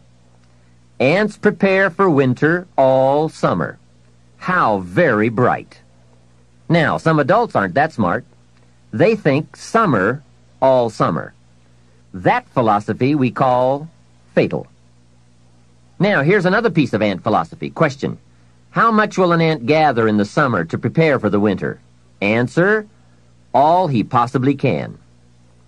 That's it. The secret to the higher life, doing all you possibly can.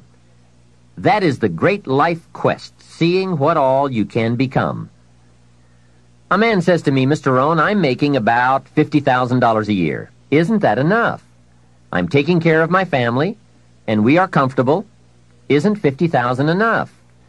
And my answer is, yes, it is enough, if it's the best you can do in the time allotted to labor and enterprise.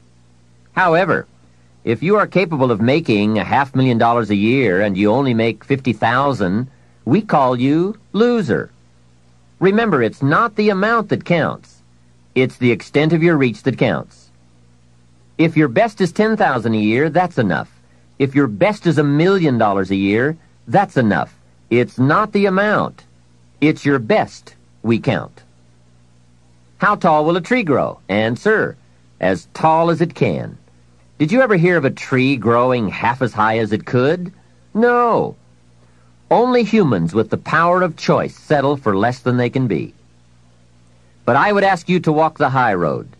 Earn as much money as you can. Share as much as you can. Create all you can. Read as many books as you can. See as many places as you can. Become as skillful as you can. It's your birthright. Now, part of the learning to live on 70% falls under another fundamental, which we will cover in another session in this cassette program, that talks about lifestyle. How to get joy from your 70%. And that's what life is all about. Doing the things that bring us satisfaction and joy. But before we move on to this subject, let me add a few closing notes on the subject of a good financial plan. I've come up with the major role of grandparents in this country. Here it is. The major role of grandparents in this country should be to teach their grandchildren how to be wealthy, cultured, and happy, just like me. Grandparents should not have to say, "I've worked all my life, now I need help." They should be able to say, "I've worked all my life, now I can help." If you are not financially independent by age 40 to 50, it doesn't mean you live in the wrong country. It doesn't mean you live in the wrong community. It doesn't mean you live at a wrong time. It doesn't mean you are a wrong person. It doesn't mean you have the wrong chance. It simply means you have the wrong plan. I discovered you can be a nice person with the wrong plan. You can be a sincere person with a poor plan. And remember, it's not uncommon. Everything by longevity tends to get off course. When they make a moonshot, it isn't the first set of the guidance systems that serves for the whole trip. They have what is known as mid-course corrections, those fine-tuned changes that set you on a more certain course. And on the way to the destination called the moon, they are so important. Hey, if there's one objective you don't want to miss, it's the moon. Now, if you will make wealth and financial freedom that important a necessity, you will have the highest chance to arrive. Next, if you have not done so in a while, or if you have never done so, put together a financial statement. When I first met Mr. Schoaf and we talked about financial independence, he asked me if I had a current financial statement. I said, "What is a financial statement?" So I got my primary education in taking a picture of where I was financially. Mr. Schoaf explained that it is very important to know exactly where you are, without kidding yourself, so that you can then come up with a good plan for going from where you are to where you want to be. It turned out to be fairly easy to put one together. You merely list the value of your assets on one side of a piece of paper, and the total of what you owe, called your liabilities, on the other side of the paper. Then by subtracting one from the other, you come up with what we call your current net worth. Now, it doesn't tell you what you are worth as a person, but rather what you are worth in money. I said to Mr. Schoaf, "My financial statement isn't going to look that good." He said, "It is not important how good it looks. What is important is that you do it." So I put that first financial statement together. I had plenty of liabilities, money I owed my parents, budget finance, my car, and all kinds of other debts. Now on the asset side, I really had to scrape the bottom of the barrel. I even put my shoes on the asset side. They were worth something. Wow, how embarrassing after 6 years of working. But it must be done. You don't have to put the results on a public bulletin board, because it's not important that the community knows how you are doing. It's not important that I know how you're doing, but it's desperately important that you know how you're doing.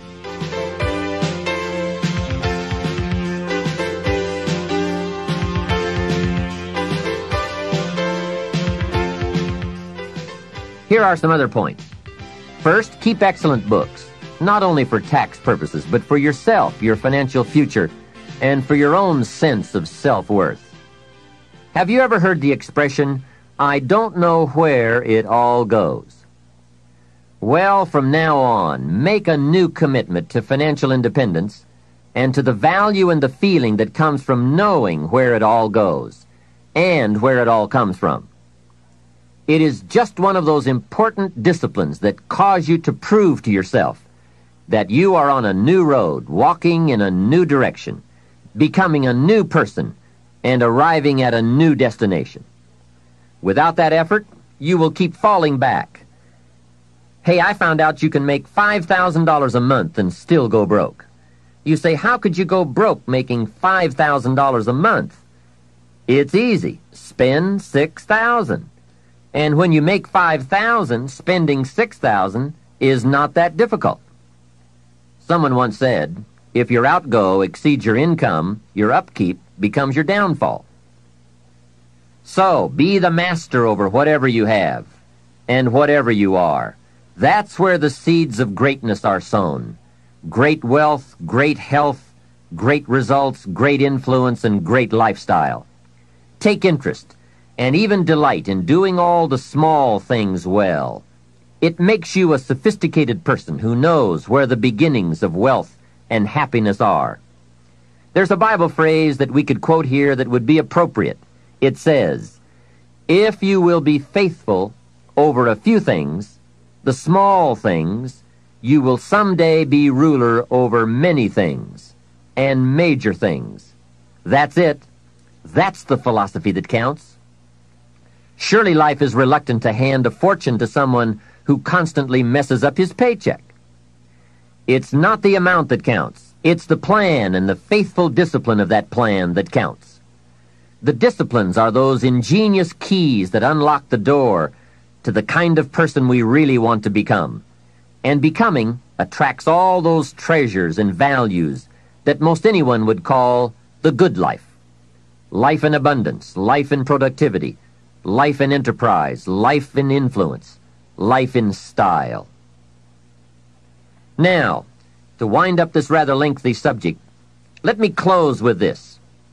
Mr. Shelf's best instructions to me in those early years were to develop a new attitude about myself, and a new attitude about all the principles that it takes to make life unique.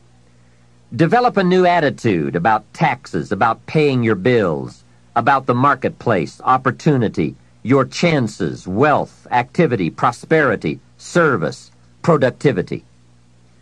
Let me give you a good example of my old attitude. I used to say, I hate to pay my taxes.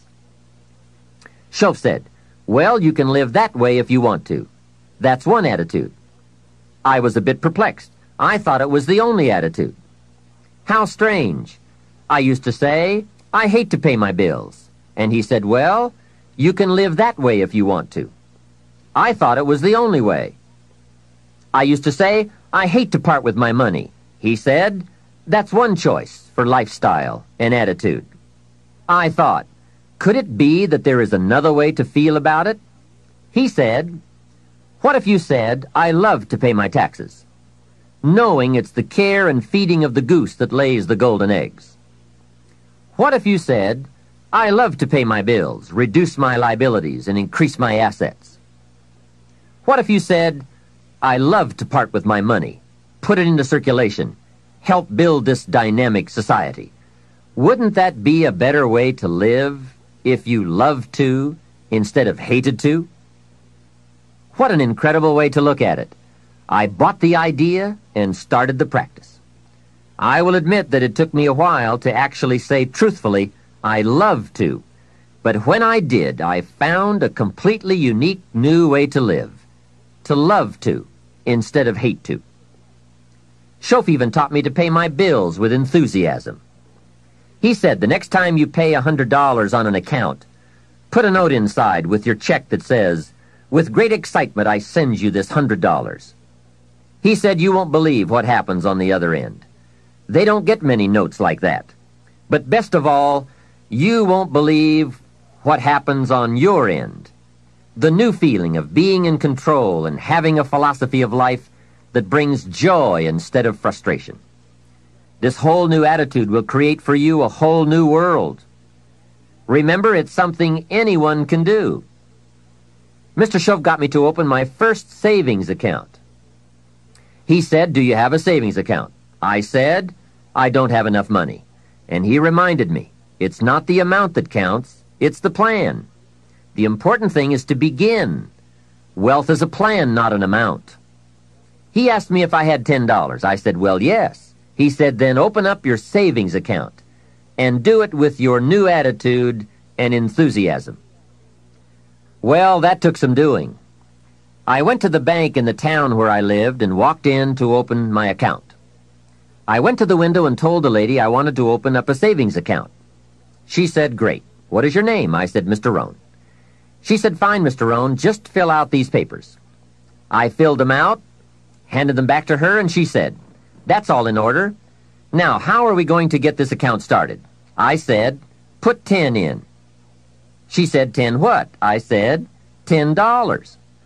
Now, can you imagine the scene? I'm a grown man, 25 years old. I have a family, I'm working, and opening up my first savings account with $10. I said, "Hey, this may not seem like much, but I have a great plan. In fact, before long, I'll probably have the largest savings account in this bank." She said, "Well, if you say so." It was a bit embarrassing, I must admit, but Shoaff said, "Get excited about where you're going, and excited about the fact that you are one of the few who have a wealth plan in place and working." To make a long story short, guess what? Within less than 3 years, I did have the largest savings account in that bank. Now, it was just a small country bank, but I did reach my goal. What magic! And how quickly it works once you develop a new plan and a new attitude and commit to the discipline to do it. Wealth plans, anyone can have them. Wealth goals, anyone can design them. Wealth habits and disciplines, anyone can develop them. Why not start today? This can be a new day that opens up a new future and creates a new excitement about life and its possibilities for you. The management of time. Wouldn't you agree this has to be one of the master keys to wealth and happiness? I was in South Africa for a lecture tour some years ago, and I picked up this short article by Arnold Bennett on the subject of time. I thought it was excellent, and I'd like to share it with you now. Time, he wrote, is the inexplicable raw material of everything. With it, all is possible. Without it, nothing. The supply of time is truly a daily miracle, an affair genuinely astonishing when one examines it. You wake up in the morning and lo, your purse is magically filled with 24 hours of the unmanufactured tissue of the universe of your life. It is yours. It is the most precious of possessions. No one can take it from you. It is unstealable. And no one receives either more or less than you receive. In the realm of time, there is no aristocracy of wealth and no aristocracy of intellect. Genius is never rewarded by even an extra hour a day. And there is no punishment. Waste your infinitely precious commodity as much as you will, and the supply will never be withheld from you. Moreover, you cannot draw on the future. Impossible to get into debt. You can only waste the passing moment. You cannot waste tomorrow. It is kept for you. You cannot waste the next hour. It is kept for you. I have said the affair is a miracle, is it not? You have this 24 hours of daily time to live.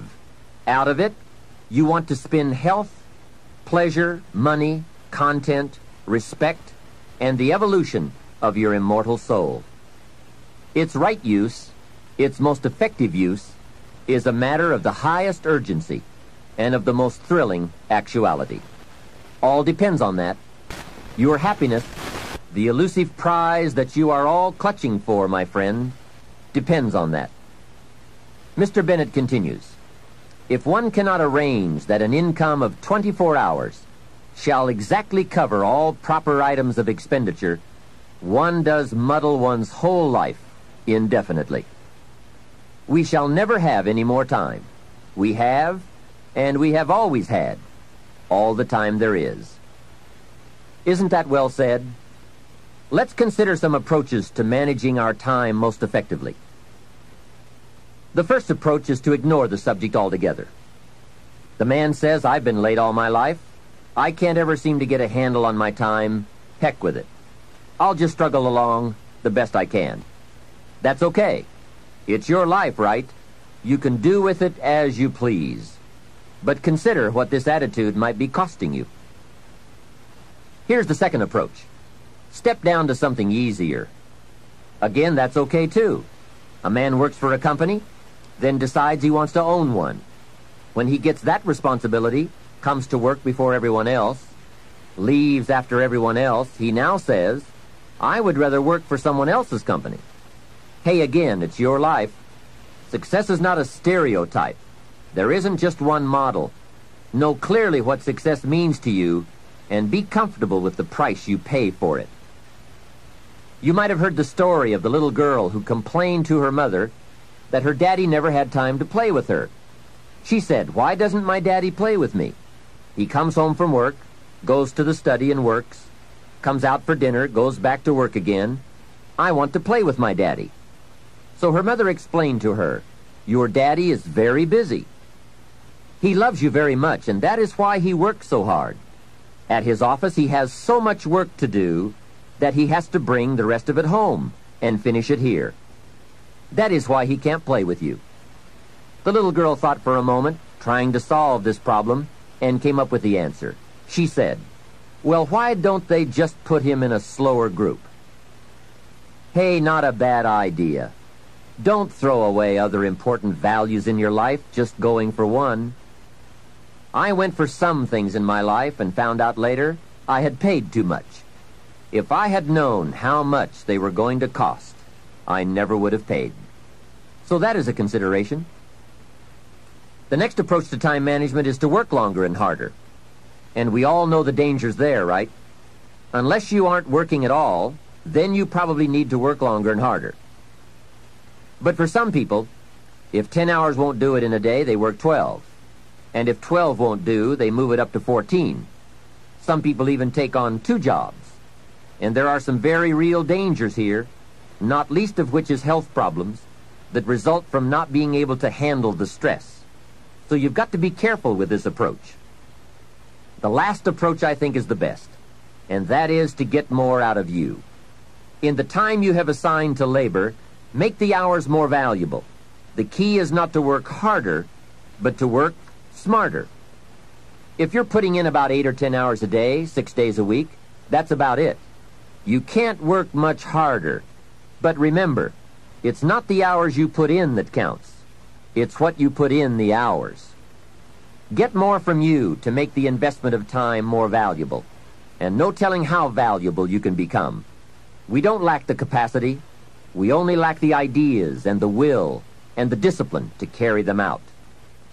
In considering the subject of time management, remember that a big part of the key for changing is to take it in small steps. Most of us don't make revolutionary changes. We change a few degrees at a time. When you get some life momentum rolling, it's not that easy to make all the changes all at once. Hey, you can't whip a U-turn with the Queen Elizabeth II.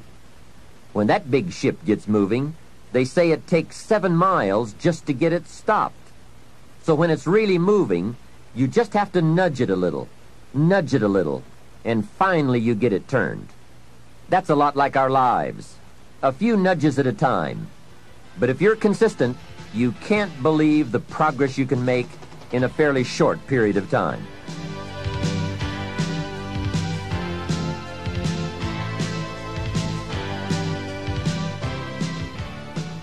Here is my first key point on the management of time. Either you run the day, or it runs you. That's fairly simply put, but it is so true. Everything in life is a lot like that. Emotions are a good example. Either you master them, or they will master you. Something is always going to master, and something is always going to serve, whether it's your emotions, your enterprise, or your project. Difficulty will serve or master. Fear, anxiety, inclinations, they all serve or master. We must learn to send our inclinations to school, to teach them how to behave, how best to serve, and to learn their true value. So that is key 1. Get in charge. You be the master. It pays to take a look often and examine all the parts of your life and all the things that you are involved in and all the things that are affecting you so that you can get an intelligent answer to the question, who's in charge here? It's so easy when you get something started to unwittingly relinquish the reins of authority so that it begins to subtly but surely take over. Soon you become the servant. It dictates, it demands, and you respond. So let's turn this whole challenge around. You take over the reins of authority. You subtly but surely take charge. You dictate, you demand, and you will be delighted to see early signs of positive response from your enterprise, your business, and your life. The next time management essential is to learn to say no. I had some difficulty here. It is so easy to say yes to everything, trying to be a nice person, and then have to spend all that time trying to come up with excuses to get out of the obligation. It's one of the great time wasters. How much better to say, no, I don't think I can, but if that changes, I'll give you a call. And isn't it a better feeling to call someone with the good news, I can come, than with the bad news, guess what? I can't come. When in doubt, learn to say no. A friend of mine, Ron Reynolds, has a good saying, don't let your mouth overload your back. That's a great thought to keep in mind when scheduling your time. Here's the next tip. When you work, work, and when you play, play. For time efficiency and for that good feeling that comes from doing something without any guilt feeling, don't mix the two. Many years ago, I used to say, I've got to get my family to the beach. I've been promising to take them to the beach. What are they going to think if I don't take them? Now guess where I am while I'm thinking about the beach. Right, at the office. Now I finally get my family to the beach, but at the beach I'm saying, I should be at the office. I have so much to do. Now I've messed up my beach time with the family by thinking about the office. So I learned this lesson. Make a play day, and a work day a work day. Don't mix the two. Sure enough, if you say, I'm going to take off at 3 o'clock and go play, guess what you are thinking about all morning? Taking off to go play. So don't play at work, and don't work at play. It's a great rule to follow to ensure that your time is used more effectively. Now, I know all of this has to be modified to fit your particular situation. No one rule will apply to all, but keep the main thought in mind. Separate work and play. When I take a lecture tour to Spain or Africa or Australia, I make it a work trip. Every day is filled with lectures, speeches, and business conferences. Then I arrange a play trip, because when I play, I really want to play. A builder friend of mine now has the luxury of working a week and taking off a week. That's what he calls it, work a week, play a week. However, with weekends on either side of his play week, it's really 9 days. So he works 5 and takes off 9. That is luxury, right? However, the 5 days he works, he really works. Secretaries, accountants, architects, superintendents, long days, around the clock, into the night. 5 heavy, full days. Then he's off to play. So when he works, he really works, so that he can save all the playtime for a longer stretch. Now, perhaps we can't all do that, but we can learn to practice the skill of separating work and play. The next time management essential is to analyze how you are. Then, if the challenge calls for it, you must either change how you are or change your procedure. That is productivity waiting to make time pay. Self-analyzing. The first thing to analyze is your periods of greatest productivity throughout the day. If you are a morning person who wakes up early, ready to start the day, that is the best time to do your creative work. You can get more done when you're at your best. Some people are night people, fuzzy in the morning, late to get started, but alert and awake long into the evening. If that's the way you are, then this is the best time to pack in the activity and creativity. The key is to find your best time and use it to its fullest. Next, analyze your habits. If, for example, you're not good at keeping records, get someone to do it for you. If you have promised yourself that you're going to keep your records or balance your checkbook, and this has been going on for a few years, it looks like you aren't that kind of person. Nor are you likely to become that kind of person. You may say, no, I'm really going to do it this time. Hey, I would suggest that a few years is long enough. Don't promise yourself any more. Just say, maybe the smart thing to do is to get someone to do this and make me look good. You would be surprised at how often you can remain a lot like you are in many areas if you will just make the arrangements to have it covered. Some years ago, my office came to the conclusion that I was a poor courier. Someone would ask me to take a check to San Francisco, since I was going there anyway.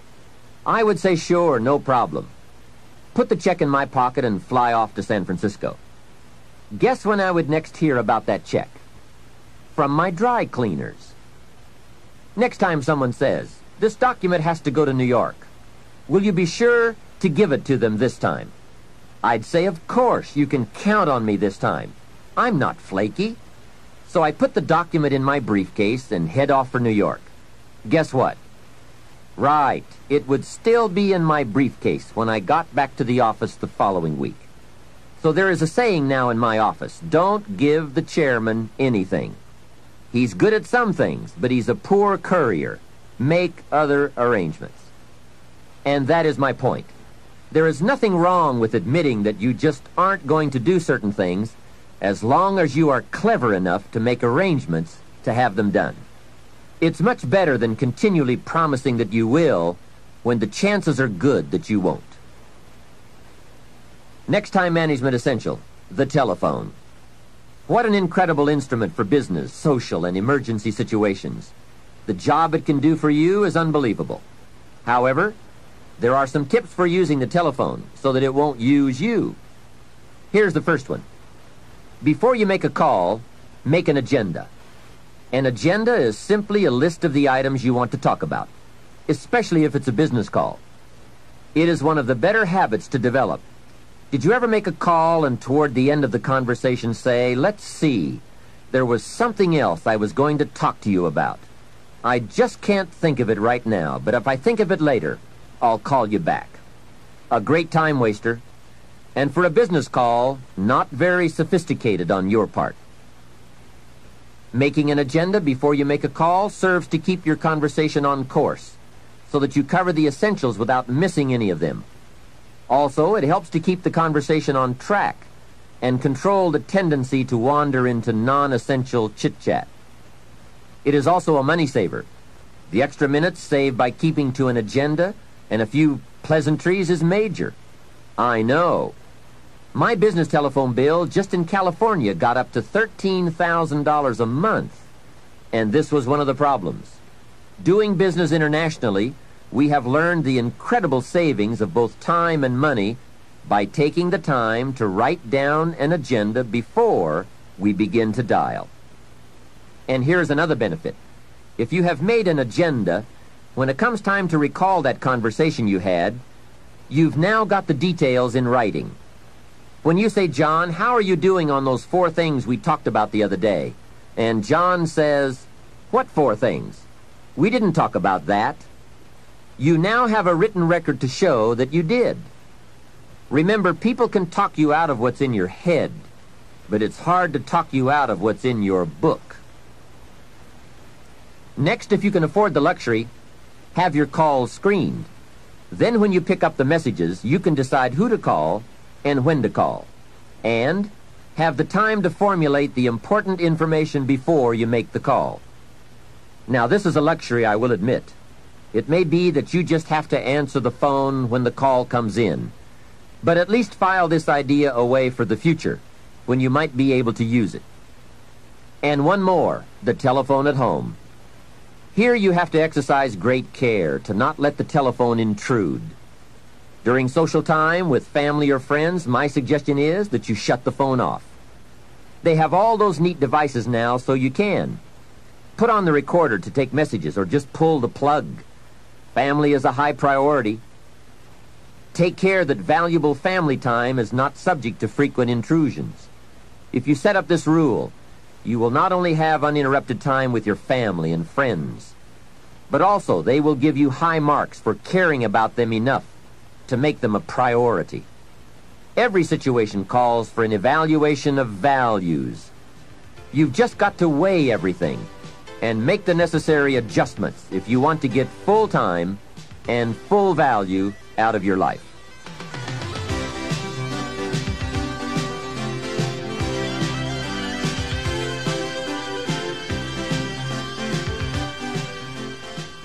The next time management tip I have is to listen to the cassette programs and read the books on the subject. You can't possibly get all the ideas you'll need from any one cassette program or person. Remember, you have to go in search of the ideas. They don't just come by. Make a thorough investigation of the subject on your own. Sort out the ideas. Choose those that you think are most valid and put them to work in your life. Next point, be more alert and analyze all your procedures and tools. Old filing methods, old bookkeeping methods. Some things we do can become quickly outdated, especially these days. Check for all the new tools that can help you to use your time more efficiently. Dictating machines, tape recorders, answering devices, computers, calculators. There is just about every tool imaginable in today's marketplace. I now have a fabulous computer in my office that can do the most amazing things and save a great deal of time. I also have a portable computer typewriter that I can take on an airplane or in my motorhome. Then I merely transfer what I have typed onto special cassettes or send the information via telephone back to the main terminal. When I get home, all of my letters and scripts are typed and waiting for my signature or my attention. So take a look. Do some research, do some shopping, find out. No telling how much you can improve your efficiency or multiply your skills by eliminating the barriers and the hindrances so that you are now free to do all the creative things that make for fortune and lifestyle. Now here's an important time saver. Learn to ask questions. This habit will serve in so many ways. Have you ever talked to someone for an hour and then asked some questions and found out that you just wasted the last hour? Make a note. Almost everything is symptomatic of what's really wrong. Surface details don't usually give us enough information to effectively communicate. So, ask questions before. If John isn't making sales, we say, okay, let's get on him about making sales. But perhaps we should ask, why isn't he making sales? Someone says, he isn't making enough calls. We say, okay, let's get on him about making calls. Well, maybe we should ask another question first. Why isn't he making calls? Well, it's because he isn't getting up early and getting out into the marketplace. We say, okay, let's get on him about getting up early and getting out into the marketplace. Well, perhaps we should ask just one more question. Why isn't he getting up early and getting out into the marketplace? Now we have probably gotten to the heart of the problem. Perhaps it's something personal, problems at home, not his sales skills. The real problems are usually about 3 or 4 questions deep. So if you get good at asking questions, you can save yourself a lot of time by getting right at the heart of the matter when dealing with other people. Otherwise, you tend to waste valuable time just finding out what the problem really is. Now here's the last part of time management. Learn to think on paper. From all of my experience working on many projects and in many countries, one of the major time savers is thinking on paper. It is so important to take things out of your head and put them on paper, then work from the paper. Building your business is a lot like building a house. You take the ideas out of your head, put them on paper, and then build from the plan. We have a saying on this idea: operate from document, not from thought. It's just about over when a person wakes up in the morning and says, let's see, what shall I do today? Too late, right? The best thing you can do now is to take today off and at least plan tomorrow. Let me give you 4 major ways to think on paper. The first is a journal. I spend a lot of time talking about journals in my lectures and programs, primarily because it is such an invaluable tool for the serious student of the better life. A journal is merely a gathering place for all the good information that comes your way, from sermons, from books, from lectures, from business conferences, magazines, thinking time, research, any source of information that you feel is worth keeping. Don't let the good ideas of life escape you. Remember, most good ideas usually only come by once. Get into the habit of capturing them with pen and paper by making daily use of your journal. Now maybe you won't write in it every day, but at least make sure it's with you every day. Here's the second way to think on paper, a projects book. This is simply a ring binder with tabs in it to help you keep track of all the current people and projects you are involved with and need to work on to make all the parts of your life work to the maximum. If you are working with people, give them each a tab in your projects book. Then under this tab, you keep a running account of all the current information you need to know about that person. Performance, family, goals, strengths, needs, perhaps even some graphs showing recent progress or comparisons to past performance. Essentially, you make a note of all the information you need to know so that when you sit down to have a meeting with this person, you have all the pertinent facts there before you in order to have a meaningful and productive conversation. Without this habit, it's so easy to take up time talking with someone and get so very little accomplished because most of the meeting ends up by being devoted to bringing you up to date on the facts you could have already had in your projects book. Now, depending on your particular business or enterprise, you might want to have a tab for each office or each department or each ongoing project. On a more personal level, you might want to have a tab for each family member or for your personal projects, investments, finances, game plans, and so forth. It's just an effective way to keep all the key pieces of information readily available so you won't have to be continuously hunting through files and drawers for the data. It is the best way I know of to study your business and life projects. A projects book is a guideline for this study. We simply don't study files. They are for storing information. The projects book is for the daily or weekly summary accounting of all the pieces, like a financial statement of your business at the end of the month. In fact, that is one of the sections in your projects book. And another secret, with a guideline to study, it keeps you on good mental track. If you try to study your business and your life in your head, you will for sure miss something, miscalculate, or let your mind go undisciplined in those high thought areas where the ideas and plans and inspiration for fortune lie. It's the organized, better disciplined thought that produces abundance. Everyone is thinking, but mostly about how to get by.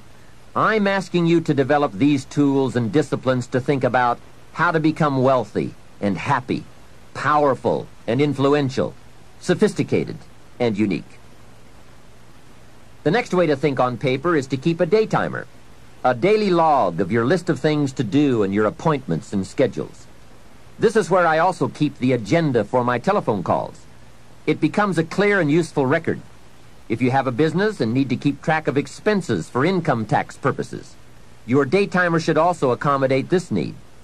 A day timer is also a good place to record telephone numbers and other key information that you need on a daily basis. Basically, it's a way of keeping a record of your daily activities. Your day timer can also be used as a gathering place for all the details or highlights from your day which need to be logged into your journal or projects book at a later time. It's just an efficient means of keeping track of your days and scheduling your projects and appointments. I strongly recommend that you develop the day timer habit. It only takes a few minutes a day to keep your records up to date, and the time and information you save by using one is massive. Now here's the fourth way to think on paper, the all-important game plan. A game plan can make all the difference in the world in how your months and years work out for you in terms of both accomplishment and satisfaction.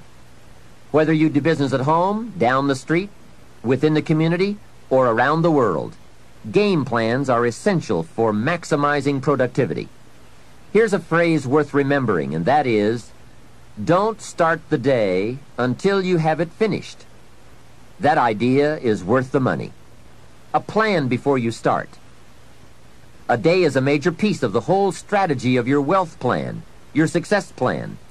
I know it is laborious, but it's labor and effort that pays in cash and accomplishment. And remember, value is on the other side of effort, not hope. Now, if you want to make a lot more progress and income, here's the key. Don't start the week until you have it finished.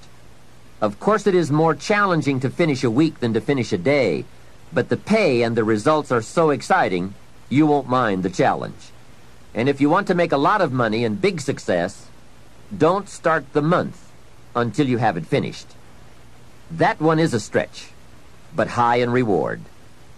Now, if you want to start walking among the heavyweights, here's the key. Don't start the year until you have it finished. I don't want to kid you. This one is difficult. It's reserved for those few who do and become the superstars in accomplishment, enterprise, wealth, influence, and lifestyle. It's a high road of sophisticated disciplines, but I'm positive you will like the view and the taste and the company. A game plan is merely a spreadsheet for your activities. It can be a game plan for a day, a week, a month, a year, several months, or several years. And a game plan can be for a single project or for a variety of concurrent projects. Here's how it works. On a sheet of graph paper, you make vertical columns for the weeks or months that this plan is to cover. Then, on the left side of the paper, you make a heading called Activities. Under this heading, you list all of the activities to be performed within that time frame. Let's say that part of your business requires providing ongoing training programs for your employees. Under the column marked Activities, you merely list the various training programs you wish to conduct for the next 12 months. Then under the vertical columns for each month, you block off particular periods of time for these training classes. Game plans can be used to help you plan almost any aspect of your business or enterprise.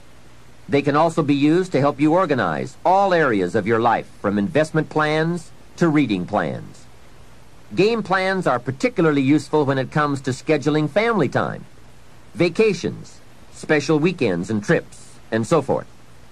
Everyone who is important to you wants to see where he or she is on your game plan, especially if your business often requires you to spend a lot of time away from home. And remember, there's nothing like a visual plan. It's so much more effective to be able to show members of your family where they are on your game plan, as opposed to merely telling them in conversation. Now, a game plan can be as detailed as you wish, and please be forewarned now that you are probably going to tear up several before you get what you want.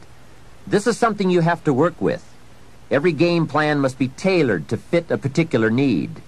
The chart you use for your personal plans may not necessarily be suitable as a chart for your business plans. Here is another key benefit of using game plans. If you have your plan in your projects book or up on a wall somewhere, it serves as a constant reminder to get busy on all the activities you have scheduled. Or, if there are a lot of blank holes beside the activities you have listed, your plan reminds you to get busy scheduling them. Now you might well ask, doesn't a calendar do the same thing? Not really. Many of the events on your game plan will be on your calendar, but here are the major differences. First, the visual reminder of the spreadsheet and the list of activities on the left that have no corresponding time assigned to them on the right serve to remind you of what is not yet done. A calendar just won't give you that kind of information. And second, it is so important to take a look at 3 months, 6 months, 1 year at a time for highly effective planning. With a game plan, you can get a sense of the whole picture of the time frame and all of the important activities at one look. To effectively design something, You just have to have a picture of the whole finished project, complete, or as complete as possible. Game plans are both exciting and painful. Painful because of all the things you must get on with and plan, make up your mind about, or give serious thought to. And painful because they illustrate how far behind you are sometimes. But they are also very exciting, both because they help you to foresee how your life, your business, and your family are going to unfold over the coming months, and because they can help you get the job done. It's like looking at the artist's rendering of the finished project. It brings all kinds of feelings to the surface as we see it all take shape and unfold. And it also gives you that incredible feeling of being in charge. You have your life in hand and in order and well designed. Remember how valuable a day is. It is part of your whole life enterprise. A day is like a piece of the mosaic of your life. Fashion it wisely to the best of your genius. For as someone once said, at midnight, the winged messengers come and gather up all these pieces and take them off to wherever the mosaic is kept. And surely on occasion one messenger says to another, wait till you see this one. A well-fashioned day with a beginning and an end, a purpose and a content, a color and a character, a feel and a texture. This well-fashioned day takes its place among the many and becomes a valuable memory and treasure. An equity of experience and spirit and life. And remember, the genius to do all this lies within you. Never forget that. Some people say, if I was as smart as you are, make sure you make the correction in thinking to say, if I had developed as much of my smart as you have. That's it. We're all smart enough. We just have to develop that smart into a plan. Hopefully this program will help. There it is, how to think on paper. With those thoughts and with all the other things we've brought to your attention under the subject time management, let's move on to the next key to wealth and happiness. If you were to evaluate the major influences in your life that shape the person you are becoming, this has to be high on the list. The people you choose to allow into your life. Mr. Schoaf gave me a very important caution in those early days, which I would like to repeat here for you. He said, never underestimate the power of influence. What an important statement. The influence of those around us is so powerful. Many times we don't even realize we're being strongly influenced because it generally develops over an extended period of time. Peer pressure is an especially powerful form of influence because it is so subtle. If you're around people who spend all they make, chances are excellent that you'll spend all you make. If you are around people who go to more ball games than concerts, chances are excellent that you'll do the same. If you're around people who don't read many books, chances are excellent you won't read many books. People around us can keep nudging us off course, a little at a time, until finally, 10 years from now, we find ourselves asking, how did I get here? Those subtle influences need to be studied carefully if we really want our lives to turn out the way we've planned. Now, on this major point, let me give you 3 key questions to ask. This may help you to make a better analysis of your current associations. Here is the first question. Who am I around? Good question. Make a mental study of the major people with whom you most often associate. You've got to evaluate everybody who is within the circle of being able to influence you. So, major question, who am I around? Next question, what are they doing to me? That's a major question to ask. What have they got me doing? What have they got me listening to? What have they got me reading? Where have they got me going? What have they got me thinking?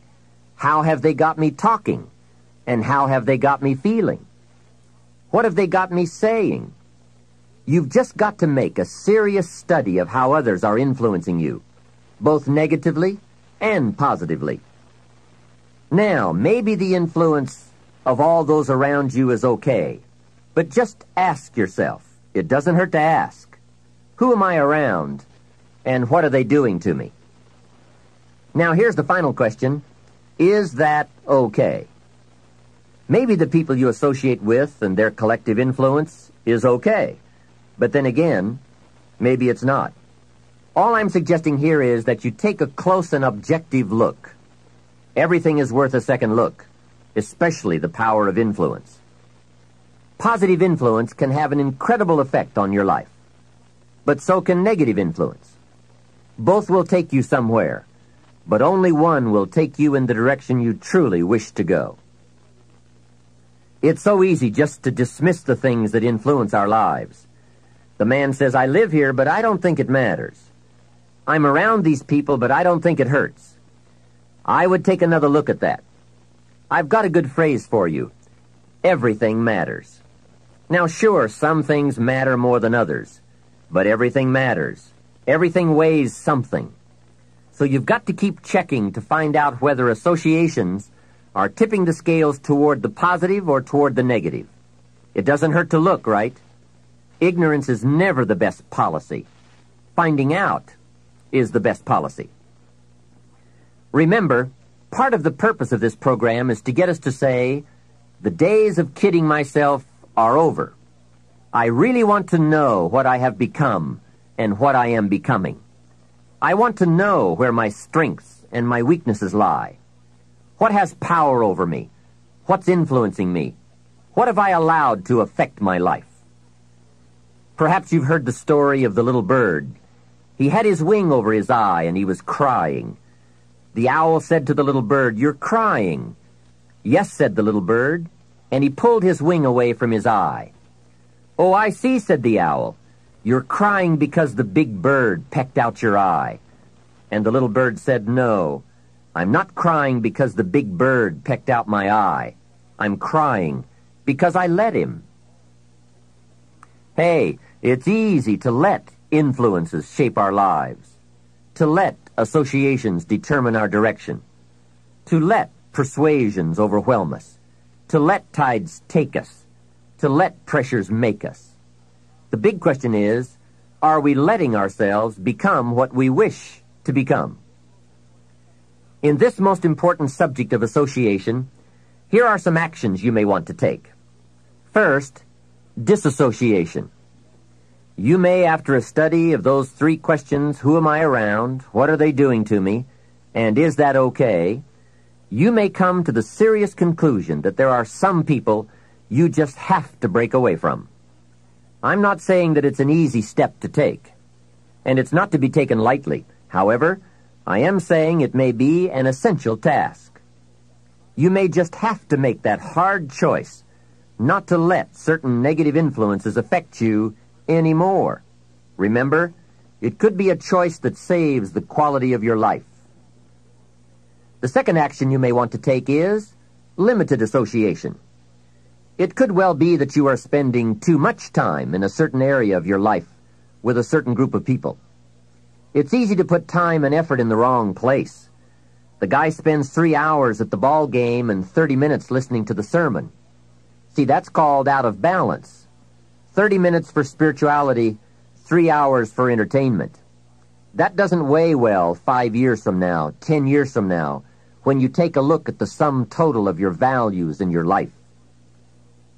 Here's one of the easy ways to end up with a mediocre average life: spending major time on minor things.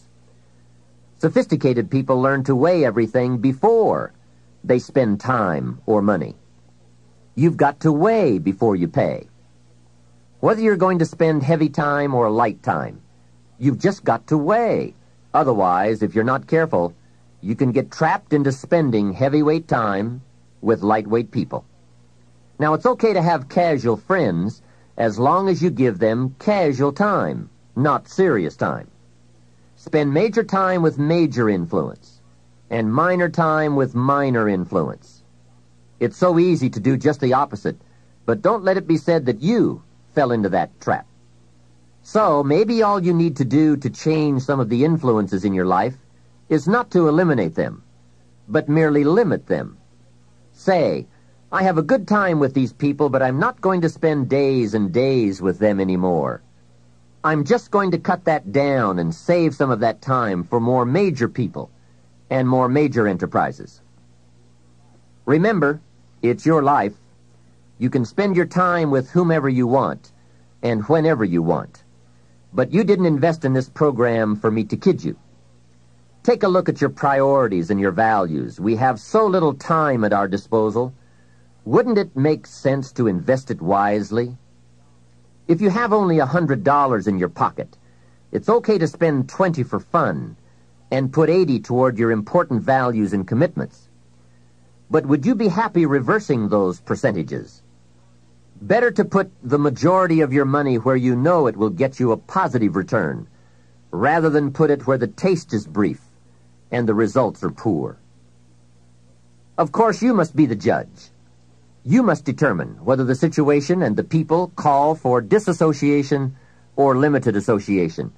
But remember, if it isn't taking you where you want to be 5 years from now, 10 years from now, now is the time to fix it. The third process is the one I most strongly suggest you begin, and that is called expanded association. That is, spending more time with the right people, people of substance and culture, people who understand philosophy and discipline, people of accomplishment and character. Many years ago, Mr. Schoaf said to me, "Mr. Rohn, if you truly wish to be successful, you've got to get around the right people." Then he said, "It looks like in your present circumstances you're going to have to plot and scheme." And that was true. I had to plot and scheme to get around the right people. On some of those early opportunities I had to be around successful people, I would park my car a couple of blocks away. I knew that if they saw my car, I'd never get in. On more than one occasion, I got the question, "How did you get here?" To which I would respond, "Oh, someone dropped me off." And that was me dropping me off a couple of blocks away. Whatever you have to do, do it. Keep asking the question, who can I get around? Who could I spend some time with who would have a positive influence on my life? I played every trick in the book I could think of to get around the right people, but it was worth it. Now here's the surprise. It is possible for a modest investment to get around major people. If you had a chance to sit down for an hour or two with a wealthy person, and all that you had to do was to pick up the lunch tab, wouldn't that be a bargain? That person might drop an idea on you that could change your life. For a lunch tab. And that's where we need to go to get our success plan, from successful people. Don't pick up your plan, especially your financial plan, from unsuccessful people. Here is something else exciting. It's possible for people of modest means to start a wealth plan. You don't have to be wealthy to have a wealth plan. You don't even have to be healthy to start a health plan. All you have to be is smart. Smart enough to say, "Hey, I've got the wrong plan, and I'm going to get around someone who has a better plan and make it my plan." So, find some successful people to help you fill out your success plan. Find somebody healthy to get your better health plan going. Find somebody living a unique lifestyle to develop your lifestyle plan. This is called association on purpose, getting around the right people by expanding your circle of influence. I have a really unique friend. I'm always trying to find more ways to spend more time with him. He's the big game hunter, millionaire, businessman, traveler, and in my opinion, one of the world's great philosophers. He has two special gifts among many that make it worth all the time I can possibly spend with him. And those gifts are, 1, the ability to absorb, the ability to soak up a day and all of its events. His memory is uncanny. I swear he remembers in detail almost every day of his life and every book he's read. I think it is more exciting for him to go to Spain and come back and tell you about it than it is to go yourself. And the reason is, when he's there, he doesn't miss anything. He picks up the sounds and the colors, the experiences and the happenings. He absorbs like a sponge the sights, the people, the whole scene. Then he has this second unique gift, the gift of expression. He can put all he saw and touched and felt into words, exciting words. When he talks, you can feel the water lapping on your feet. You can see the colors. You can smell the aroma of the flowers and the food. What great gifts to absorb and to express. If I spend a day with him, I get my time's worth. He can put a year into a day's conversation. It leaves you spellbound. He can read a book and with flawless detail give you a capsule version, and more often than not, make it more exciting than if you read the book yourself. From Shakespeare to the Beatles, from Africa to Beverly Hills, he's got it, recorded it, and can express it with spirit and precision. You can imagine what a valuable association this is for me. From this association, I've multiplied my knowledge, my perception, my skill, my enterprise, and my lifestyle many times over.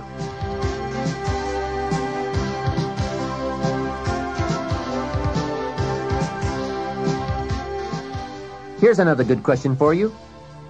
Where do you go for your intellectual feast? Where do you go? Pity the man who has a favorite restaurant, but not a favorite thinker. He's picked out a favorite place to feed his body, but he doesn't have a favorite place to feed his mind. One way to associate with people of influence is through their writings, books, cassette tapes, whatever you can pick up.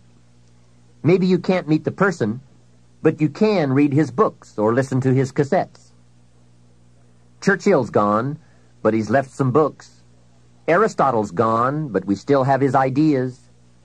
Search the catalog for cassettes and libraries for books. Search the magazines, search the documentaries. They are full of chances for association and intellectual feasting. But in addition to reading and listening, we also need a chance to do some talking and sharing. I have some people in my life with whom I spend time on a regular basis, who help me with important life questions, who help me refine my own philosophy, weigh values, and ponder questions about success and lifestyle. We all need associations with people of substance to provide influence concerning major issues: society, money, enterprise, family, government, love, friendship, culture, taste, opportunity, community.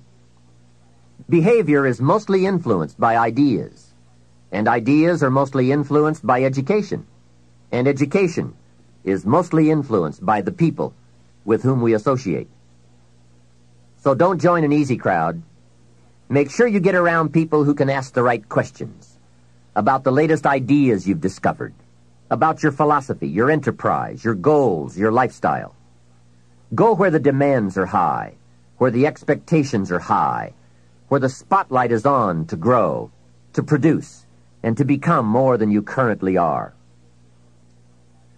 One of the great good fortunes of my life was being around Mr. Schoaf those 5 years.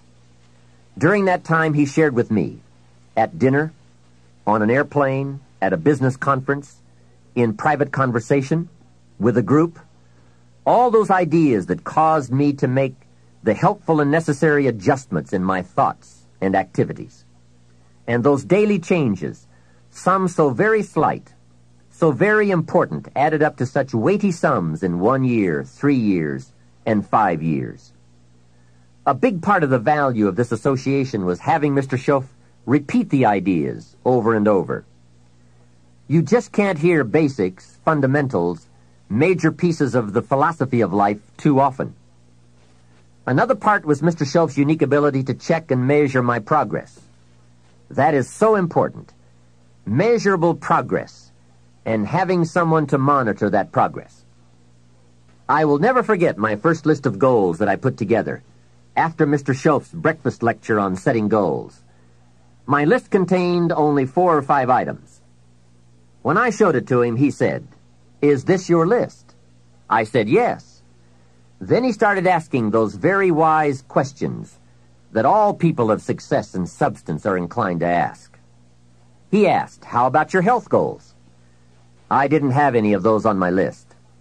He asked, "How about your investment goals?" Those were lacking. "How about your travel goals, your family goals? How about your goals for gifts and sharing? Who would you like to meet? What would you like to become? What skills would you like to develop? Did you ever want to write a book, a poem? Would you like to be a sophisticated person of power and influence and culture? How about education for your children? Would you like to be debt-free? How about a splendid library stocked with the best of books? Would you like to make some new friends? Did you ever want to parachute out of an airplane? Fly a glider? Own a music library? Would you like to see New York? Visit Paris? Explore Rome? Do you need a ranch someday? A cabin in the mountains? Is there something you'd like to prove? A mark you'd like to make? Wow, what a mind-expanding conversation that was. And this was only one of many to come over those 5 years. What fantastic help it is to have someone who can ask the right questions. Remember, it's not just the answers that are important. It's the questions. Some of the most valuable influence comes from people with the awareness and skill to ask the major questions. Here's a project you might consider. Choose 2 or 3 people for whom you have a great respect. Ask each of them to make a list of the major questions they would ask if they wanted to help someone make the best choice that would lead to a successful and happy life. If you get 3 lists, you will be surprised at the difference among them. Successful people approach life from a variety of experiences and a variety of attitudes. Now, from these questions, you may get enough homework to get busy on for years to come. Another benefit of my association with Mr. Shoaf was that I kept growing in experience, knowledge, and accomplishment, and was able to bring all that value to the same basic questions. What a learning experience that was. Some of the early questions I had shrugged off, I now saw a growing importance they had. It was really my education that was changing, not the questions. It's like reading the Bible or listening to cassettes. When you have some added, measurable experience, you now bring to the reading and listening a new worth. You now listen and read at a new level. And the substance gleaned, the wisdom gathered from that new level can well be where your fortune and the best of your lifestyle can be developed. One more thought, and that is, strive to become the kind of person that people of quality and substance would want to be associated with. Become a person of skillful language, positive attitude, well-read and well-disciplined, a person of culture and intelligence. You will be uniquely rewarded by this reputation, drawing exciting people to you. Remember, to attract valuable people, you must be attractive. Association is truly one of the 7 fundamentals to your future wealth and happiness. It has such a major effect on how your life works out. Constantly be aware of the power of influence. Continually weigh your time and your associations and put them to better work for you. Of all the parts of our life we want to work well, perhaps the most important is lifestyle. Mr. Shoaf gave me one of his strongest concepts when he said, "Don't just learn how to earn, learn how to live." And that's what lifestyle is all about, learning how to live. Here's one of the great challenges of life: being happy with what you have while in pursuit of what you want. I have found it a practice well worth exercising with skill. Now, consider this. Some people have plenty of beautiful things filling their days, but they get little happiness from them. Some people have money, but they have trouble finding joy in their lives. Imagine, a father wads up a $5 bill and throws it at his son, saying, "Here, if you need the darn stuff that bad, take it." Same money, poor style. And remember, it's not the amount that counts. It's the style that counts. Mr. Shoaf taught me lifestyle in those early days, starting with small amounts. He said, imagine that you're getting your shoes shined, and the shoe shine boy has done a fabulous job. You have one of the world's all-time great shines, so you pay him for the shine. Now you consider from the change in your hand what kind of tip to give him. And the question pops into your mind, shall I give him 1 quarter or 2 quarters for my neat shine? Mr. Shoaf said, if 2 amounts for a tip ever come to your mind, always go for the higher amount. He said, "Become a two-quarter person." I said, "What difference would that make, 1/4 or 2/4? He said, "All the difference in the world." If you said, "Well, I'll just give him 1/4, that will affect you for the rest of the day. You will start feeling bad. Sure enough, in the middle of the day, you will look down at your great shoe shine and say, "I've got to be cheap. 1 lousy quarter." That will affect you. However, if you go for 2/4, Schoff said you can't believe the feeling you can buy for another quarter. That's lifestyle. Becoming a two-quarter person and learning to get joy from the greater person you are becoming. A man came up and introduced himself to me after one of my seminars in Detroit, Michigan. And he said, "Mr. Rohn, you got to me tonight. I've decided to change my whole life." I said, "Fantastic." He said, "You will hear about it someday." I said, "I don't doubt that." Sure enough, a few months later I was back in Detroit for another lecture. And this same man walked up and said, "Mr. Rohn, do you remember me?" I said, "I do. You are the man who said he was going to change his life." He said, "That's me, and I've got to tell you a story." Here's the story he told me. After the last seminar, he said, I started thinking about ways to begin changing my life. And I decided to start with my family. I have 2 lovely teenage daughters, the best kids anyone could ask for. They never give me any trouble.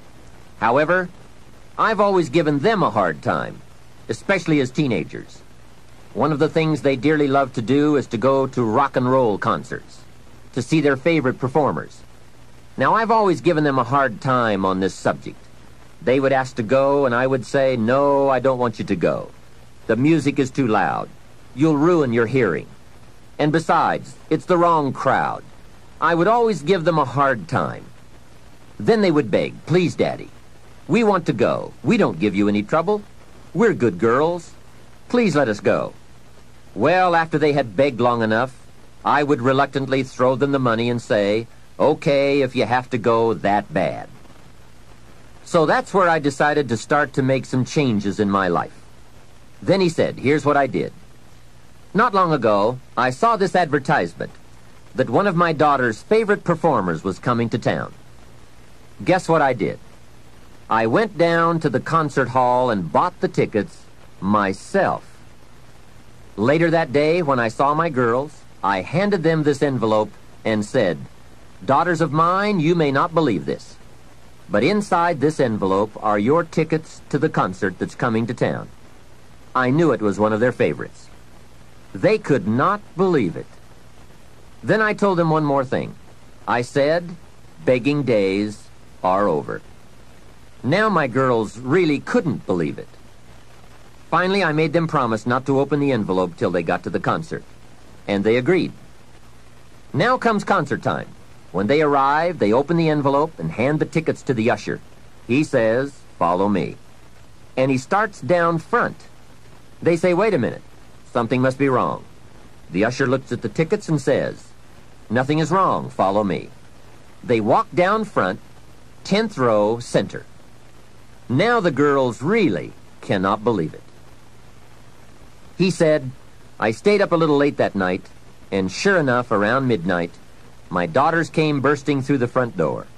One of them lands in my lap, the other one has her arms around my neck, and they both say, 'You have got to be one of the world's all-time great fathers.'" What a neat story. What a great example of how it's possible, with just a change in attitude and a little thought, to live the good life. Same money, different style. Remember, the challenge is to get joy from your life and what you have to share. It's not the amount that counts. It's the uniqueness, the love, and the attitude that counts. Even people of modest means can experience a sophisticated lifestyle. They simply learn to save up some of their Pepsi money for a bottle of fine wine. Don't spend all your money a quarter at a time. Save up and buy something of special value, something fine, or something that lasts, or something you are proud of, or a gift of value to give to someone special. Even with modest means, you can save your candy money for a concert. And for a sophisticated person, a few may be better than many. Better a few treasures than a house full of junk. Lifestyle is a matter of awareness, values, education, and disciplined taste. It is an art that brings joy as it's practiced, not just a subject to be studied. It is the deliberate decision to savor and enjoy all the experiences and possibilities of life. Lifestyle means expanding your knowledge and experiences from the influence of books, people, films, and new adventures. So take advantage of everything and everyone with whom you come in contact. You can begin expanding your lifestyle today. Think of something you can do today to make you feel richer and better about yourself and your life. Make a phone call. Reserve tickets to a concert. Buy some unique music records. Send flowers. Send a thank you note. Plan a trip of new discovery. Begin to read a classic.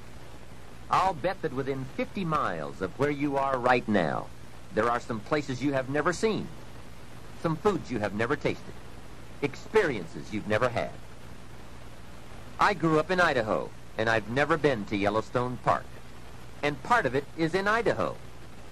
Thousands of people from all over the world have traveled to Yellowstone. Old Faithful? Doesn't everyone know about Old Faithful? Hey, I've been to Africa, but not to Yellowstone. Isn't it easy to miss something? Isn't it often easier not to do something, see something, experience something? Hey, let's all set a new goal not to miss anything, especially things within our reach, within travel time, walking time, effort time. And that's the key word, effort. Remember, all good things are upstream. A conscious act from a unique thought. That's where the pleasure is. And the act serves as a bridge between dreams and reality. So develop your lifestyle a little more. Your style of seeing, giving, sharing, enjoying. It's not the amount that counts, but the experience of choosing to live with style. I remember saying to Mr. Schoaf one time, if I had more money, I would be happy. And he gave me some of the better words of wisdom when he said to me, Mr. Rohn, the key to happiness is not more. Happiness is an art to be studied and practiced. He said, more money will only make you more of what you already are. More will only more quickly send you on to your destination. He said, if you're inclined to be unhappy, if you get a lot of money, you will be miserable. More money will only make you more. More money will only amplify. If you're inclined to be mean, and you get a lot of money, you will be a terror. If you're inclined to drink a little too much, when you get a lot of money, you can now become a drunk, because you can drink everything. So style is not more. Style is an art, a genius, a design. Lifestyle is reserved for those who are willing to study and practice the higher arts of life. Lifestyle is culture, music, dance, art, sculpture, literature, plays, concerts. Lifestyle is a taste of the fine, the better, the best. Mortimer Adler, the philosopher, says, if we don't go for the higher tastes, we will settle for the lower ones. So develop an appreciation for the fine. That is a worthy purpose. Developing an appetite for the unique things in life. Study the art and reach for the best. To have the best in the time we have available to us, that is the quest. Remember, it's not the amount, it's the imagination.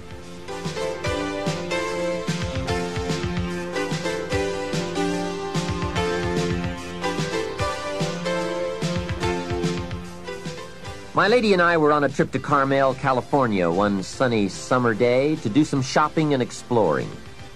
I stopped to have the car serviced at a gas station. This young man, about 18 or 19, I would guess, came bouncing out to the car with a big smile, and he said, "Can I help you?" I said, "Yes. A full tank of gas, please." Well, not only did he fill the tank with gas, he checked every tire, washed every window, even the moonroof, checked everything, and all the time he was working, he was whistling and singing. My lady and I couldn't believe all the service and his obvious happiness. The young man brought me the bill, and as I was signing it, I said, "Hey, you really have taken good care of us. I appreciate it." And he said, "I really enjoy working. It's fun for me. I get to meet nice people like you." We couldn't believe it. This kid was something else. I said, "My lady and I are going to Carmel, and we want to drink one of those $2 milkshakes on the way up there. Where is the nearest Baskin-Robbins?" He said, "That's a great idea. Baskin-Robbins is just a few blocks away." And he told us where to find it. And he said, "Don't park out front. Park around to the side so your car won't get hit." What a kid. So we drove to Baskin-Robbins, walked in, and checked the flavor board, and ordered milkshakes. However, instead of ordering 2 milkshakes, we ordered 3. Then we drove back to the station. The young kid dashes out to the car again and says, "Hey, I see you got your milkshakes." I said, "Yes, and this one is for you." When I offered it to him through the window, he couldn't believe it. He said, "For me?" I said, "Sure. With all the fantastic service you gave us, I couldn't leave you out of the milkshake deal." He said, "Wow, no one has ever bought me a milkshake." I said, "That's probably true. Have a nice day." Then I buzzed up the window and we drove away. When I looked in the rearview mirror, there he was, holding that milkshake, a big surprised smile on his face. Now, what did that cost me? Only $2. Hey, I've enjoyed and shared the memory of that experience 100 times. For just $2. Remember, it's not the amount that counts. It's the style. That same day, I guess I was feeling extra creative. When my lady and I got to Carmel, I drove straight to the flower shop. We walked inside, and I said to the florist, "I need a long-stem red rose for my lady to carry while we go shopping around Carmel." She was some impressed. The florist said, "Well, we sell them by the dozen." I said, "I don't need a dozen. I just need one." He said, "That'll cost you a couple of dollars for just one." I said, "Wonderful. There's nothing worse than a cheap rose." I selected the rose, handed it to my lady, and said, "Here, carry this while we stroll around town." She was impressed. And the cost? $2. Just $2. A couple of hours later, we were having some refreshments, and my lady looked across the table and said, "Jim, I just thought of something." I said, "What's that?" She said, "I think I'm the only lady in Carmel today carrying a rose." I said, "That's probably true." For $2, can you imagine $2? Remember, it's not the amount. Hey, just 2 ideas and a total cost of $4 for unique experiences and sweet memories. Just 2 modest examples of how easy it is to put style in your life. Make sure you don't miss out. Don't miss anything you can enjoy. Be sure you live your life in style. Here's something else to think about. Did you ever hear where the expression tip came from? As in tipping the waiter or waitress in a restaurant. Mr. Schoaf taught me that it began as a symbol for the phrase, "to ensure promptness." Now, Schoaf said, if a tip is to ensure promptness, when should you give it? Answer, up front. See, I didn't know that. I said, no, you have lunch, and if you get good service, you leave a good tip. If you get lousy service, no tip. And he said to me, no, Mr. Rohn. Sophisticated people don't take a chance on good service.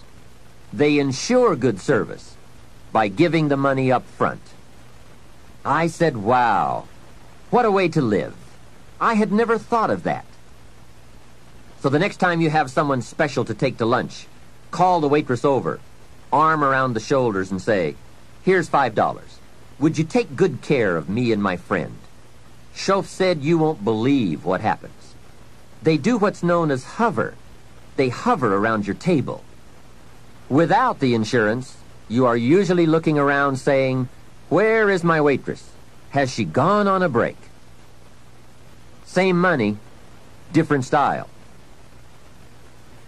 One last major point. Life in style is also life in balance.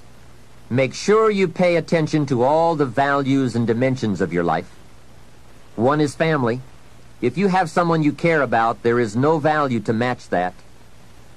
One person caring for another is life in the best of style and value. Protect it with a vengeance. If a chair gets in the way, I suggest you destroy the chair.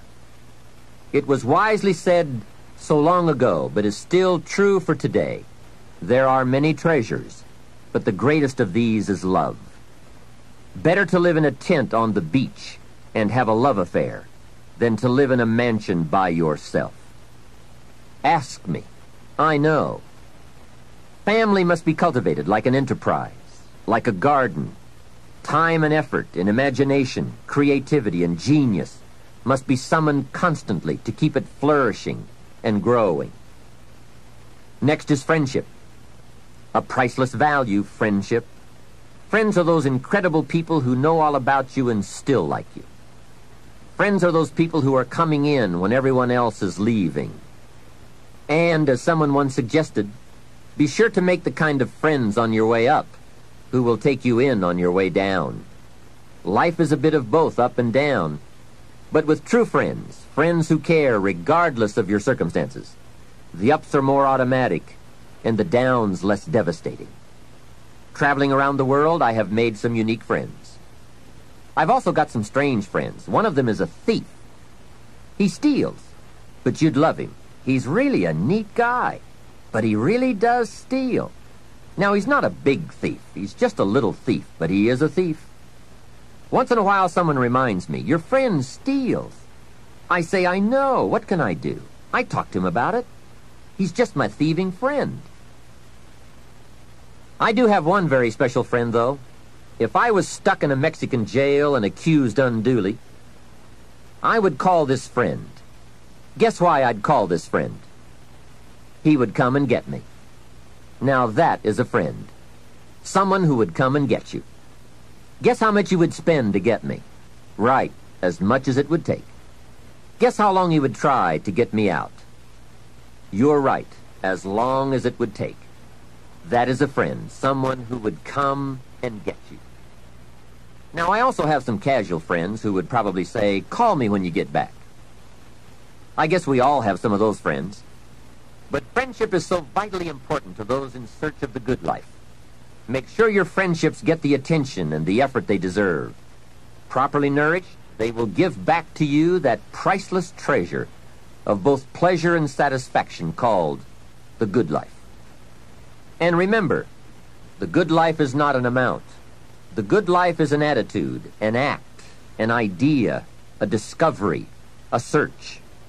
The good life comes from lifestyle that is fully developed, regardless of your bank account, so that it provides you with a constant sense of joy in living and fuels the fires of commitment to all of the disciplines and fundamentals that make life worthwhile.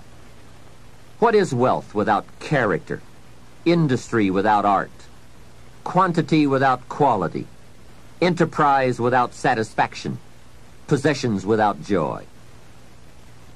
Become a person of culture, to add to the whole culture, for we are most certainly a product of all the values of our community and country. Become that person of unusual substance that brings an added measure of genius to the whole, so that our children and the children of many will be the beneficiaries of the treasure. There are three major parts to life change. First is knowledge, second is emotion, and third is action. When all three come together in a unique way, we call that the day that turns your life around. Hopefully, from all that you have heard in this album, it has added to your knowledge a blend of your experience, the experience of others, and now my experience. I hope I have brought you some wealth of knowledge. Now, here's the next important part, and that's emotions. Human emotions are powerful. They are so powerful that any one of them can have a dramatic effect on your life in a single day. However, make this careful note. Emotions are tricky. They can go either way on you. Emotions can build or destroy, weaken or strengthen, make or break. It all depends on how you use them. We call civilization the intelligent management of human emotion. That's it. The power, given an intelligent direction and objective, can accomplish spectacular things. The power, the feelings, those surges of heart and soul. What are they? What can they do? Well, here are some. First, disgust. Disgust is a powerful emotion. Disgust says, I have had it. Hey, that could be the day that turns your life around. That's what I said the day that little Girl Scout came to my door. I give her the big lie, she leaves, and I say to myself, I don't want to live like this anymore. I've had it with being broke. I've had it with being embarrassed. And I've had it with lying. What a day. A life-changing day. The day when you've had it. And whether it's something major or something small, the day you can say enough is enough, that could be the life-changing day. The man has finally had it with being a loser. He's had it with mediocrity. He's had it with those awful sick feelings inside, knowing his wife is at the grocery store looking at 2 cans of beans, one marked 69 cents and one marked 67 cents. The man knows his wife is going to buy the 67-cent can, and she doesn't even like the brand. Know why she's going to buy the 67-cent can? To save 2 cents. The man sick inside says, I've had it with being on my knees in the dust looking for pennies. We are not living like this anymore. Look out. That's the day.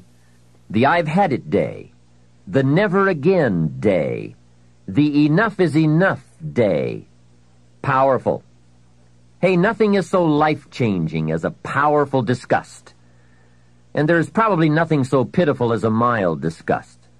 The man says, I kind of think I've had it. How sad. Not powerful enough for life change. Now here's the second emotion, decision. Decision-making is emotional. Those knots in the pit of your stomach, waking up in the middle of the night, lying there in a cold sweat, trying to decide. We sometimes call it inner civil war, conflict, battle of the mind, heart, and soul. It's emotional. It's powerful and critical. It sets the course or blinds the course. It sets the mind or leaves us helpless, drifting, not being able to make up our mind. Well, for progress, we must decide. Come to grips with the surges, the tides, the conflicts. The best advice I can give you is, if it's easy, do it easy. If it's hard, do it hard. Just get it done. If after listening to this program you cleaned up a whole list of decisions, that might furnish enough inspiration for the next 10 years. And I might add, sometimes getting on with it is easier than deciding. Sometimes deciding is the toughest part. But once you have waded those waters, you can climb the mountain. Deciding is truly the day that turns your life around. Next is desire. Wanting to bad enough. And I don't know how to tell you to want to. You have to come up with that. There are 2 things, however, that I know about desire. First, it comes from inside, not outside.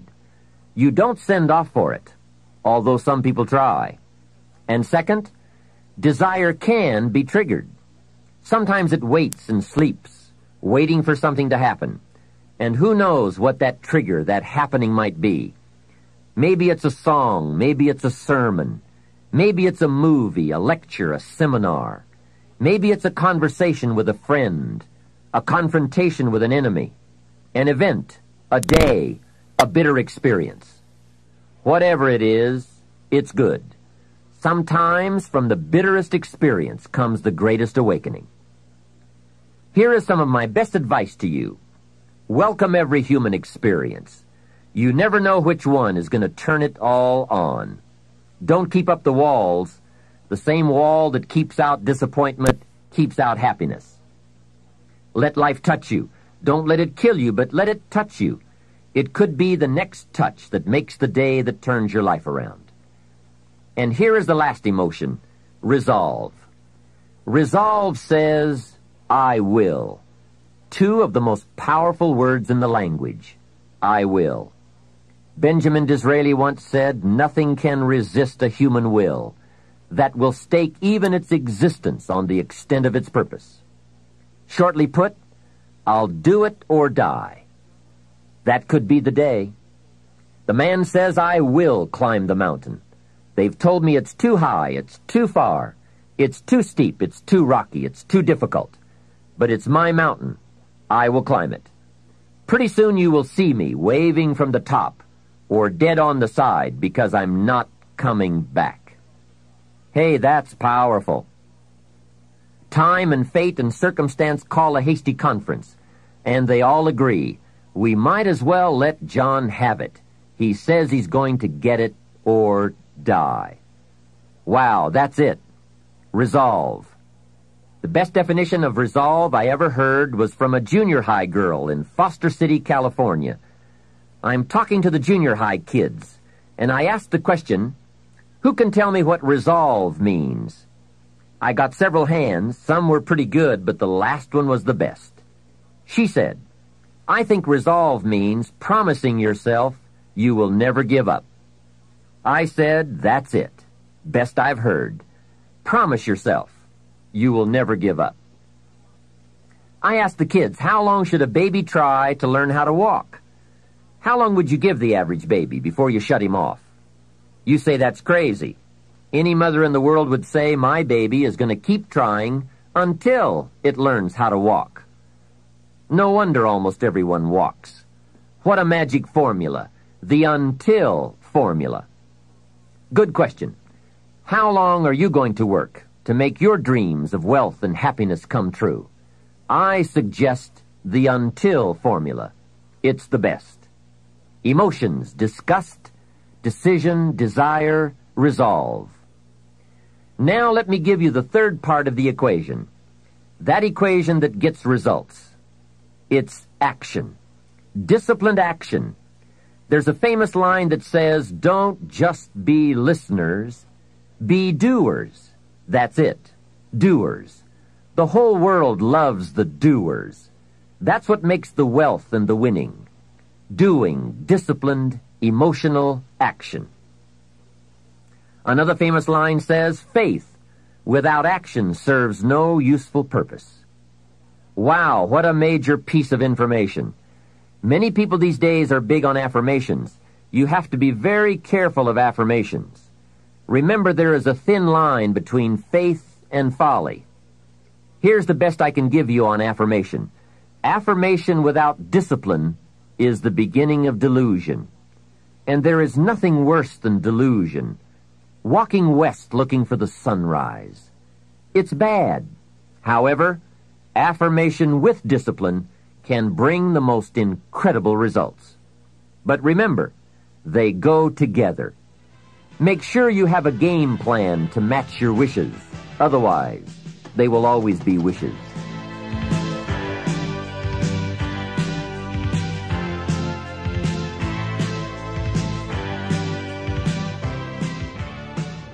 Now, in closing, I ask you to consider these 4 questions.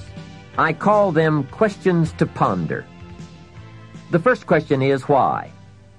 Why should you try? Kids often ask, why? It's a good question. Ask yourself, why get up that early? Why work that hard? Why read that many books? Why make that many friends? Why go that far? Why earn that much? Why give that much away? Why put yourself through all those disciplines? Why is an excellent question. The best answer I know to the question why is the second question to ponder. Why not? What else are you going to do with your life? Why not see how far you can go, how much you can earn, or read, or share? Why not see what you can become, or how far you can go? Why not? You have to stay here until you go. Why not? The third question goes a bit further. Why not you? Some people have done the most incredible things with a limited start. Why not you? Some people do so well they get to see it all. Why not you? Why not you watching the morning mist rise over the mountains of Scotland, soaking up history in London, or exploring the mysteries of Spain? Why not you having lunch in one of those neat little sidewalk cafes in Paris? There's nothing like a stroll through the Palace of Versailles. Someday you must gaze directly at the Mona Lisa. Why not you on a sailing schooner in the Caribbean? 2 weeks there and you lose all your cares. I can show you where to find the most exquisite seashells in Australia. I know where they are. Why not you? Why not you shopping on Fifth Avenue in New York City, staying at the Waldorf, or having sliced roast goose on a bed of apple strudel at Luchow's? Stop off and drink in an Arizona sunset. Take a quiet walk along the beach with that incredible feeling, knowing you are enjoying the result of a disciplined effort. Why not you, with an unusual awareness to the heartbeat of life? Why not you? The last question is the key to action. Why not now? Why postpone your better future any longer? Get at it today. Get some new books, make a new plan, set a new goal. Ask some new questions, lock onto a new resolve, make a new effort, and do it all now. Another thing is to ask for God's help, which may sound a little strange. This is not a religious program. My personal word would be that humans are unique, but we could all use a little extra help. Of course, it's a two-way street. I think God will do His part if we will do our part. During this program, we have talked about our part. There is a story about a man who took a rock pile and in 2 years turned it into a fabulous garden, and people came from everywhere to see it. One day a man came by, saw the garden, and thought it was fabulous, but he wanted to make sure the gardener did not take all the credit. He had this deep feeling inside that a lot of people leave God out. So he toured the garden and had a chance to meet the gardener. When he met him, he shook his hand and said, "Mr. Gardener, you and the good Lord together have made this beautiful garden." The gardener understood his message and his point, so he said, "I think that's true. If it was not for the sunshine and the rain, and the miracle of the seed and the soil and the seasons, there would be no garden at all. But," he said, "you know, you should have seen this place a couple of years ago when God had it all by Himself." I think that's true. We do play an important part in this challenge called making all we can out of all we have.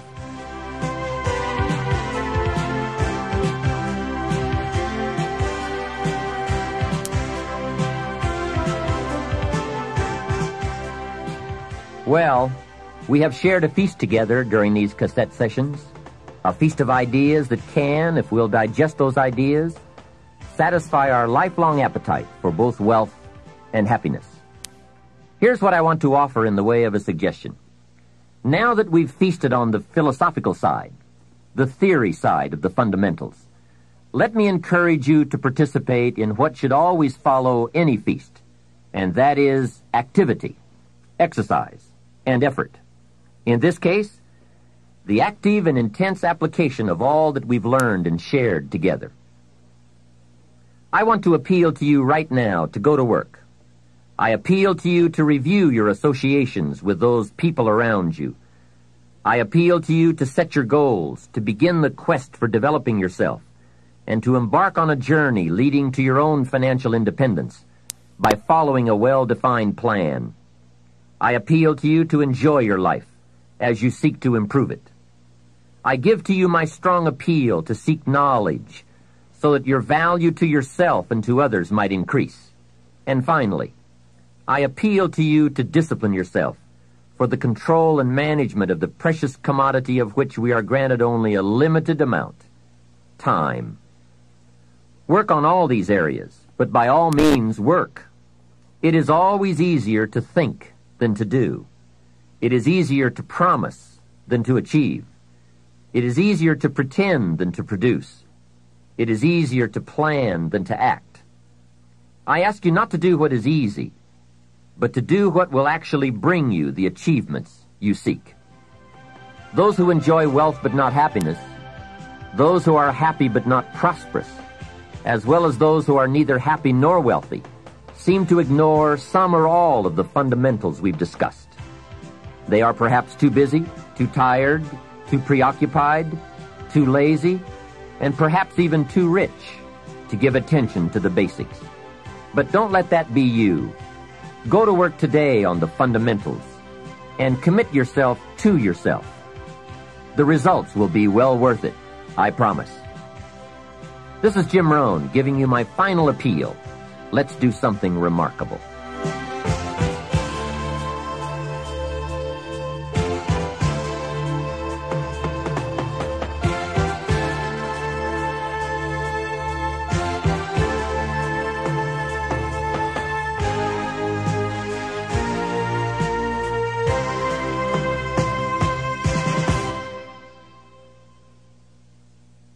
We know you've benefited from this remarkable program, Success Strategies, 7 Keys to Wealth and Happiness. We're confident that if you choose, your plan can help you make your dreams reality. This is just one of the many programs Nightingale Conant produces to help you reach your highest potential. For instance, listen to this excerpt from another of our dynamic products, Unlimited Power by Tony Robbins. Robbins discusses the power of neuro-linguistic programming and how we can all use our personal power to produce new behaviors and emotions. In this segment, he talks about how movie maker Steven Spielberg got his start by using his personal power. He's known he wanted to be involved with movies. He's had a love for movies since he was 13 years old. When he was 17 years old, he decided to go on the Universal Studios tour in California. And he went on the tram and got real bored real fast. He said, I want to see real movies. So he had a thing called personal what? So he got himself to take action. He snuck away from the tram, and he got down to the movie lot, and he actually stepped onto a filming and actually watched some filming going on. He wasn't supposed to be there. But he also had a tool called rapport. And he developed rapport with the director and started talking with this man. And this guy liked this moxie little kid, young kid, right, who seemed to have this real desire, and he loved the creativity and the intensity that he saw in this young man. And so he told him about what it was like to be a producer and a director, and told him it was the greatest career he could ever have, and he should do whatever it took to become one. And then finally the man said, okay, now it's time for you to go, and the security escorted him off the lot. Now for most people that would have been, God, what a neat story, huh? You're 17, you get to meet a real director, watch a real filming instead of just going on the tour. But see, once again, this man was totally committed to a dream. And so guess what? Using his personal what? Power, he took action. And the next day, he came up with a plan. He showed up at Universal's lot wearing this one suit that he owned and borrowed his dad's old briefcase, threw in there a candy bar and a couple sandwiches, and he walked by purposely, congruently past the guard and went, hey, how's it going, Harry? Of course, he got the guy's name by reading his name tag. But he was so congruent that Harry just went, oh, hi. And he walked right on by. So now he's in the lot where he now goes around meeting people, watching movies, learning, right? Knowing his outcome, taking action, getting some sensory acuting, learning what worked and what didn't work in movie making. And he went there every day after school and throughout the summer. So people began, the guard would say, Harry would say, hey, how's it going, Stephen? How are your movies coming? Hey, great, it's really fabulous. Right? He found himself an abandoned trailer. There are lots of them on Universal Studios lot. He found one, cleaned it out, got some plastic letters. On the outside he wrote, Steven Spielberg, director. People say, where's your office? He said, over there at, K9 and everything else. People come to his office. One day, finally, a director said to him, well, let's see one of your movies. So he pops out this Super 8 cartridge. He said, well, wait, we got to see a real movie. He said, you seem to know a lot about that. How did you learn so much about movies? Well, he spent 2 years or a year on the lot, right? Being there, developing acuity, developing and stuff, getting creative, letting his mind run, totally committed to his outcome. So finally he said, look, if you'll make a film and show it to us, a short film, he said, we may hire you. So he went out and convinced one of his friends who was in my seminar last week, and I told the story, and this guy got up and said, I financed that original film. It took $10,000, and Steven Spielberg made this little film about a group of teenagers that went from the desert and hitchhiked to California. And this guy financed it. It was amazing. Anyway, bottom line is, he showed at Universal Studios, and they hired him with a 7-year contract to make television programs. Not bad. Why was he there? Because he had this great gift. His great gift was commitment to an outcome. He'd do whatever it took. And out of his personal power, he took action until he found a way to make it work. That's where the power is. Commitment to practice what is important to you, to do whatever it takes, and not to accept less than you can be. Not to accept results that are less than you deserve or anyone that you support or represent. That's critical. If you'd like more information about unlimited power or any of Nightingale Conant's inspiring audio and video programs, call us toll-free at 1-800-323-5552. Thanks for listening, and come hear us again.